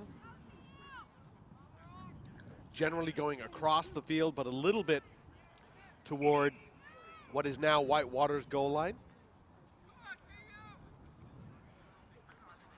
Well, one of the differences in this game has been the fact that Whitewater scored 2 very quick tries around the left side. One time with hooker Garrett Shibileski just torching around the corner, and then also left wing Alec Trueheart, who is just a talent. Really, Whitewater has just a great history of producing some great playmaking athletes, including a recent graduate, Ben Landry, who has played at the lock position as a Eagle pool play member right now. Lots of good, talented Wisconsin players on this team. Whitewater attacking down the right side. They get a penalty. Quick tap, Sindick. And out to Healy. Shibileski, Healy loops around. They wanted to get something going on that left wing, but the pass went behind Trueheart and in for a line out for Talson. Alex, we heard at halftime, too, they just announced scores from Dubai, and the U.S. team defeated New Zealand. The score was 31-12, I believe, so having a lot of success there. There to finish third in Dubai, and Dubai has always been a tough tournament for them. You go from the west coast of the United States to Dubai, that's a 12-hour difference. Very, very difficult to work your body clock around to that. But they beat New Zealand on day one, 14-12. That was historic. To beat them 31-12 is just a phenomenal result. Back to the action now as the pass from Francis Congeli goes to Sweeney. They use Sweeney as the standout because of his kicking ability, and that kick went downfield a good 60 meters and bounced into touch. And I think if the wind is at their back a little bit more, you will see Talson kick a lot more. Both teams just have exceptional kicking prowess. We saw at one point there was a phase, it was back and forth and back and forth. Match officials had to just take a moment to just determine exactly what was the best call. So Kerner has been the go-to jumper for Whitewater. And he flings his arms up to fake it. And a great throw from Shibileski over DiPietro. And Kerner takes it. Whitewater is looking to run it. Sindick out through Pakowitz, out to Priest. Priest is running, but he is all alone. And the tackle and the release and the poach from Ngonga is perfect. But they lose it again. Guys, I really need you to not be over this area. And Whitewater has it. Shibileski passing like a back. We saw that he has a lot of experience playing sevens. He can run like a sevens player. He can pass like a sevens player. Talson is offside.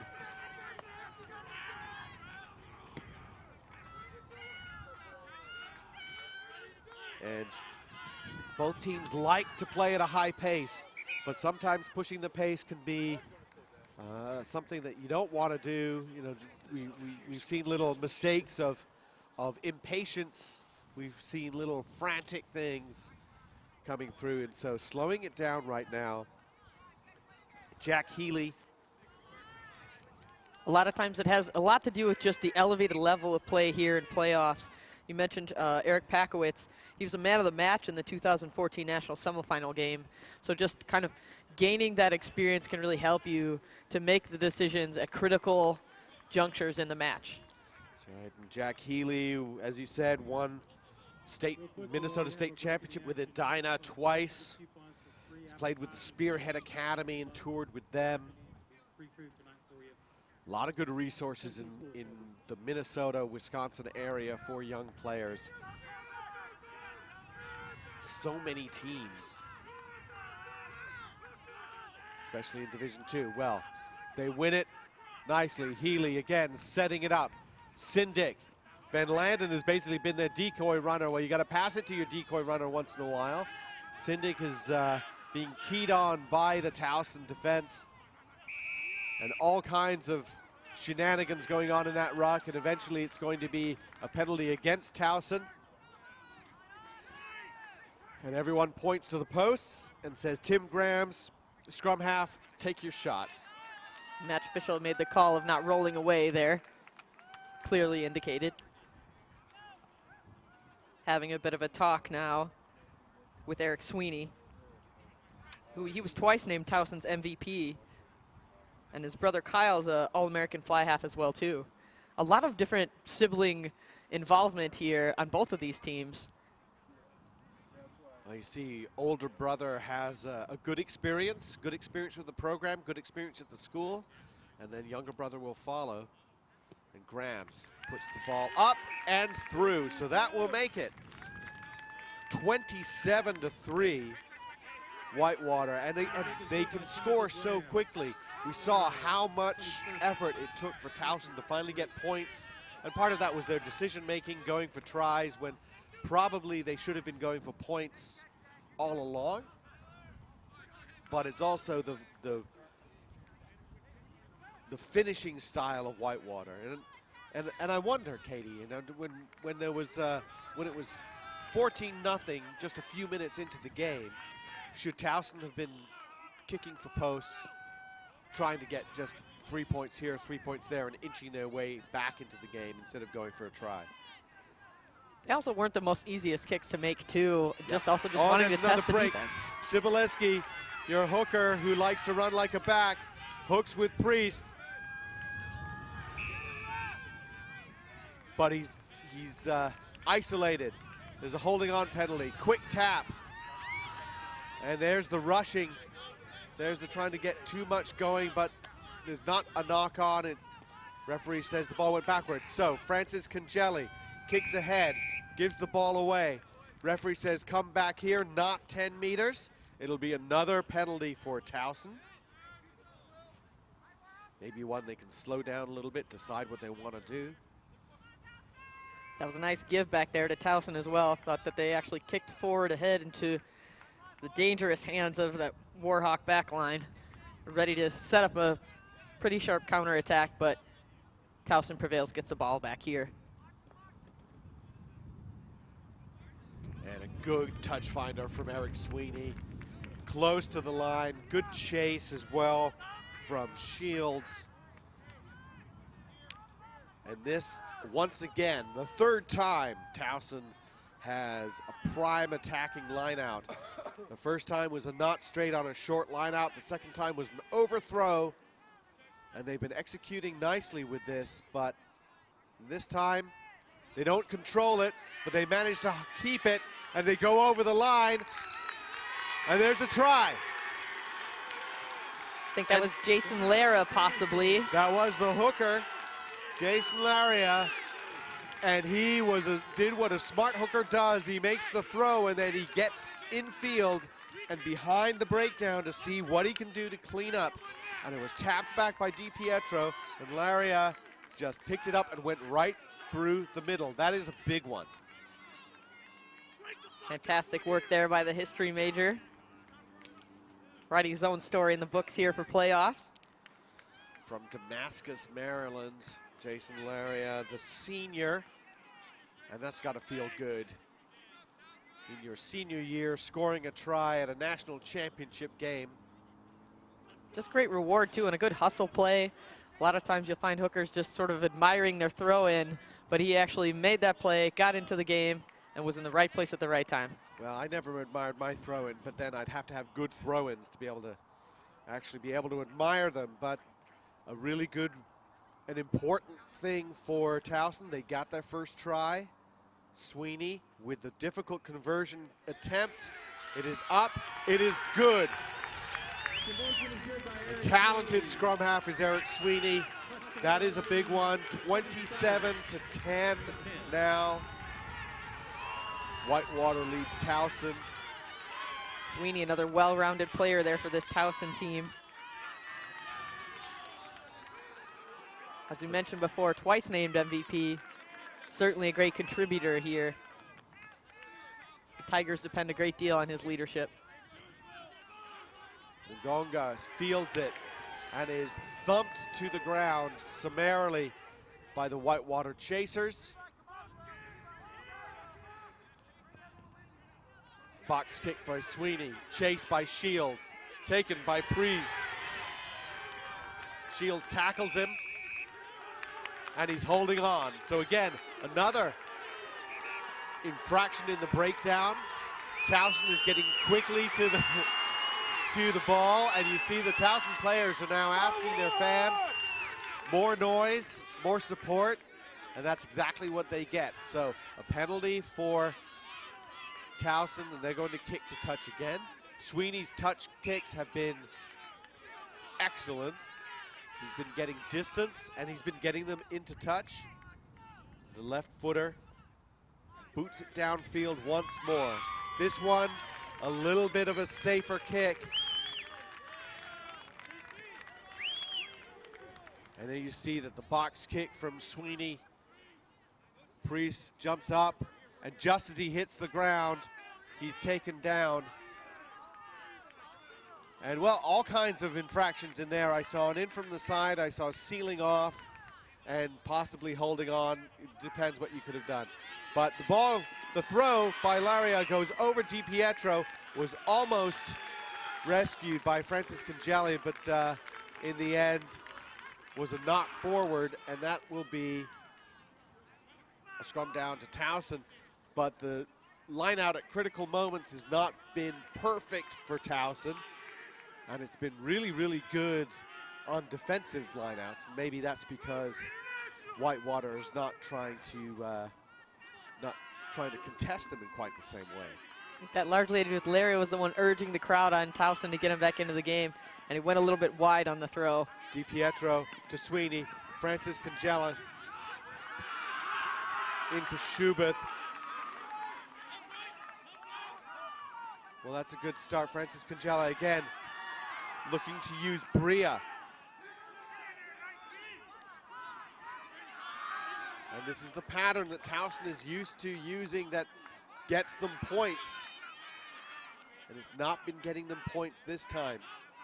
Francis Congella again looking to get his players going. That's Shields cutting through. Oh, the fake and the inside ball. DiPietro, he's so close. Taken down, he offloads to Wolf. And then the tackle right on the line. How did they hold him up? Such strength. And I didn't see who the Talson player was that looked like he was free and over the line, but he was held up in the air. Some impressive upper body strength. And there you see the pop inside. DiPietro there, he's taken down. The pop to Wolf. And then one more offload, and look at that hold up. Certainly great display of strength there. What we're seeing is Towson's just so much more of a sense of urgency too as well. We talked about that finishing being really key for them, and they look much better there too. It's just one more step over. It's the defensive prowess that we've seen from Whitewater. Francis Congella switches with Schubeth.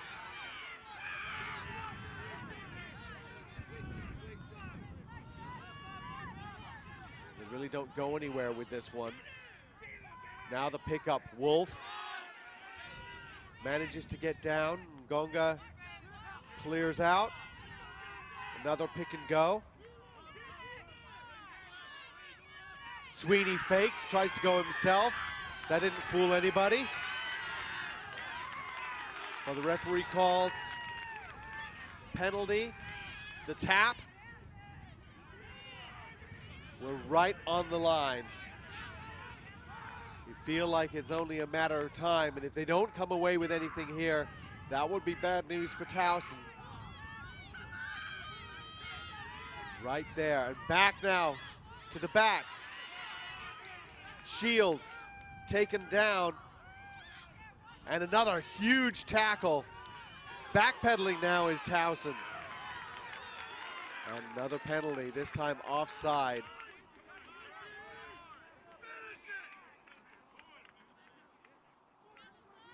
You see some real just fist pumping there in terms of Whitewater being really happy about their defensive stand and pushing them back.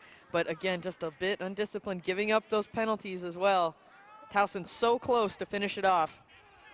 Those dives across the line, and they're so quick. Certainly, you can see why Whitewater gave up so little in terms of points.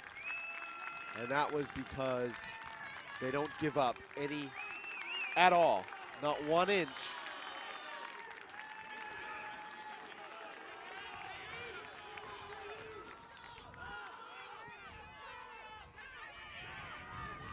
And so the line out take and the drive. Pick again by Wolf. He's close.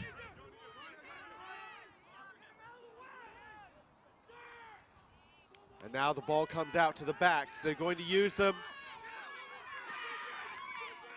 He had one more player on the outside. He was one pass away.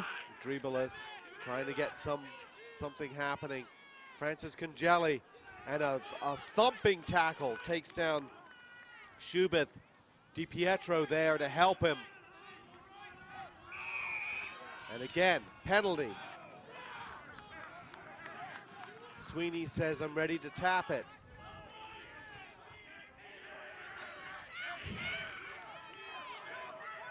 And they are going to set up a play now.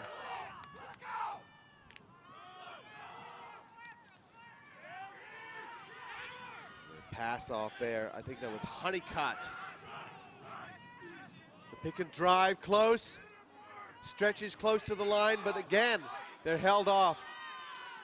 Francis Congeli, he's almost isolated. Somehow they get there. One more. Try!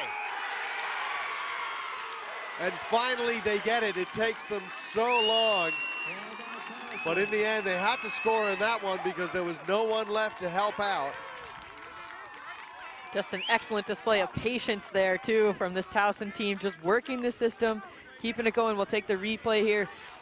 Look at them really just digging the ball out there, going for it, charging up, and then he actually gets that offload, finally getting a ball out. And that is Greg Drabelis, the right wing, the senior communications major, who it says in his bio, started a line of fitness clothing for babies. Now, I'm not sure if that's like clothing that makes a baby look like a barbell that you can then start lifting. You know how like moms like to do bench presses lifting their babies? Or whether it's just more like sublimated shirts for babies so when they work out. Hard to know. I'd like to ask him about it.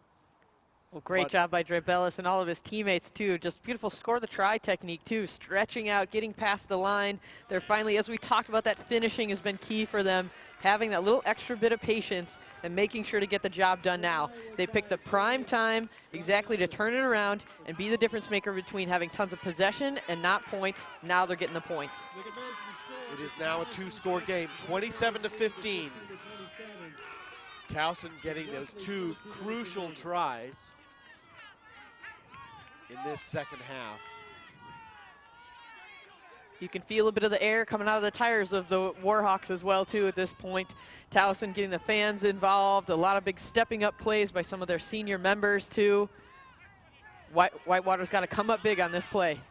Whitewater could stand to avoid penalties, and they perhaps could stand to not be defending as long because that is energy sapping. But the ball is lost to Talson. Sweeney kicks it deep downfield. Priest has it. He's got Packowitz with him. And they're lining it up now. Trueheart. Can he get around the corner? He's used to getting around the corner. He gets past one, gets past another. Shields takes him into touch, but Shields takes him around the neck. And we're going to have a talking to him. We may see a card here, because he grabbed him 2 hands around the neck. And yes, that will be a yellow card. High tackle against Tim Shields. And you see how Packowitz here, he's just taken 2 hands. And the argument there is that he grabbed him by the shoulders, around near the neck, but the referee call is a neck high tackle. And really, Katie, this is also an important thing about how do you penalize something like that. This is an emotional game, and at some point an emotional thing like that happens, and you have to make sure that people don't get upset. It's like, you got to punish that. Well, it's interesting enough, he's criminal justice major, so he certainly is familiar with the laws of play. So understanding it's vital. Sindic kicks it ahead. Shibiliski is chasing it. He's the only one there. That could be a try, and that is a try. And Garrett Shibiliski, he is a renaissance man of rugby. He can run, he can pass, he can chase down kicks, as well as do all the hooker stuff. And that was Sindic, whose kicking has been a little bit wonky during this game, but those offloads from Priest, from Packowitz, and finally the ball gets one back, and there really isn't an awful lot on. Sindic kicks it ahead, and it's the hooker, Shibiliski, who chases down that ball. Beautiful gather and touchdown. Such an emotional roller coaster in these last 2 minutes of play here. We saw just a great chase down, and then a high tackle was called. Sindbin, the player for Talson as well. And then the Warhawks really just decided to put their foot on the gas at that point, take advantage of that little lapse in concentration, and they were able to convert and score a really critical try at this point, really stifling that return back into the game. Well, you have somebody in the deep 3 gets in the sin bin. What do? You kick, because there's not the same kind of depth to be able to cover that. The kick is away, so it stays 32-15, but it was such a smart move, and they kicked on Tim Shields' side, and that is a punishing, costly yellow card so far for Talson. So ball barely gathered by Grams.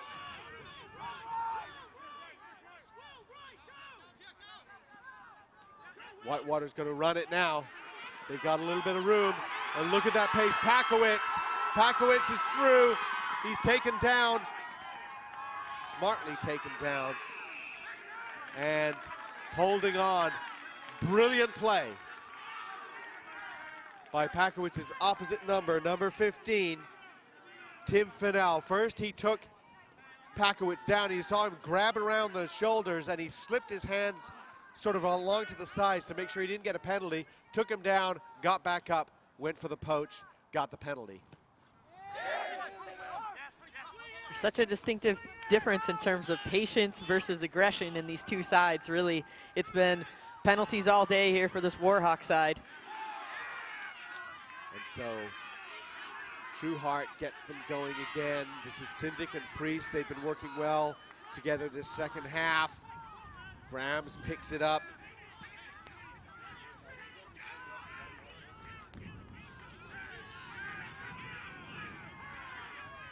And slow going by the Warhawks.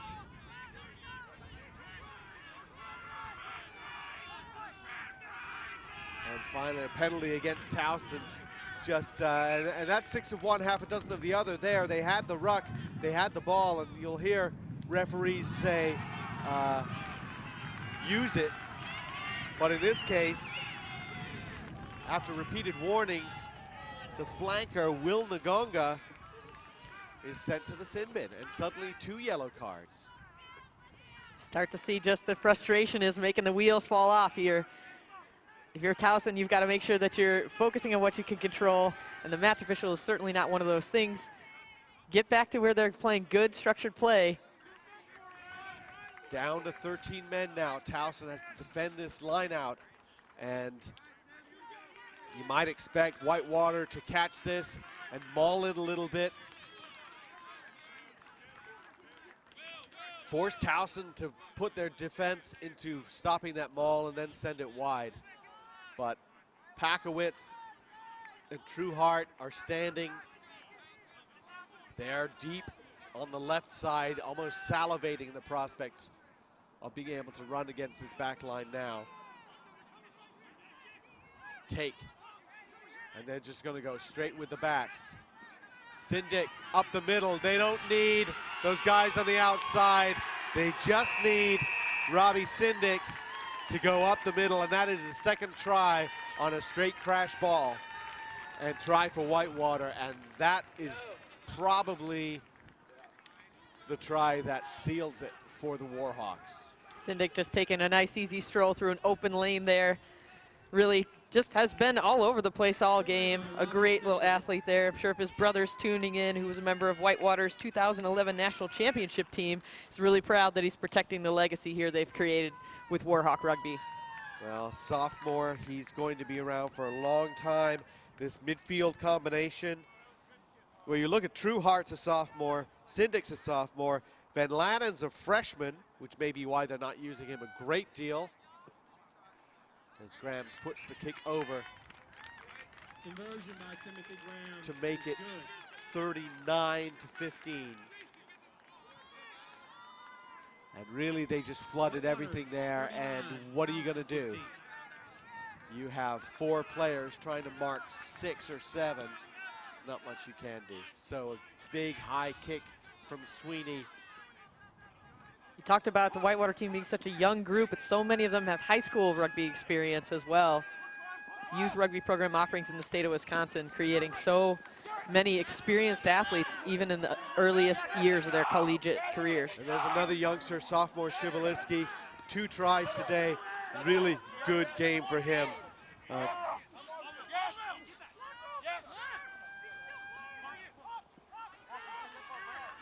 the ball just kind of rolls through someone's legs. But Pakowitz, the captain, he's going to rescue it. Pakowitz go through again, taken down, but keeps that ball. And so Healy, Sindic again, he's going to go through, dishes it off. And this will be another try for Whitewater. So we don't have the name associated with that number, and I'm sorry, but that was about quick ball and Sindic. I'm worried on this sideline. I don't like that. Take another look here. Not much more you can say about quick ball and just getting the job done. Good chase there by Talson. They have 2 men in the sin bin, and they've given up 3 tries. Now they have Shields back on, so they're back up to 14 men, but that has been extremely costly for Talson, those 2 yellow cards. And it took a game that was within reach, really, to one that was completely outside their reach. Now 44-15 with the kick, which is up and good. 46-15. And 46 is kind of a magic number for Whitewater. They seem to be scoring that a lot in their playoff games, 46 points. And with 11 minutes to go, we may well see them crack the 50. This Towson program, just a class act too, even just away from the ball. Saw Nick Auville help another Warhawk player up from a good contest. Great to see when athletes really are just congratulating good play. Sindic kicks it. It's kind of a bouncy, rolly kick. Sweeney somehow rescues it, and there we've seen another high tackle, this time against Talson. See the Talson fans getting really excited about an exchange there. It's on the opposite side of the commentator booth here. And I think we're going to see a card, because that was actually a pretty egregious high tackle, wrapping around the neck and then twisting around and taken to the ground. So that will be a penalty on Jack Healy. And yep, off he goes for 10 minutes. So we're now at even strength, 14 on 14. And at some point, Will Ngongo will come back. Actually, I think that was Zach Priest, maybe. Oh, that was the yellow card. And here we see the replay on the tackle. After the kick, Sweeney lets it bounce, gathers it up and passes it out, and then it's taken down illegally. So the line out now. DiPietro wrenches it back to Laria. Laria tries to pass it, but it fumbles out of his hands, and so that'll be a knock forward. And that's another unfortunate. And we've seen now, I would say, 4 close-in attacking lineouts, and they scored a try off 1. And 3 others have not gone right for them. They tried to use a little misdirection early on. It's really just about execution and making sure that the throws can get to where they need to go. One was too short, one was too long. Just making corrections to get it just right.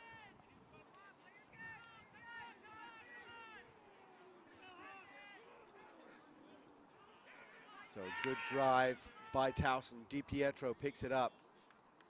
Oh, the ball has come straight out of the tunnel, so we're going to reset this.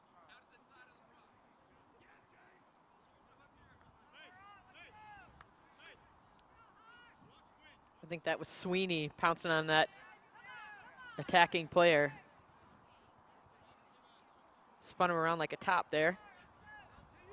The thing is that these scrums take a lot of time. 8 minutes to go. Talson has to score 5 times.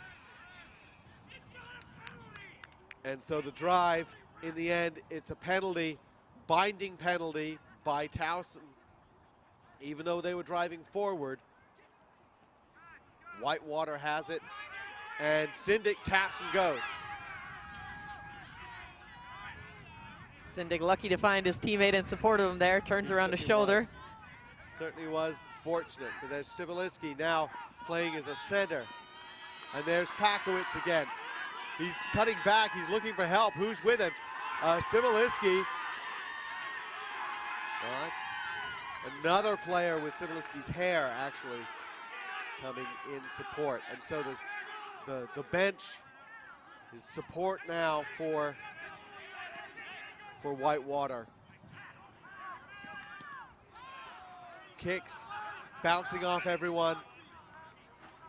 And we end up with a knock on. And at this point, Talson doesn't really have an answer. They would like to be able to break through and score a quick try, but it's going to be very, very difficult. Temper's heating up a bit too as well. See, there was a little bit of a late charge on that counter ruck. Whitewater player wasn't too happy with that one. Really, Talson just still frustrated again. Had a couple of yellow cards. We saw another one for a high tackle on Whitewater. Well, now Talson has actually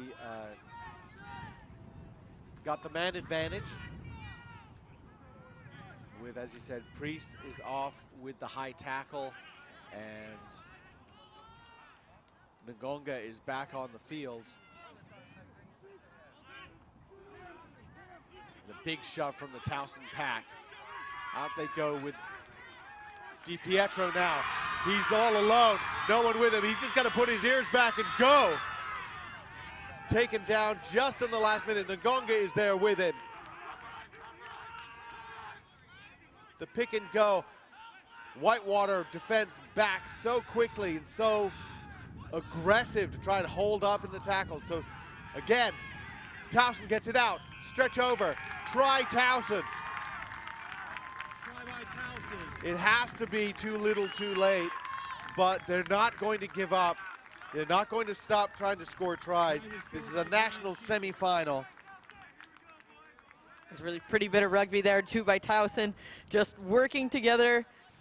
Number of good offloads as well to finish it up. And really a defensive miscue, I think, with Syndic out there. You saw him jump out. He knew he got a bit ahead, trying to anticipate where that pass was going to be made. And there's DiPietro with the big break, looking for somebody to offload to. He didn't really have anybody. In the end, he had to be tackled, but Ngonga was there to finally get that offload from the ground. That was crucial. A number 7 trailing. What a great kick from Eric Sweeney. Whitewater 46, Talson 22. And that makes it 46-22, which puts Talson within 4 tries. And they have about 5 minutes to score them. So really what they need to do, I mean, it is possible, but you need to catch the ball and go score right now. And they're near the line. They're picking and going, and then they're able to recycle it and set it out to the wing.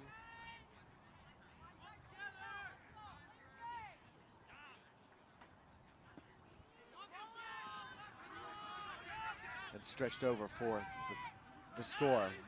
Ngonga came in off the yellow card just enough time to be in the right position in support. So Whitewater keeps it. Sindick still out there in the field. Healy still on the field. Offloads it, but it's taken.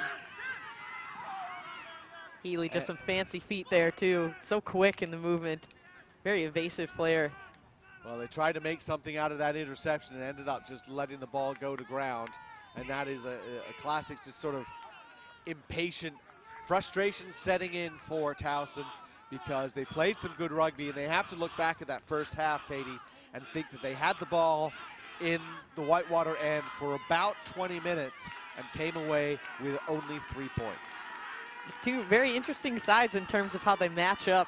Really, Talson just very deliberate and methodical in their type of play, and Whitewater kind of just more flashy and exciting, but both really such a great contest that we've seen.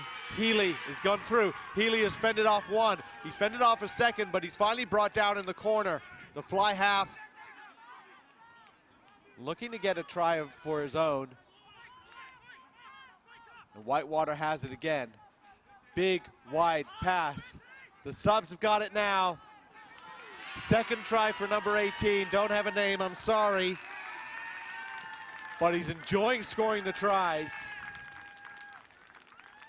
That was just a classic 2-on-1 situation there. He just held on to the ball, tried to commit the defender. Defender kind of really wasn't much he could do there. Try by Whitewater's Hunter Bell. Connor Bell.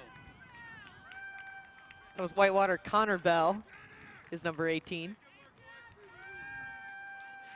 So with Connor Bell's try, that's rings up the 50 for Whitewater at 51-22.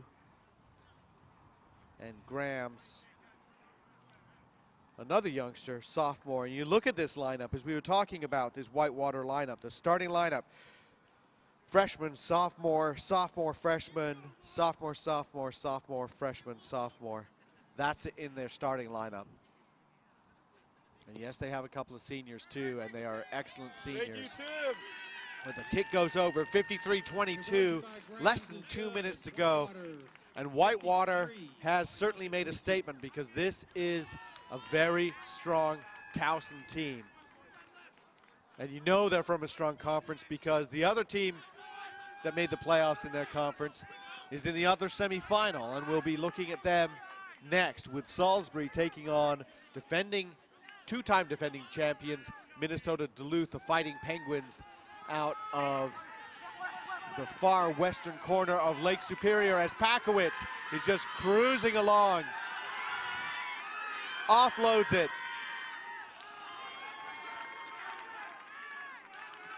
And there, Whitewater, you know, they may have been a man down. They still are a man down. They don't seem to care. But Talson had to chase the game, and probably chased it a little bit too early. And finally, another pick and go. Whitewater so close in. They do turn it over though, right at the try line. And Nick Tirabassi has been able to steal it for Talson. Knocked forward by Whitewater. And the referee's thinking, we do have a little bit more time. Great turnover there for Talson. Some great work here from Pakowitz. Alex, you talked about really the young players on this team and the seniors, how they're so important. Eric Pakowitz being one of those really critical seniors. Pakowitz and Brady Wright. Jacob Huckison. Those are the seniors in the starting lineup. And then also junior Jack Healy at fly half. And Healy's a very steadying influence. He's not a fancy fly half. Doesn't do a lot of kicking. What he does is he gets his centers moving. And he certainly knows how to get Robbie Sindick into space. And so Sweeney trying to work something, and that'll be the end of it. And Towson University worked as hard as they could, but in the end they couldn't finish in the first half. And Whitewater finished in the first half, they finished in the second half, they finished at the end of the game as well. That's so much flair that we've seen here from this Whitewater squad. Tons of speed, pretty good decision making too. Have to work a bit on disciplines around the breakdown, but good things that we've seen so far from the Warhawks. So we'll be looking at some highlights of this game as the Warhawks come together to celebrate their victory. They are back at a national final. They've been to the Sevens national final for Division II, where they lost to James Madison in the spring. Last fall, they were in the final against Minnesota Duluth, where they lost that one. We know they'll want to win this one, but they just put the tries in, and I was very, very impressed with their hooker, Garrett Shibaliski. He scored 2 very fine tries. He did his job in tight, but he did some interesting things out as a backline player when he needed to be there as well.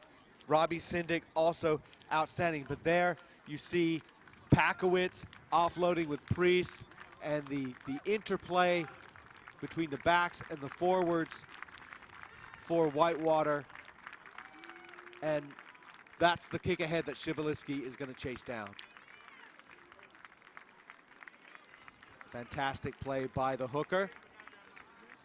It was Robbie Sindick making that kick too. Better placement there. And then we see Sindick just straight flat pass in under the post, not a problem. And Pakowitz countered all day very nicely. Quick ball. And Healy, again, just really setting it up so it's easier for his backs. We talked about the quick ball too. Really, Tim Graham's one of the unsung heroes of this team, I think, as well. Just distributing really matches the pace of this Whitewater team. And Talson did not give up. They really had to work hard, though, to get those tries. The stretch over, the fend, really nice work, but it was first half where we saw them trying to score and just struggling. That's Healy again here on this break. He's got 3 Towson players chasing him down. He's got support coming a bit late too. At this point, those are the shenanigans going on in the ruck, and there was a penalty advantage too, but really then it's a case of using the space and using the men that you have. Great decision to switch fields too on that one. All right. And so we will be back with the second semifinal and the final game of today here on USA Rugby TV. I'm Alex Goff, I'm with Katie Wurst, and Salisbury against Minnesota Duluth is coming up next. We will take a break and we will be back with that second semifinal.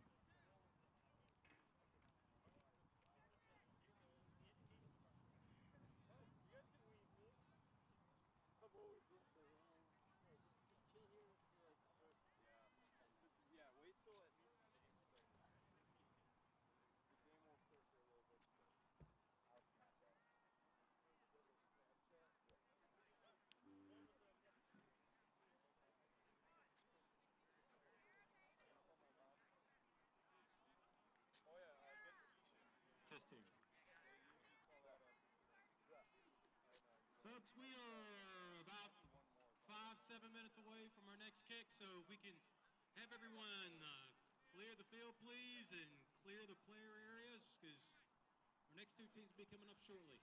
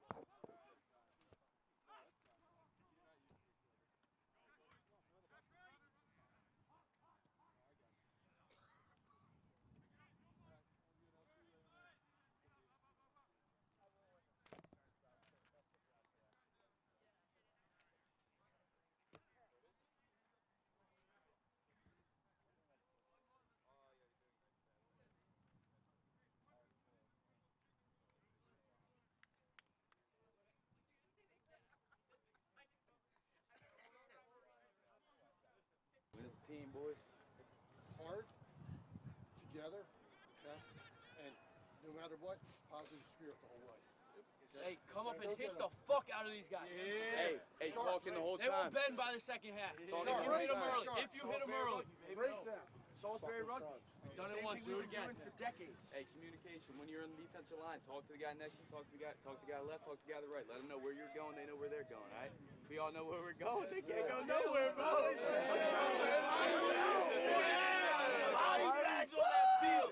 Shoulders should be right. Hit them low. They can't go anywhere without their legs, boy.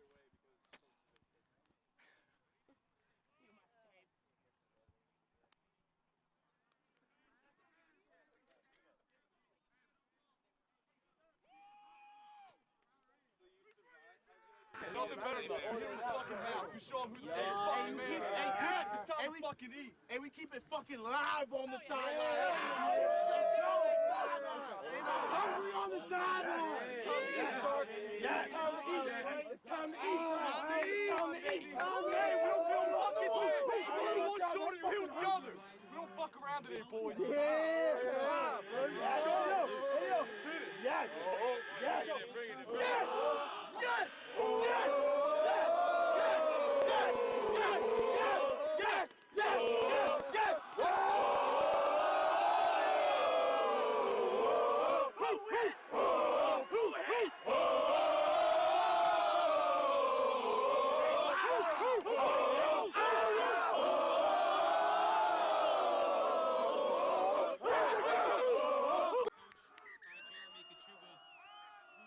University of Minnesota Duluth.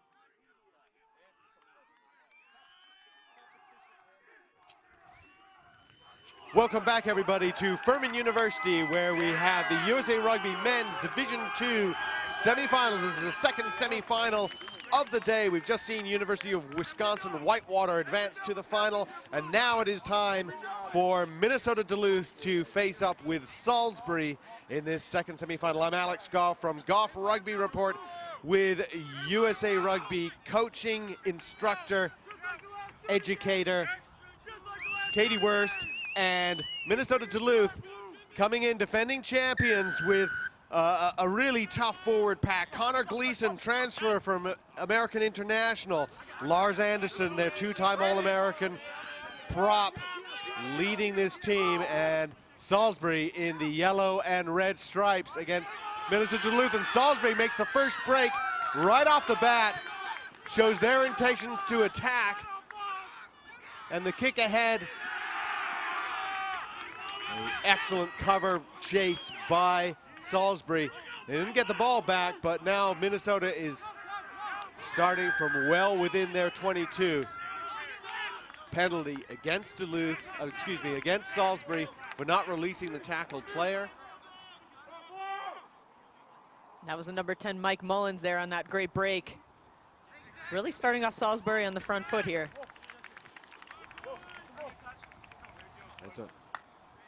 And Salisbury has, they're lucky to get Michael Mullins, their fly half back after an injury. Blake Carroll, also carrying an injury, is back, and that's a crucial halfback combination that they need. And then Scott Wheeler there, number 8, wearing number 19, in fact, is a powerful runner for them. And so Duluth, you got to look at their second rows. Gleason and Teddy Buntrock. Buntrock was a huge part of their championship team last year. The kick downfield from Trace Bolstad. It's a deep one. The chase is there. Salisbury kicks it back with interest, and that's their fullback, Nicholas Rodriguez. Tanaka and they try to kick it. He's charged down and charged through the dead ball line, so it will be, in fact, it ends up being a penalty to Duluth for offsides.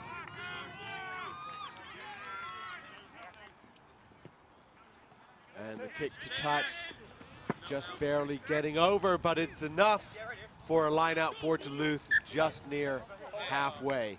Duluth has been in the final 3 times in a row. Remember that the Division II finals switched from spring to fall, so in 2013 it was held twice. These two teams played both times. Salisbury won in the spring of 2013, Duluth won in the fall of 2013, and then Duluth repeated as champions last fall, beating Whitewater in the final. And the Fighting Penguins, they know how to run, and they know how to tackle, and there's a break from Austin Heckerl.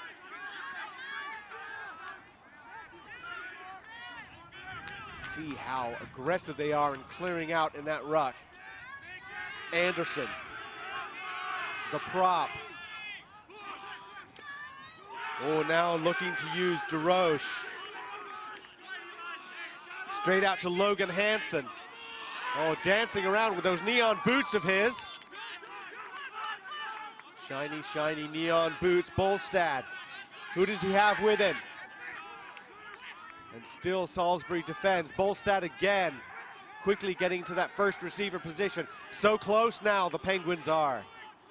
A pick and drive, nice tackle. See Salisbury get in position. And Wilson almost over there. Looked like he was there, but referee. And it is a try. Wilson was there. And it is a try for Duluth. And just like that, 4 minutes in, Minnesota Duluth leads. Duluth so good at striking early too. Trace Bolstead, it's almost like he just materializes into position. He was from one position, he came back. Just a great distributor of the ball. Wilson in the right place, getting the job done. Referee John Stevens, actually my roommate this weekend in Furman, so I'll say nothing but nice things about him. But he examined, talked to his assistant referee, as a good referee does, gets those extra eyes on it, and calls the try.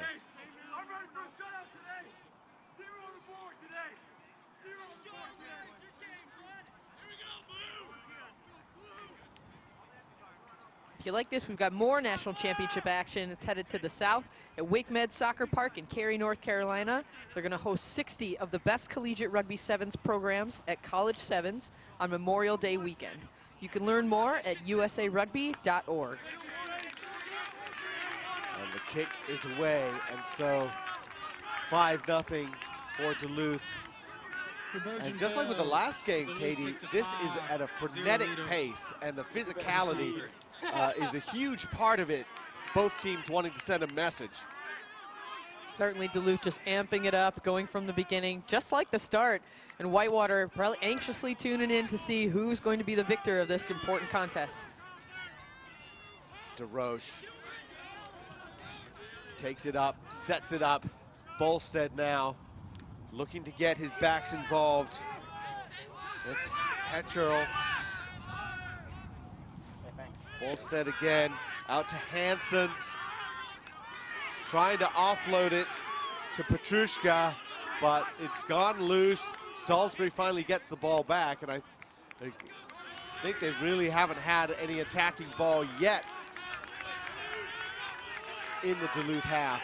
Salisbury is the only non-conference winner in this Final Four. They finished runner-up to Talson, losing that Potomac Conference Final 13-10. Towson lost to Whitewater earlier today. But Salisbury has probably been in more national Final Fours in Division II than any team here. And they've won a couple. Remember seeing them win in 2004. Just extremely impressive performance that year. And the Sharks against the Penguins. And this Duluth team as well, just stacked with great players that we've seen from all different ages and levels, have a number of national championship experienced individuals. They're also missing two quality flankers and two of the team's best tacklers in Dan Rebel and Bryce Lanhart. One was an torn ACL injury. That's tough. The Northern Lights champions, Minnesota Duluth. Golf Rugby Report has had them ranked #1 all through the fall. They haven't done anything to make us doubt that.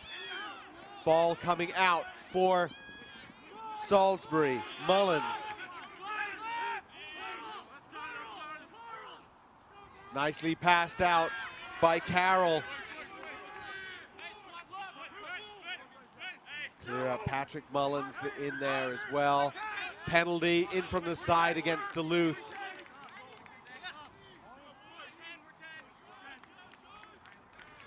And the penalty's right in front of the post, about 24 meters away. And so immediately the choice is to go for points. And that'll be Blake Carroll, the senior from Eldersburg, Maryland. And again, like a lot of these Division II schools, this is a local college. Most of these players are from Maryland. Salisbury is in Maryland. Most of the players from Minnesota Duluth are from Minnesota. Like one player from Wisconsin, maybe two.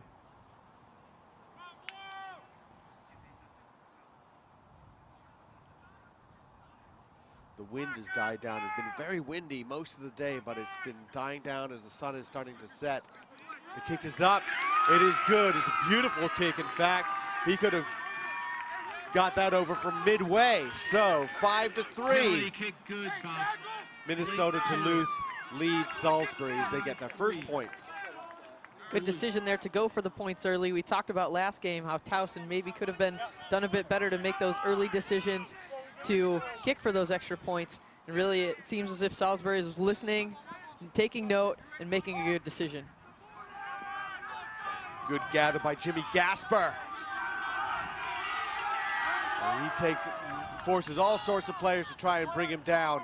Mullins to Mullins, out to the left wing. Caffrey kicks ahead. It rolls into touch. And Salisbury seems to kick more than most of the teams we've seen so far today. Certainly that's been part of their character for many years, to kick and to chase it down. You mentioned Gasper in on that play. Sometimes used as an impact sub as well. He can either play center or as a loose forward. He's actually starting here at 13. Sam Freeman's throw for Duluth is not straight. Buntrock won it, but he won it with the outside arm. And it really wasn't straight, so it'll be a scrum to Salisbury. And this will be an interesting battle, too, how these two tight fives especially match up. As I said, Duluth has an excellent back row of Buntrock and Gleason.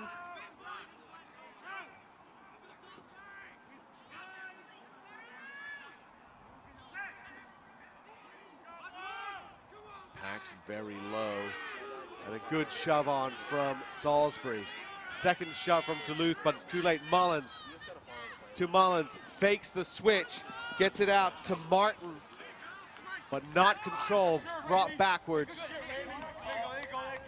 And you saw there the play, trying to do a little bit of a loop fake switcheroo Alabama crisscross play, and bringing in Matt Martin, the fullback, into the line, but didn't quite go to hand. Just got a bit fancy there. Nick Rodriguez was the one making the errant pass, just got spun around. Rugby was one of 6 sports that he played in high school. He's played football, basketball, baseball, soccer, and track. So a great multi-sport athlete. We talked about with the Olympic Games coming up in 2016, so many different athletes tuning in, trying to check out the sport. Zach Schwartz not able to control it. DeRoche wasn't able to control it either. Taken very nicely by Blake Carroll. Salisbury has taken it back. Spun out quickly. Mullins, and that would be Patrick Mullins, gathers it as it rolls past Mike Mullins.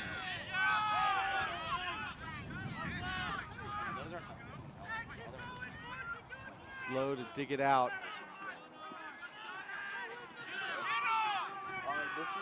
Salisbury again doing well to get a little bit past the gain line each time. They look so confident going into contact. And that's Mike Mullins keeping it, but he loses it, and it's a loose ball, and that will be a gift try for Minnesota Duluth. And that's Logan Hansen, the number 13, the outside center. And there was just an attack that was slowly, methodically getting put together by Salisbury, and then just a turnover.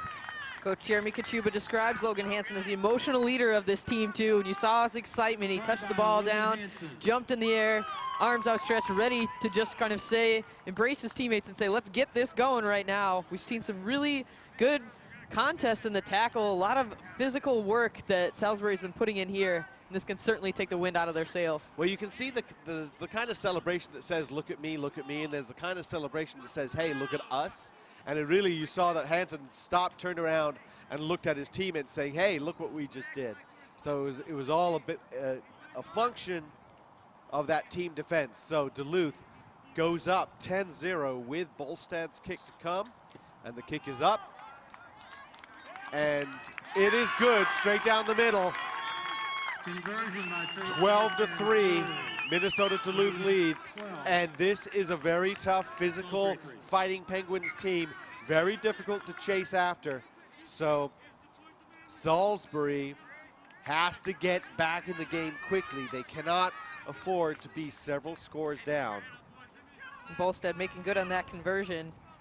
Also from Hopkins, Minnesota, along with another number of other players, including Tanaka, Herschel as well. A great high school program there too, part of the Minnesota Youth Rugby conglomerate. Restarting for Salisbury. Elijah Hyman, he's the prop.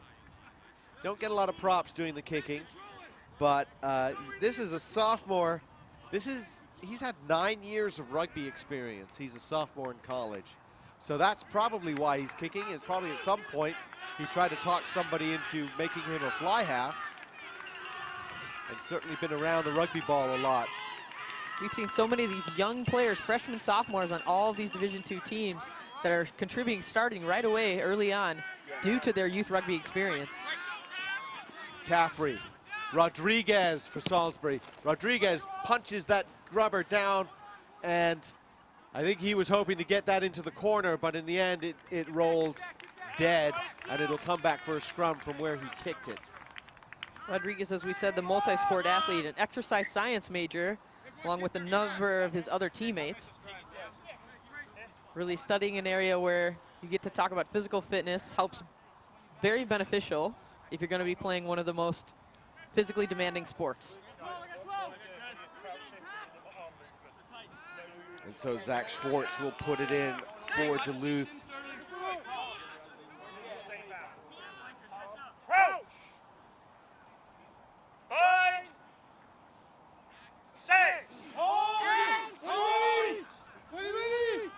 Referee Stevens giving a great high volume cadence there.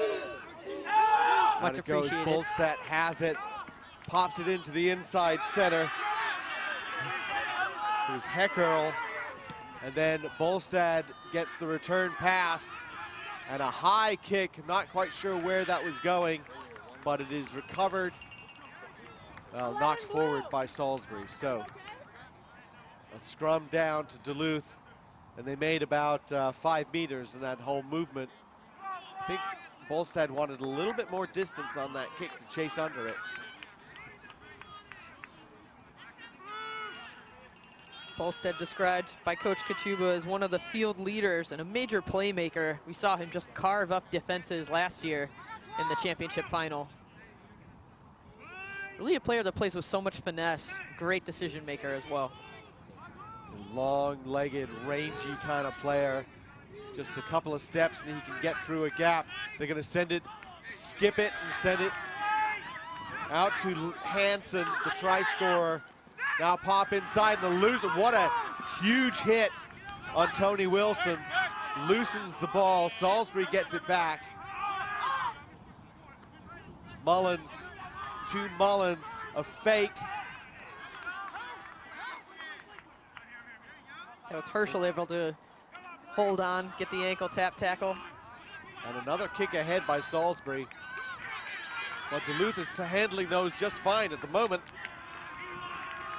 And Petrushka put into touch. And you look at this kind of physicality that they're dealing with. Big hit, turnover, and eyes open, hands ready. really nice to be able to take that and make that into something.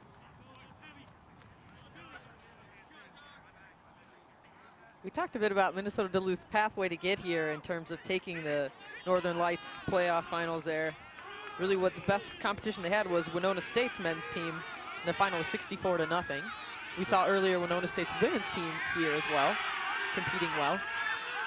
Demetrio took that line out. Very nice maul from Salisbury. Now it goes to ground. Now they're going to use it. And again, big hits. Gasper,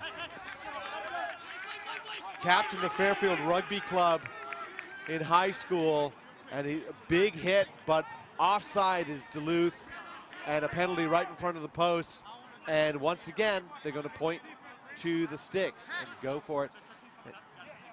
And here's another massive hit. You see that Gasper is... that was Randy Tanaka there for Duluth, taking the brunt of that go-forward play.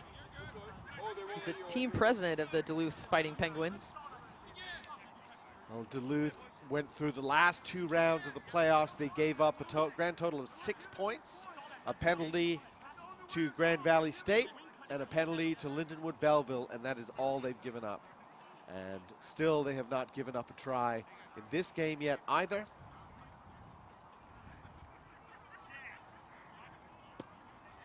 And the kick is up and no good, right in front of the post, but he kind of aimed it. Blake Carroll would like that one back. He didn't really follow through on that. So 22 dropout for Minnesota Duluth. Bolstad gets his players ready, and a big deep kick taken by Mullins. That would be Mike Mullins. Sends it out to Gasper. Oh, there's going to be a cut back inside. This is a big run. This is going to work out just fine for the Sharks. Can they show their teeth now? Down on the line, wriggling through.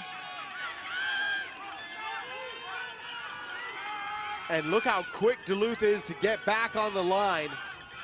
We talked about them not giving up tries. Can they hold the line now? Slow ball. Salisbury, pick. The drive forward again. Remember, if it's on the ground and against the post, that's a try too. Referee's right on it. And the pick and the drive. That might have been Etim Ayo. And again, another surge over the line. They're making just fractions of inches. Duluth digging deep defensively here. Meeting them right at the point of contact, right at the tackle line. And finally a penalty against Duluth, not releasing the tackled player.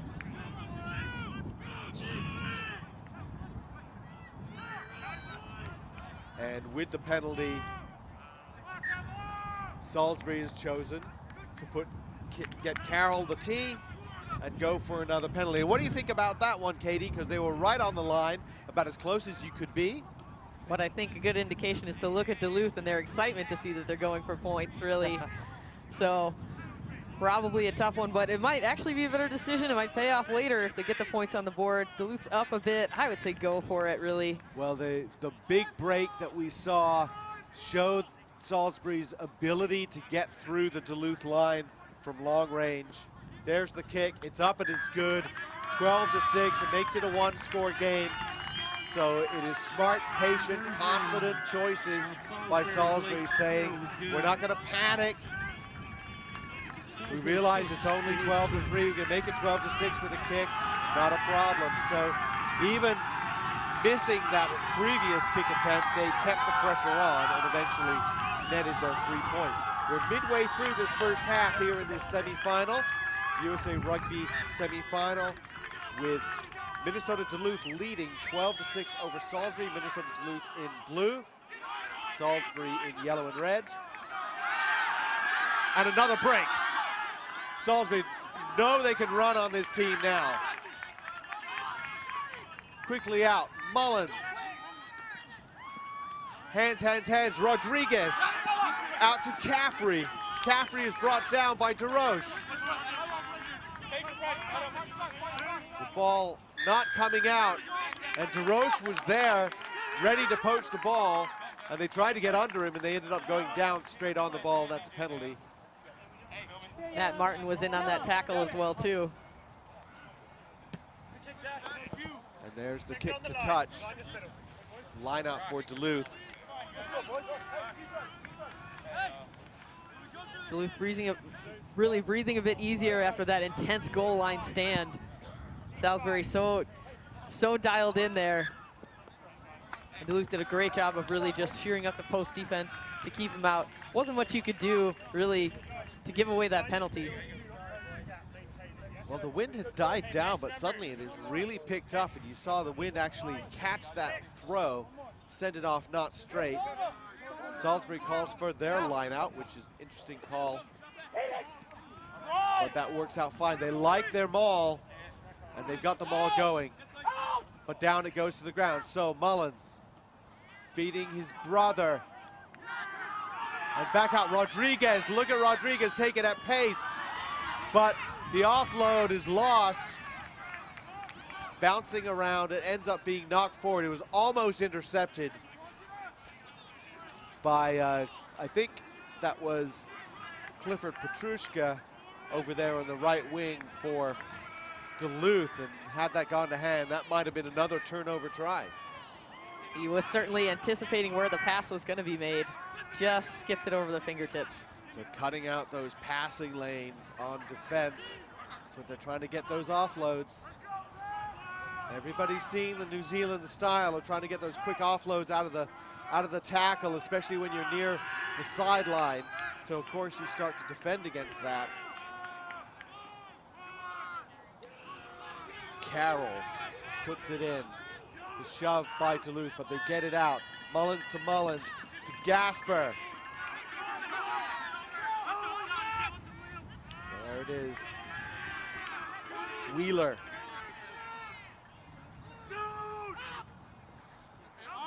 Look again, hoping to get it to Demetrio, but can't quite get the offload going.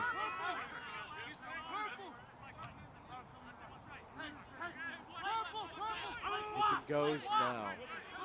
Salisbury really working hard for the extra inches here. Mullins again. He's got Rodriguez with him. And a nice flat ball. Had a little bit of a snappy pass, and Caffrey couldn't get the handle, but Rodriguez has been really dangerous slotting into that line, and they're going to continue to use him. Great flat ball from Mike Mullins. Rodriguez, great line breaker, just working to try to make sure he can get an efficient pass in the offload. The second one that he missed just slightly, little miscue, largely due to maybe nerves of this playoff situation here. Well, going off the field, Etemeo, Prince Etemeo, and he subbed off, which is kind of a blow for Salisbury. That'll be tough for them. And so Duluth, they attack from within their 22. It's a risky proposition, but they get a penalty for not rolling away or using their hands in the ruck, using their hands on the ground.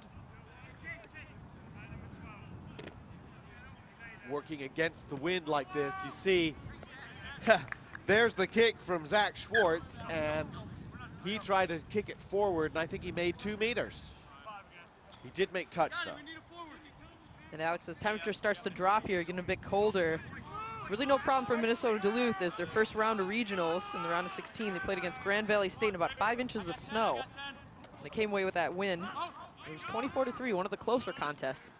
Well, the snow might have had something to do with that, but it was snowy the next day too. Pretty crazy, and being up there on the shores of the big seawater, Lake Superior, you know something about wind and something about chilly conditions. Hanson trying to find a way, but Salisbury's up so quickly.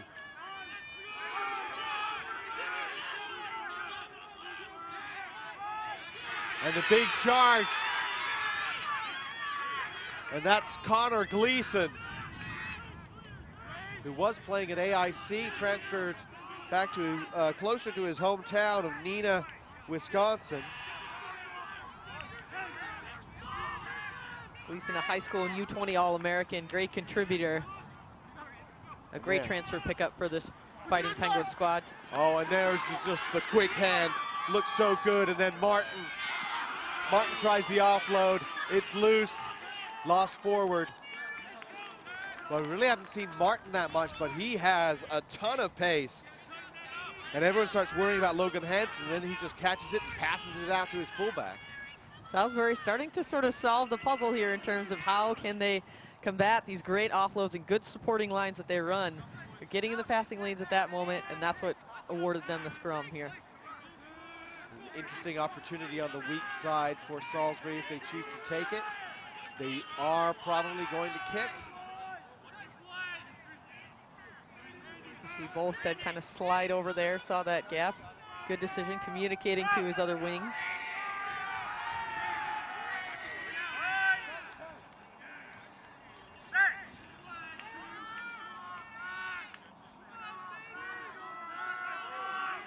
Nice flat, stable platform there. Carroll to Rodriguez, who does indeed kick it downfield, down the middle of the field. Martin is right under it, and boy does he have backs with him.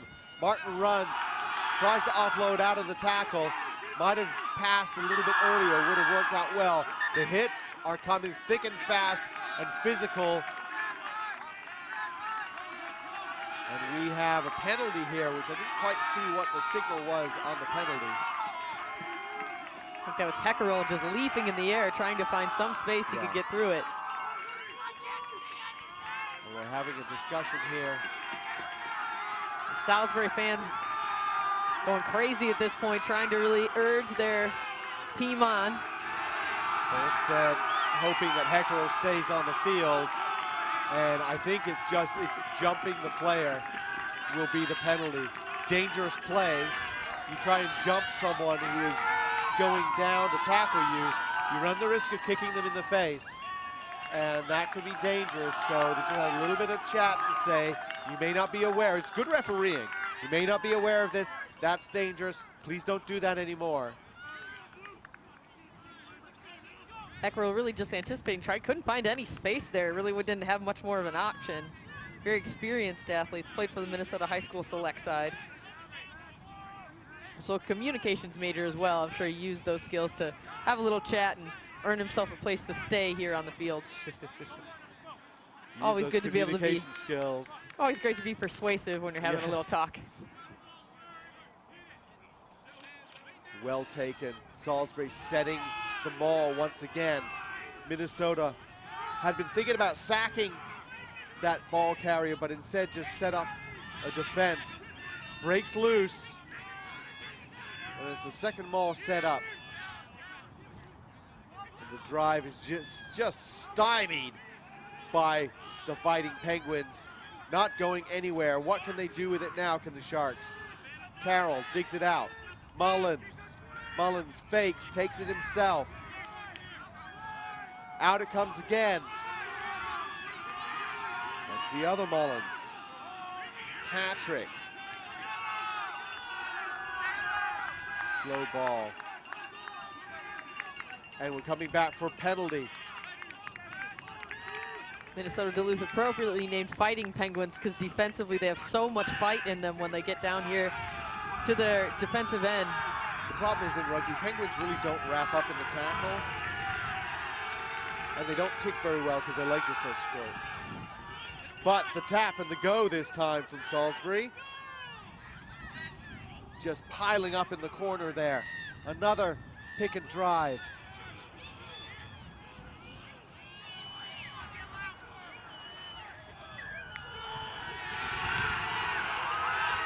And the call. And it's a try. It is a try.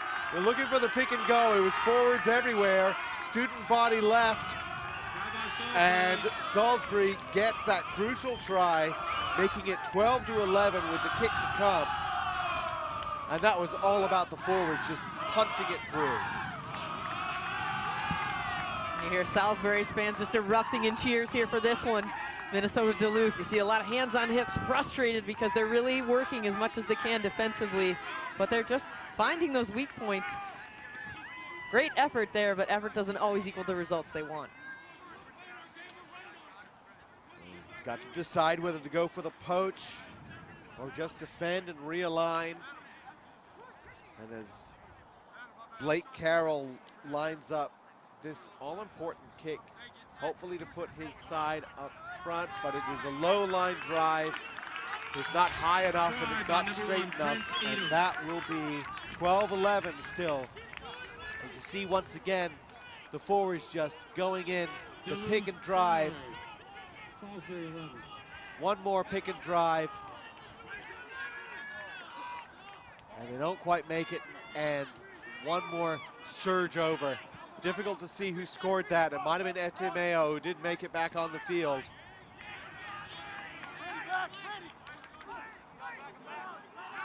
Salisbury has it again. Salisbury is asking questions of this Minnesota Duluth defense. Rodriguez, the low kick, blocked by Freeman. Duluth, look at that. I can't remember the last time Duluth really had their hands on the ball in a good attacking position. It seems like a long time. High kick from Carroll. Under it is Tanaka. Well taken. Bolstad now using his backs. Heckerel.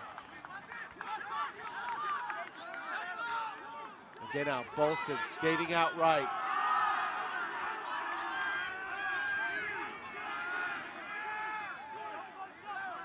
Schwartz, the scrum half. Just working it continuously to the right side. Now they back they come to the left. Oh, what a massive hit. Just destructive hit. I think that was Gasper who took him down, but Duluth keeps it. There's step check. Gasper that was a sledgehammer coming at him there. I hope we get to see a replay of that one because that was just beautiful. So Mullins going in now.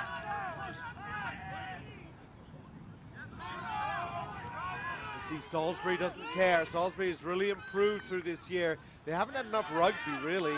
Too many forfeits, too many opponents not ready to play them. But they're peaking at the right time anyway. Rodriguez now looking to use Gasper. Gasper dishes it off. A nice pass, but it couldn't get the handle. And I think that was the fly half. Mike Mullins, who wished he had it. And here comes that hit again. Breaking through. Oh, he thinks he's got it. And no, he does not.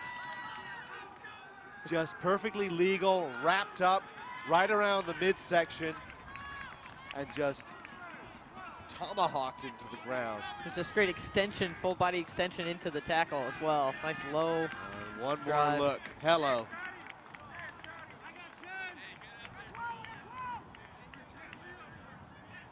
Well, it's Certainly the hit didn't. of the day. We've seen a lot of good hits, but that's the hit of the day so far. He's probably thinking no one got the number of that bus really that hit him. That was just rough.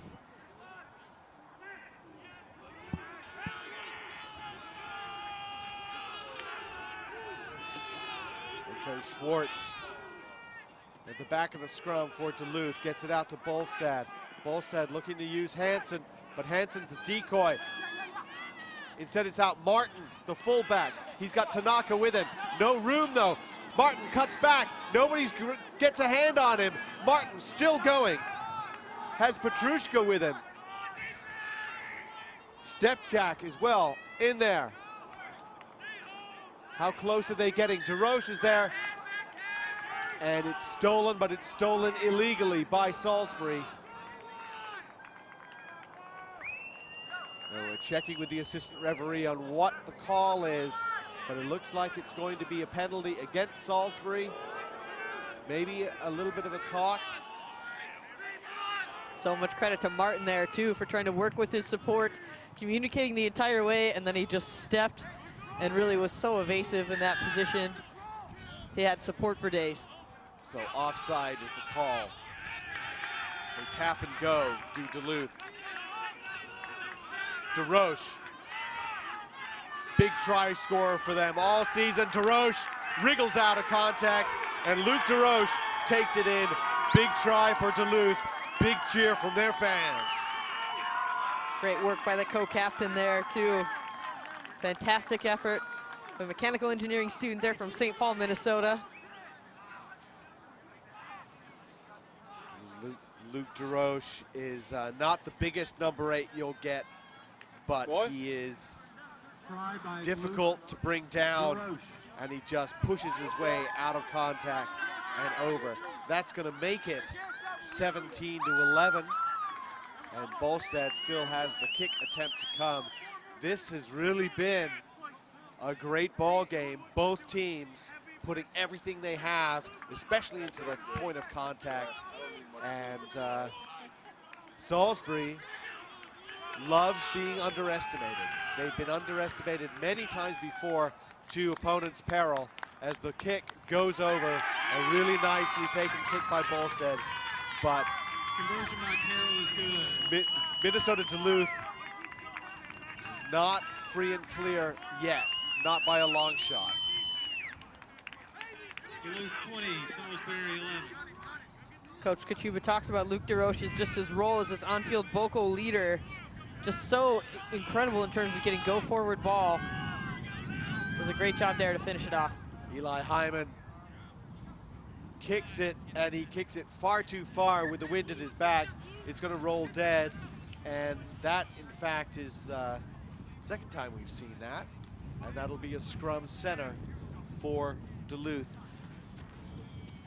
And rugby fans and rugby coaches, here from national team coaches and top-level rugby administrators from around the world at the 2016 USA Rugby National Development Summit in San Francisco.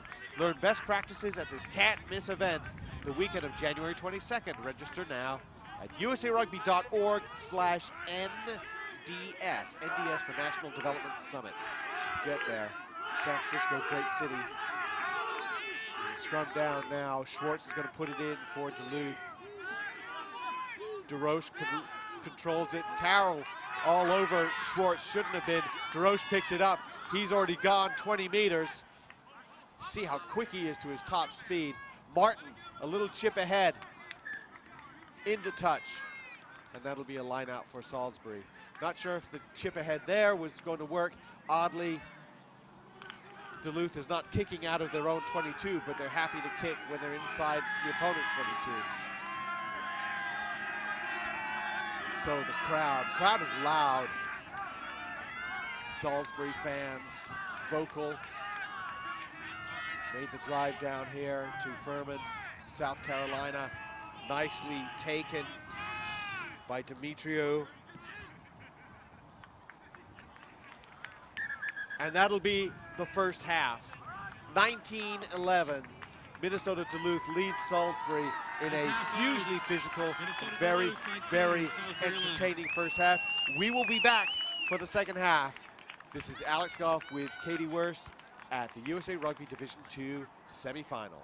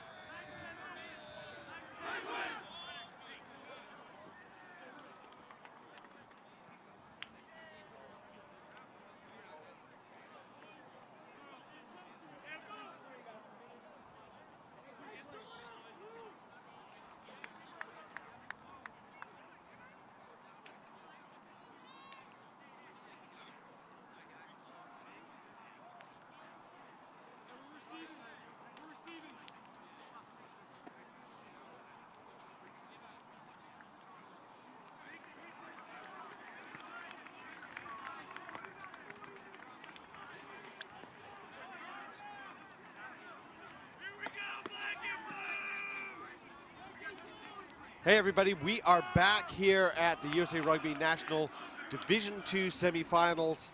Here, the second semifinal of the day. We're looking at highlights from the first half. Minnesota Duluth against Salisbury. Salisbury in the yellow and red, and Katie Wurst. This is where Salisbury got that try that they really, really needed. Just it's a game of inches right there, and here's was that an exceptional hit that was put out there. But Duluth so quick to recycle to get back. Take a look at one more time. We got to see that twice. Such a great one from Jimmy Gasper. And Minnesota Duluth has been able to score more tries. They scored 3 tries. And here's a look at the third one as Luc DeRoche manages to get himself over for a try that turned a 1-point game into an 8-point game at 19-11. And certainly not out of the woods yet are the Minnesota Duluth Fighting Penguins, and Salisbury has laid in some big hits. They've challenged them at the breakdown, and they like to use their kicking game. I'm not sure if the kicking game has really quite worked for them as much as they want at the moment. Certainly with the wind kind of picking up at this stage too. It's late going in terms of now the sun's in. We switch fields here and we see Duluth got the sun in their eyes. It would actually be smart for Salisbury to put the ball up in the air and test them under those conditions. Got up at 7 again. Nice. Definitely could see a few fumbled kicks with the sun. Low-angled winter sun that it is here at Furman University. Beautiful campus here in Greenville, South Carolina. Such a great program here with a long history, especially at this men's Division II level. Such exceptional hosts here. And always a team that is a candidate to be here at these semifinals. And here we are getting ready for the kickoff. I'm Alex Goff from GoffRugbyReport.com, and with USA Rugby coach educator Katie Wurst with our final game of the day. We have plenty of action tomorrow also with national finals for Women's Division II fall, Women's Division I fall, and of course this competition we're watching now, the Men's Division II Championship. The kick from Blake Carroll by Salisbury. Duluth recovers it. And Schwartz returns that with a box kick. And a little bit more kicking to go. Not a great kick there by Ryan Kuhn, but he chases it well. Hansen, who scored a terrific try in the first half, always asks more than one player to try and tackle him. Bolstad fakes and goes back inside. The fly half. Schwartz digs it up. Buntrock, almost flipped over, but well controlled was that tackle. Hansen again, look at the pace at which they're trying to play, trying to get that ball out of the breakdown, but it has been stolen by Salisbury. And in fact, a penalty against Duluth for going in from the side and trying to rescue that.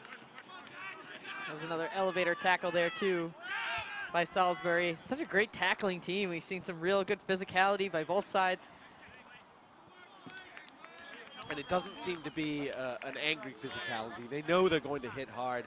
Everybody's taking it in the spirit that this is a rugby game. They're not here just to shake hands, although shaking hands is nice. They're here to make their tackles. And so a line out now for Salisbury. They're just tracking well into the tackle and then get a good shoulder contact and then the leg drive. Really making sure the tackle's a positive form of it, driving him back behind the gain line. Scotty Wheeler getting ready to throw it in line out. He plays number 8, he wears number 19.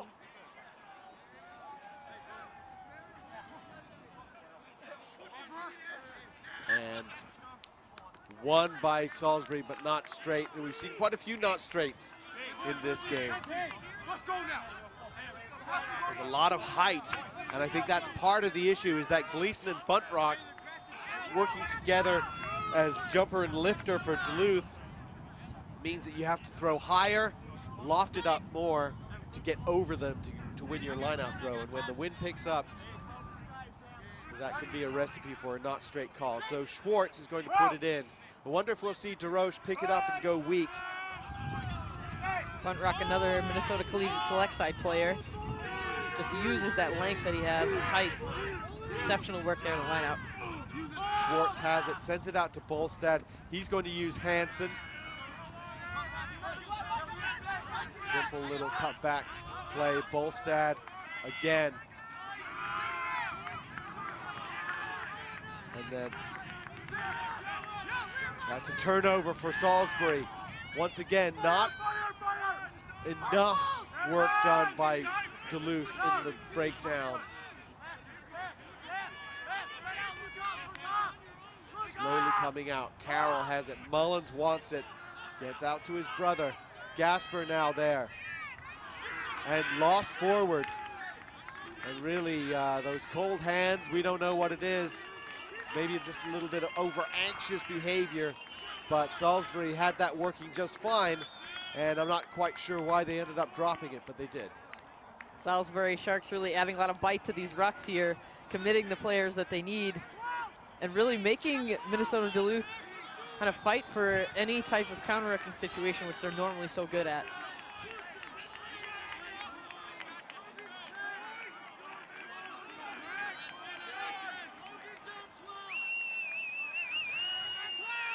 Get set for the scrum here.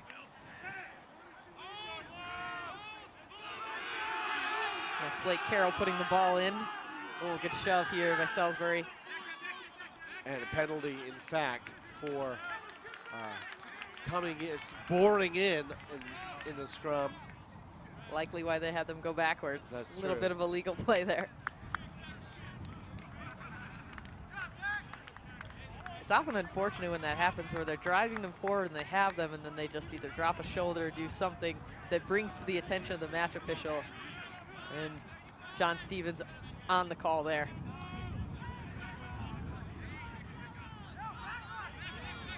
Well, the ball is won by Duluth now. Bolstad. That was Buntrock again, recovering that line out. Beautiful work in the air all day. Using Wilson now to try and make some ground. Another pick and go. Buntrock again. Gleason getting involved, clearing out. And out it comes. Bolstad to Hansen. Hansen just wrapped up. They've moved him to inside center. Not sure if that's the best place for him. Wilson again, trying to just keep it going a little bit forward. Itamayo was on that great tackle, his former football player. It's his first year playing rugby. DeRoche. And out we come again. Bolstad, big wide pass out to the wing. That's Tanaka. Tanaka goes in, and finally it worked. And they just were so patient, Katie, with their passing. We just did a couple of passes, take it in again, until there was space out wide. Really, you see Duluth make some adjustments in terms of the tempo in which they're playing too, and it's starting to work for them. They're regaining control in terms of how the game's being played for the second half, and a critical part for Tanaka to put some more points on the board so that they can further their lead. Also critical, Tanaka headed in towards the post as well too, to make that angle a little bit more forgiving for Bolstad for the conversion. Still fairly difficult kick. You can see the urging from Connor Gleason, second row, saying let's keep going. Logan Hansen, same thing, let's keep doing it, follow that pattern. And when we hear coaches talk about pattern of play, as the kick from Bolstad goes up and the wind just takes it to the right of the post, so it stays 24-11. The pattern of play is your philosophy of how you want to create those gaps, create those scoring opportunities. And you saw a pattern of play there from Duluth, that they were working fly half to another runner off. Then the flanker comes in, picks and goes. Then they run a couple of short balls, and then they do that over again until there's space somewhere, whether it's out wide or in tight, and then they exploit it. And that's what happened. Buntrock up to get it, goes in, he's taken down.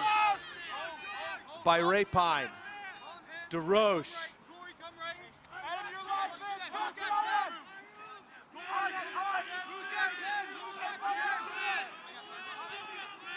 And out again.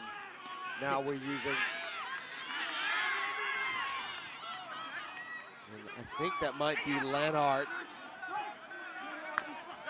But there we go now, out with Tanaka. Tanaka has Hansen with him. He sends it back in, and maybe a little bit of an early tackle, but they're gonna call just a knock forward.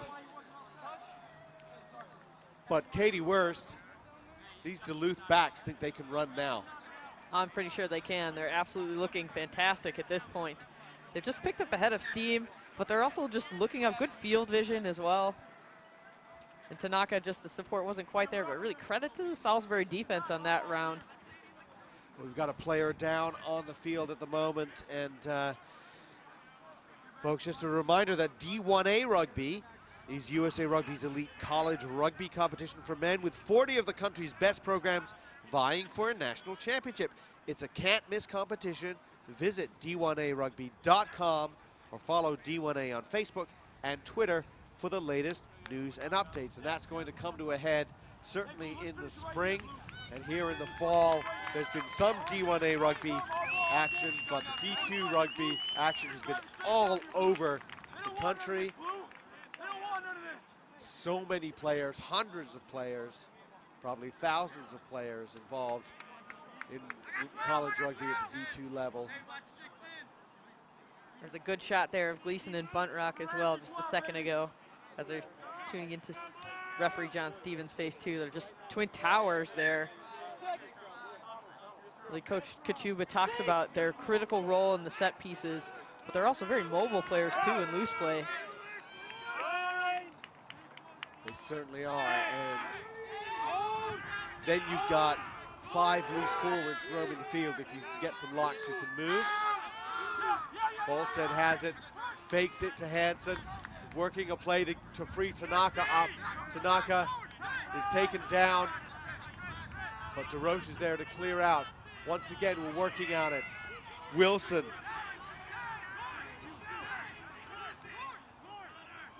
And it's stolen though. Wilson not able to keep it. Kick downfield.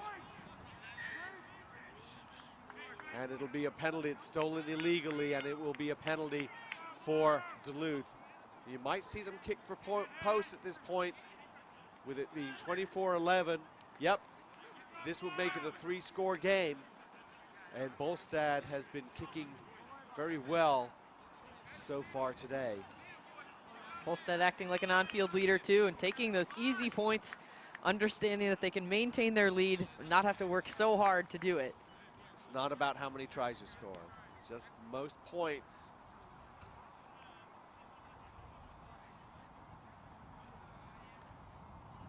Certainly, again, Duluth is not free and clear. They are up by 13 at the moment. And the kick goes up, and it is good. And now 27-11 with about 30 minutes to go in this game. Minnesota builds its lead. And Minnesota Duluth leads by 16 against Salisbury. Salisbury needs a score, certainly. Doesn't necessarily have to be a try. Your coaches Robert David and Bill Kresh here for the Salisbury team. Just getting their team back to the point where they had good ball possession would be helpful. We've seen a lot of more Duluth with their hands on the ball. At this point, Salisbury has to get it back. Hyman makes the tackle on his own kick, tackles DeRoche. Ball comes loose. Buntrock rescues it. And Freeman. And then kick downfield. It's a big kick. Kuhn is under it. Gets it to Rodriguez. And out to Caffrey. And kick downfield. Nice little grubber kick. And really, there's not much they could do except kick it back. Martin had to kick it back. And again, Rodriguez. Now he's got Gasper with him. But not a great pass. And almost kind of a scary pass because it ended up being taken down to the deck. And that was flanker Joel Henry, who is a little bit frustrated with himself, but maybe he shouldn't be because that was a high pass above his head and he needed to sort of grab it and get himself ready to be hit. So the passing skills have to be precise at this level, with the best teams being able to take space away, rush up into your face, and hit you hard. Gasper just putting a little bit too much mustard on that one. That adrenaline burst will happen. It's important really to just manage your energy level at the playoffs. It's not the same as playing in your backyard here. And so out to Bolstad again, looking for Blanhart. But stolen, no releasing the ball carrier. It's a classic penalty that we've been seeing when a defender thinks that he's got a ball carrier isolated. He goes too quickly to get that steal. And in the end, though, that they fumbled the quick tap, and it's going to be a scrum to Salisbury. So over-eagerness on both sides. Really just talking about having some poise when changes in possession come up. We'll take a look here again. He makes the call, he goes to make the quick tap. Just doesn't actually go through the mark there, I think it was. And said, we're gonna go, you didn't do it right, we're gonna go with the scrum. The ball has to leave your hands when you're towing the ball through the mark. That's a call I'd like to see more consistently called, one way or the other. We don't see it, but there we see Salisbury's moving it now. Caffey trying to get through, but again, a little bit knock-on in contact. And one of the bugaboos for Salisbury today has been lack of ball security in their back line when they're tackled. Still plenty of time, 26 minutes to go.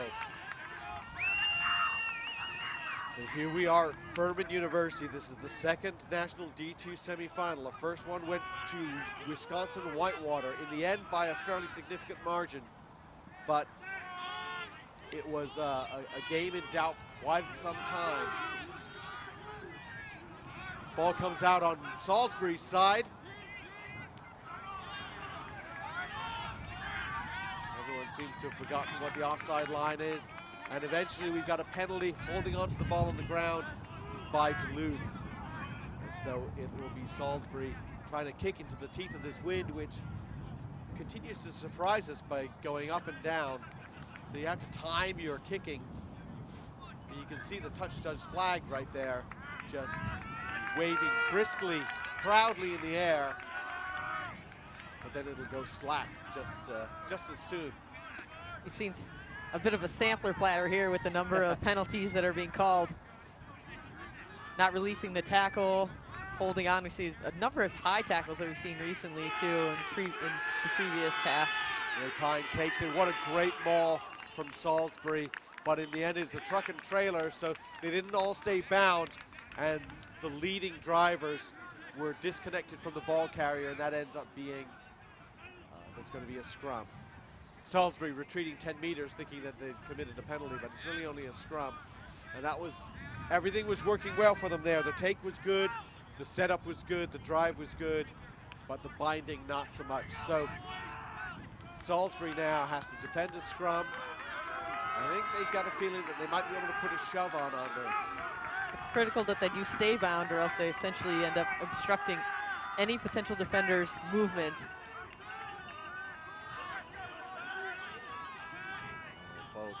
Both packs really putting into it there. Schwartz not able to control that pass. Carroll all over him, but DeRoche is back there quickly. He picks and goes.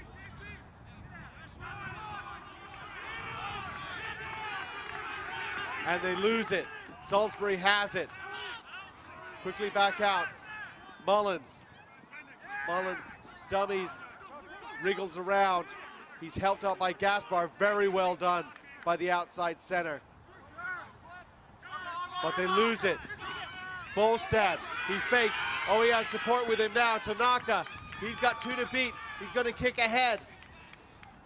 Not the best idea, and it ended up bouncing straight off the corner post. Not quite sure what the call is there. The corner post would be dead ball, and I think they're discussing that with the referee. And Bolstad had Support with him. Tanaka on the outside. Now, if Tanaka's been able to kick that ball and center it in the field, that could quite possibly could be a try. And instead, we're going to go back with a 22-meter dropout because that kick hit the corner post and thus was deemed to have gone dead. Touch and goal, technically. So, Carroll. Tanaka takes it. Not the best person to send your kick to. No. Tanaka's been all over the field. Not at all. And Martin, look at the sidestepping from Martin. Look at the sidestepping from Martin again. Looking around now, he realized that the dead end had shown itself. Matt Martin turned around. And there we go with Wilson. Oh no, that wasn't Wilson, because Wilson's standing out waiting for a pass.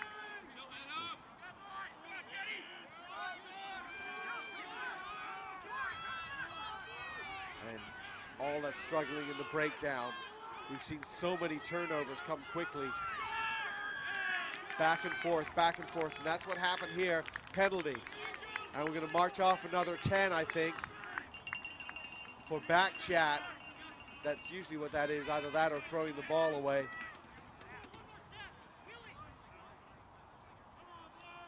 Duluth players getting a little bit frustrated that they're not able to do everything they want to in the ruck. The kick, though, does not make touch.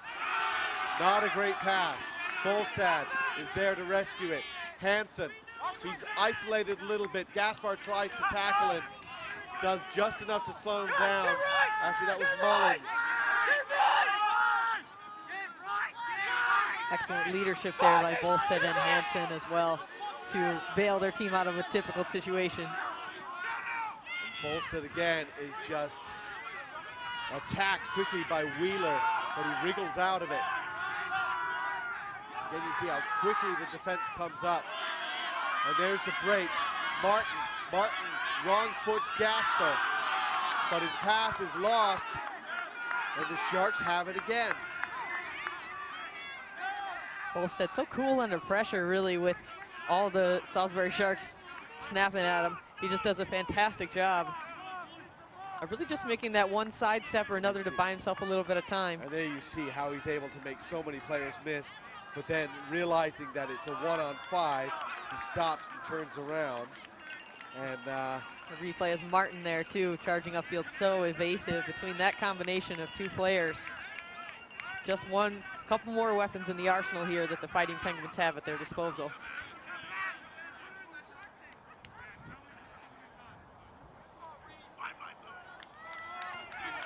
There's been a long debate as to what to do, possibly how to handle these scrums, but it ends up being a scrum down for Salisbury.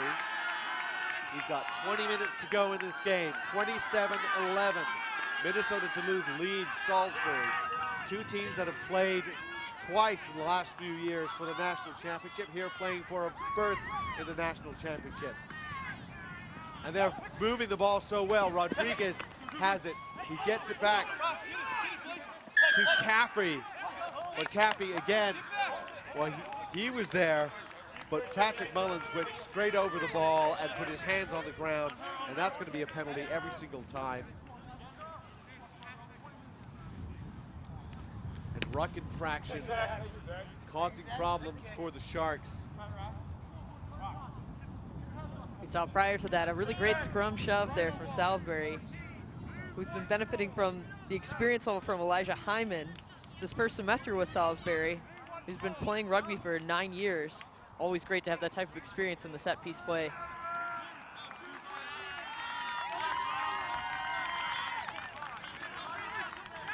So the throw in for Duluth. Overthrown, rescued by Wheeler. He's still going.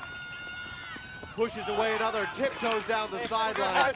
Oh, and it was always going to be a possibility, and a little bit of a push. I don't know what Bolstad's problem was. He made a tackle and then pushed Wheeler over for kind of no reason, but there's the overthrow. Wheeler does so well there And he needed to cut back inside perhaps, but pushes off one tackler and is taken out as he's trying to kick the ball downfield. I think really they just kind of got up and there was a little bit of extra physical altercation there.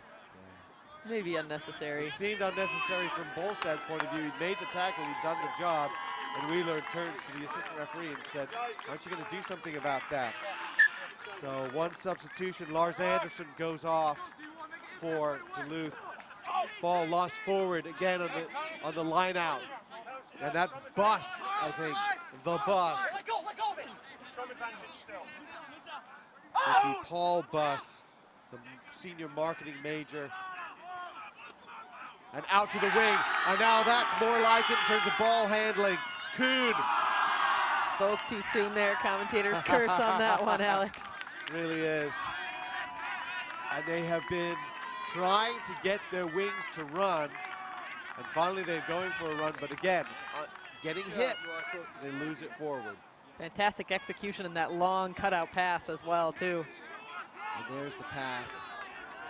Nice skip pass, great hands. And one more dish and not held on to. Pretty credit for Robert Rapine there, just really outstretched. Was able to get his hands on the ball and bring in that pass.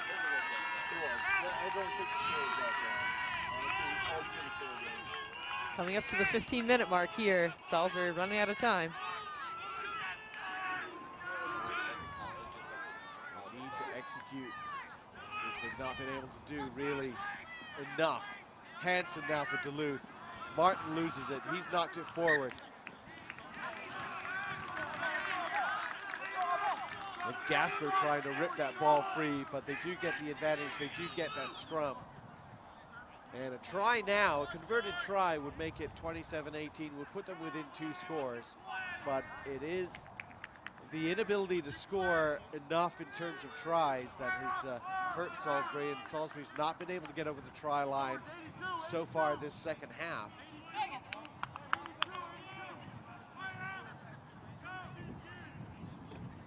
Such tenacious defense. More the hallmark of these winning teams than it is their offense. Their offense is like dessert, and the main meal is really a defensive meal.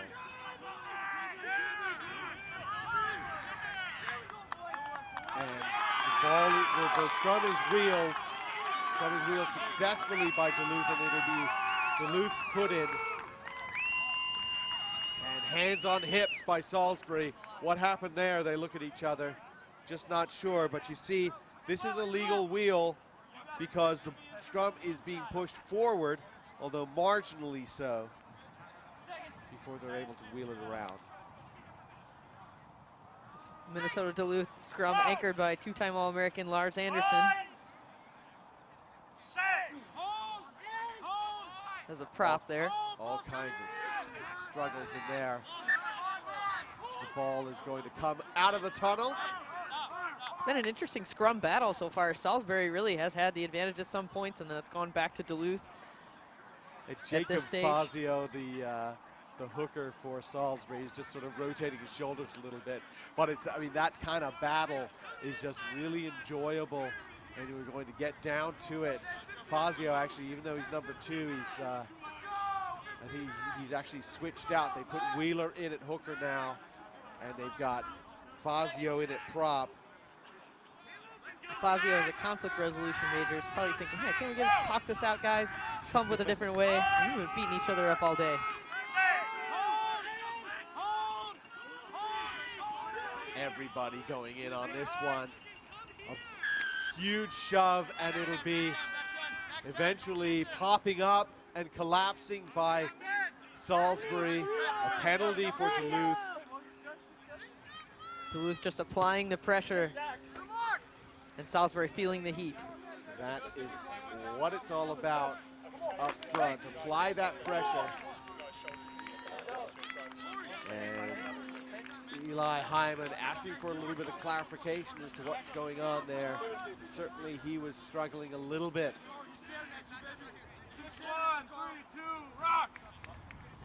So, a good take. butt rack takes it to go further. There, one of the players loses his shirt for Salisbury. DeRoche goes forward. Bolstead has it.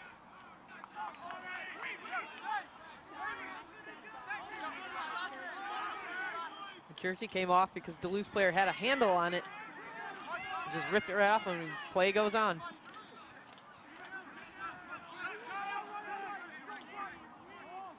So Duluth still working at it, not really getting anywhere at the moment. DeRoche, though, changes that a little bit. A little bit of a half break.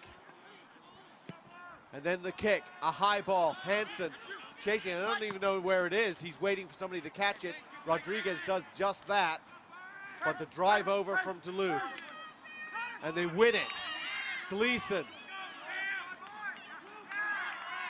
Unlucky, it's such a great high ball taken by Mike Mullins, but Duluth so quick to recycle and get it back.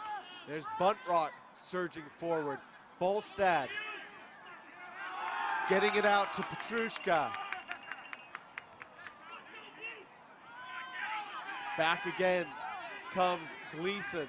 That's Sam Freeman, the hooker, slow to get up. He's grabbing his shoulder there. And it's all about the forwards.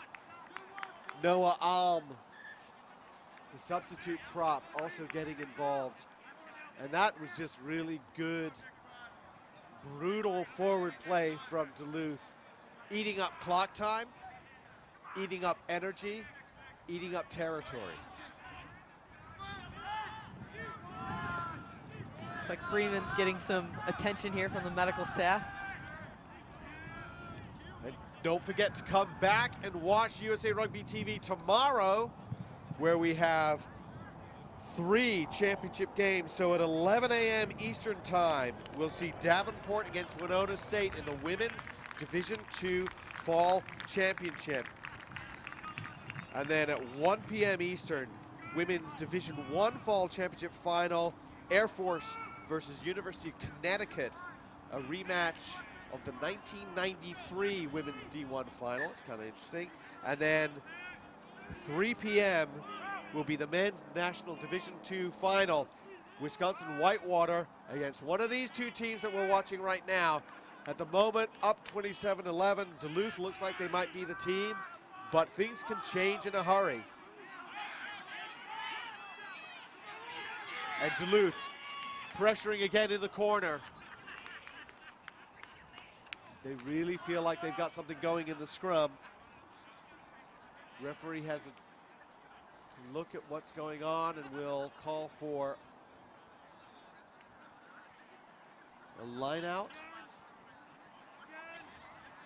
Be interesting to see if Freeman chooses to take the throw.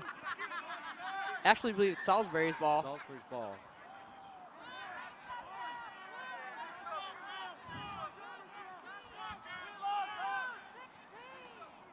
Good take. Salisbury has it. They control it. They have so far to go, though.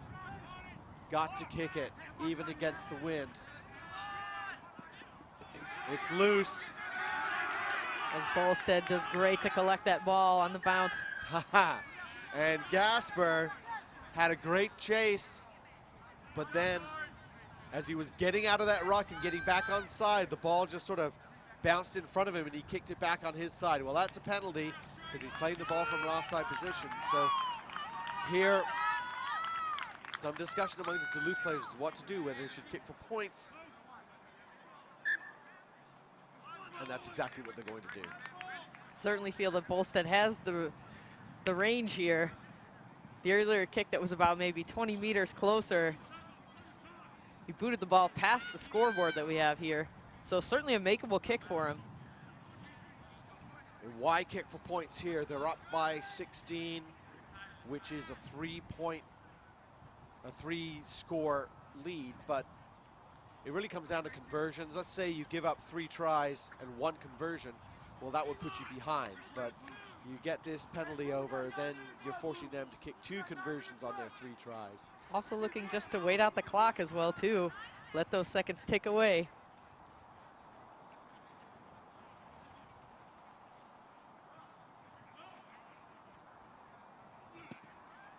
Kick is up.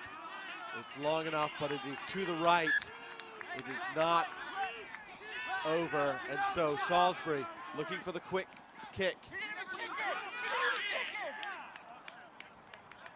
And in the end, they tried for a quick dropout, and they failed. They ended up just sort of nudging it. I'm not even sure if he actually successfully kicked it, and it's going to be a scrum to Duluth as a result. One of the strangest things you see is this is something that they ask for players to do something like a quick 22, but they're not quite sure exactly what to do about that. And you see players just sort of panic a little bit, and they end up doing something like they do a tap when it should be a drop kick. Referee Stevens rightly called that he actually missed the ball trying to kick through. And said that's going to be a scrum. So Connor Gleason goes off after a really strong game for Minnesota Duluth. Derek Doherty comes on to replace him. It's been a big effort from Gleason. Looked like he was limping a little bit as he went off the field. But now look at this attacking opportunity for Duluth. A massive weak side, if you want to call it that. And DeRoche picks up, and he's gone. Goes through 4 players, makes them all tackle him. Quick ball out. Martin, well, he's all alone. Cuts back in. Doherty is the guy there to rescue him and help him out. Martin was isolated, but he did really well to keep his feet, just with some evasive play. Martin paid for it. He's got a little bit of a cramp, trying to do something about that. DeRoche again. Goes, no one there really clearing out for Duluth, but they get it ball quickly. Hansen sending it all the way out there to Lenhart. But there's going to be a penalty. He doesn't get the handle on it, and we're going to go all the way back to a penalty.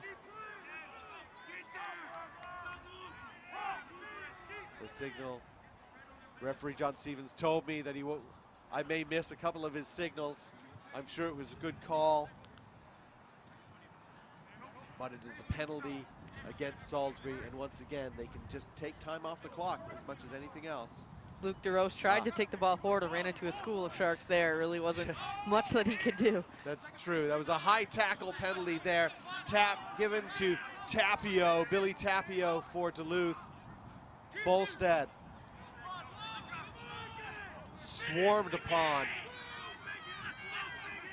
but rescues the ball. DeRoche again.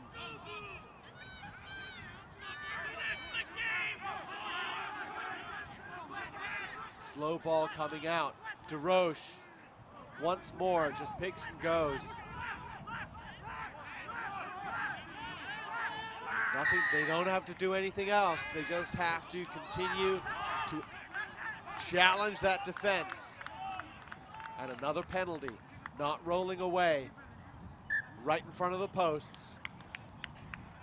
And they're gonna go for goal. Should be a fairly easy kick here for Bolstead, who's been on the mark.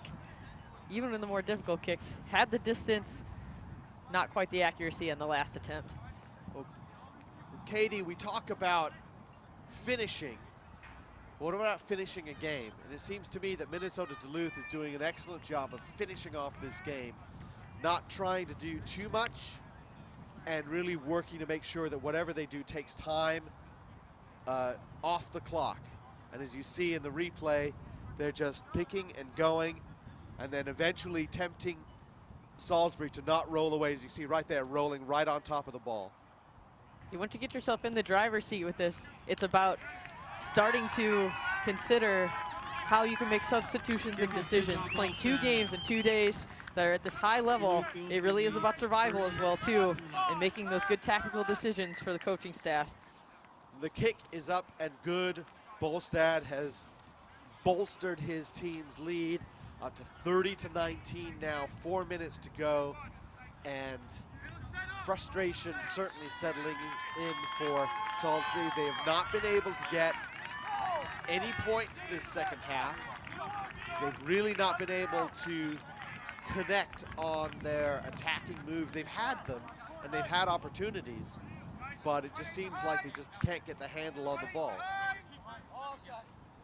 See some substitutions coming in for both sides. See freshman Alex Seymour coming on for Salisbury. Oh, and there is a catch on the fly. I think that was Rapine.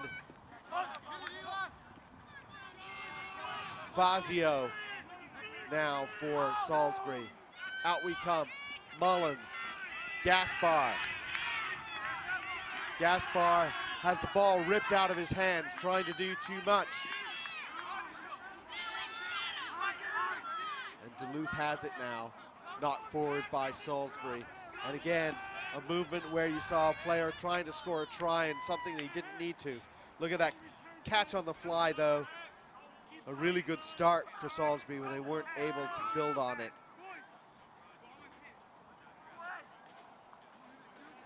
Rapine certainly not for lack of effort there. Getting himself across the 10-meter mark and fielding the ball in air. Blues took momentary lapse. You really cannot let that restart hit the ground. You've got to try and get someone under it. There with about 2.5 minutes to go here in this semifinal.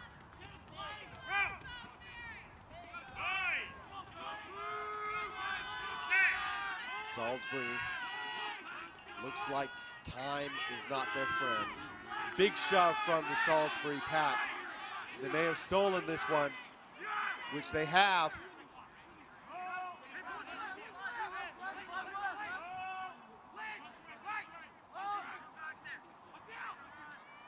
And Rodriguez, the kick ahead. And this is what they do. But if you are a smart team with a little bit of poise, you can handle that kind of kicking attack. Duluth has done enough. Consolidating a little bit, and a penalty in the ruck. Interesting decision to kick the ball ahead after stealing it against the head. Did well to chase it down and apply pressure there too. But as you said, really this Duluth team does have, we've seen their first half was just so much up-tempo energy, and now what they're doing is really choosing to slow down and make sure that they're making good, solid decisions and letting the clock wind out.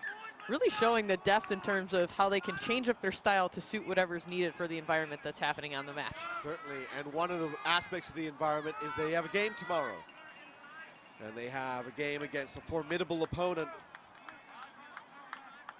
It'll be the #1 and #2 team who had ranked, Golf Rugby Report had them ranked #1 and #2 all fall. There's no reason to move them around. And they will be meeting in the final tomorrow, almost for certain. Well, really, I think we can say for certain it's less than a minute to go. Penalty to Salisbury, but they need to score 3 times. Rodriguez looking for a little bit of room on the inside. He finds some of it. A pick and go. Salisbury so close to the line there.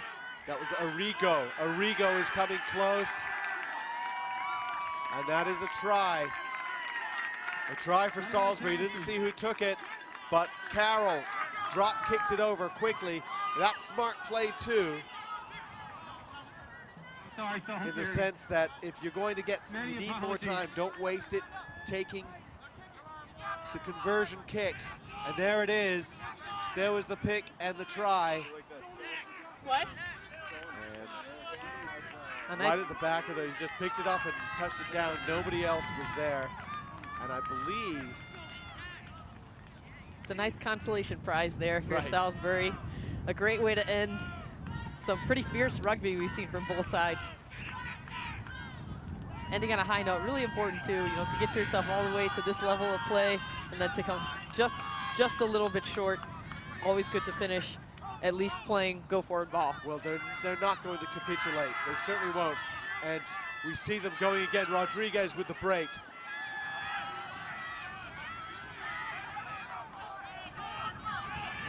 And again with the surge up the right wing.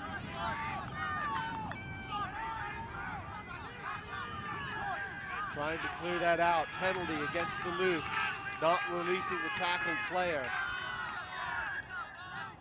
And another 10 meters. Duluth has to be careful here not to get themselves into any kind of card trouble. Card with a D. And Rodriguez, a late pass and almost intercepted by Schwartz. It'll be a knock forward, but that is the ball game. 30-18, Minnesota Duluth. The toughest game they played all year for certain. But they are on to the national final. Salisbury will, for the third time this season, play their longtime rivals Talson for third place. But Katie Wurst, Minnesota Duluth, as you said, struck quickly, but when they needed to put a clamp on this game, they certainly did that. Just showing some great decision-making in addition to so much great talent in terms of using the kicking game when needed. But Salisbury, credit to them for such great physical play, and we're certainly in for a fantastic bunch of contests for tomorrow. And don't forget tomorrow, 11 a.m. Eastern time, the women's D2 fall final, Davenport against Winona State. 1 p.m. Eastern time, the women's D1 fall final, Air Force versus UConn, and then Whitewater against Duluth at 3 p.m. Eastern, men's D2 final. And here we see the pick and go try from Salisbury. That was there, the massive hit from Gasper shows the physicality of this game and how it was throughout the game. And then a crucial try from DeRoche at the end of the first half that gave them some breathing room. And then really it was about fixing the game. Bolstad with a penalty. That great take. Those little moments of brilliance from Salisbury, that little things that were going to work for them, but they didn't quite finish it off. They did get a try at the end. Deserved for the amount of effort they put in, Katie. Just a credit to the effort for really the Salisbury team never giving up, but just really today was Minnesota Duluth's day. Great finish to a good match. And so Minnesota Duluth will play Whitewater tomorrow at 3 p.m. Eastern. And we are going to wrap it up here at Furman University. For USA Rugby TV, I'm Alex Goff from Goff Rugby Report. I'm with Katie Wurst. Thanks so much for everyone in the truck and helping us, and all our cameramen and the producers. And we will see you tomorrow.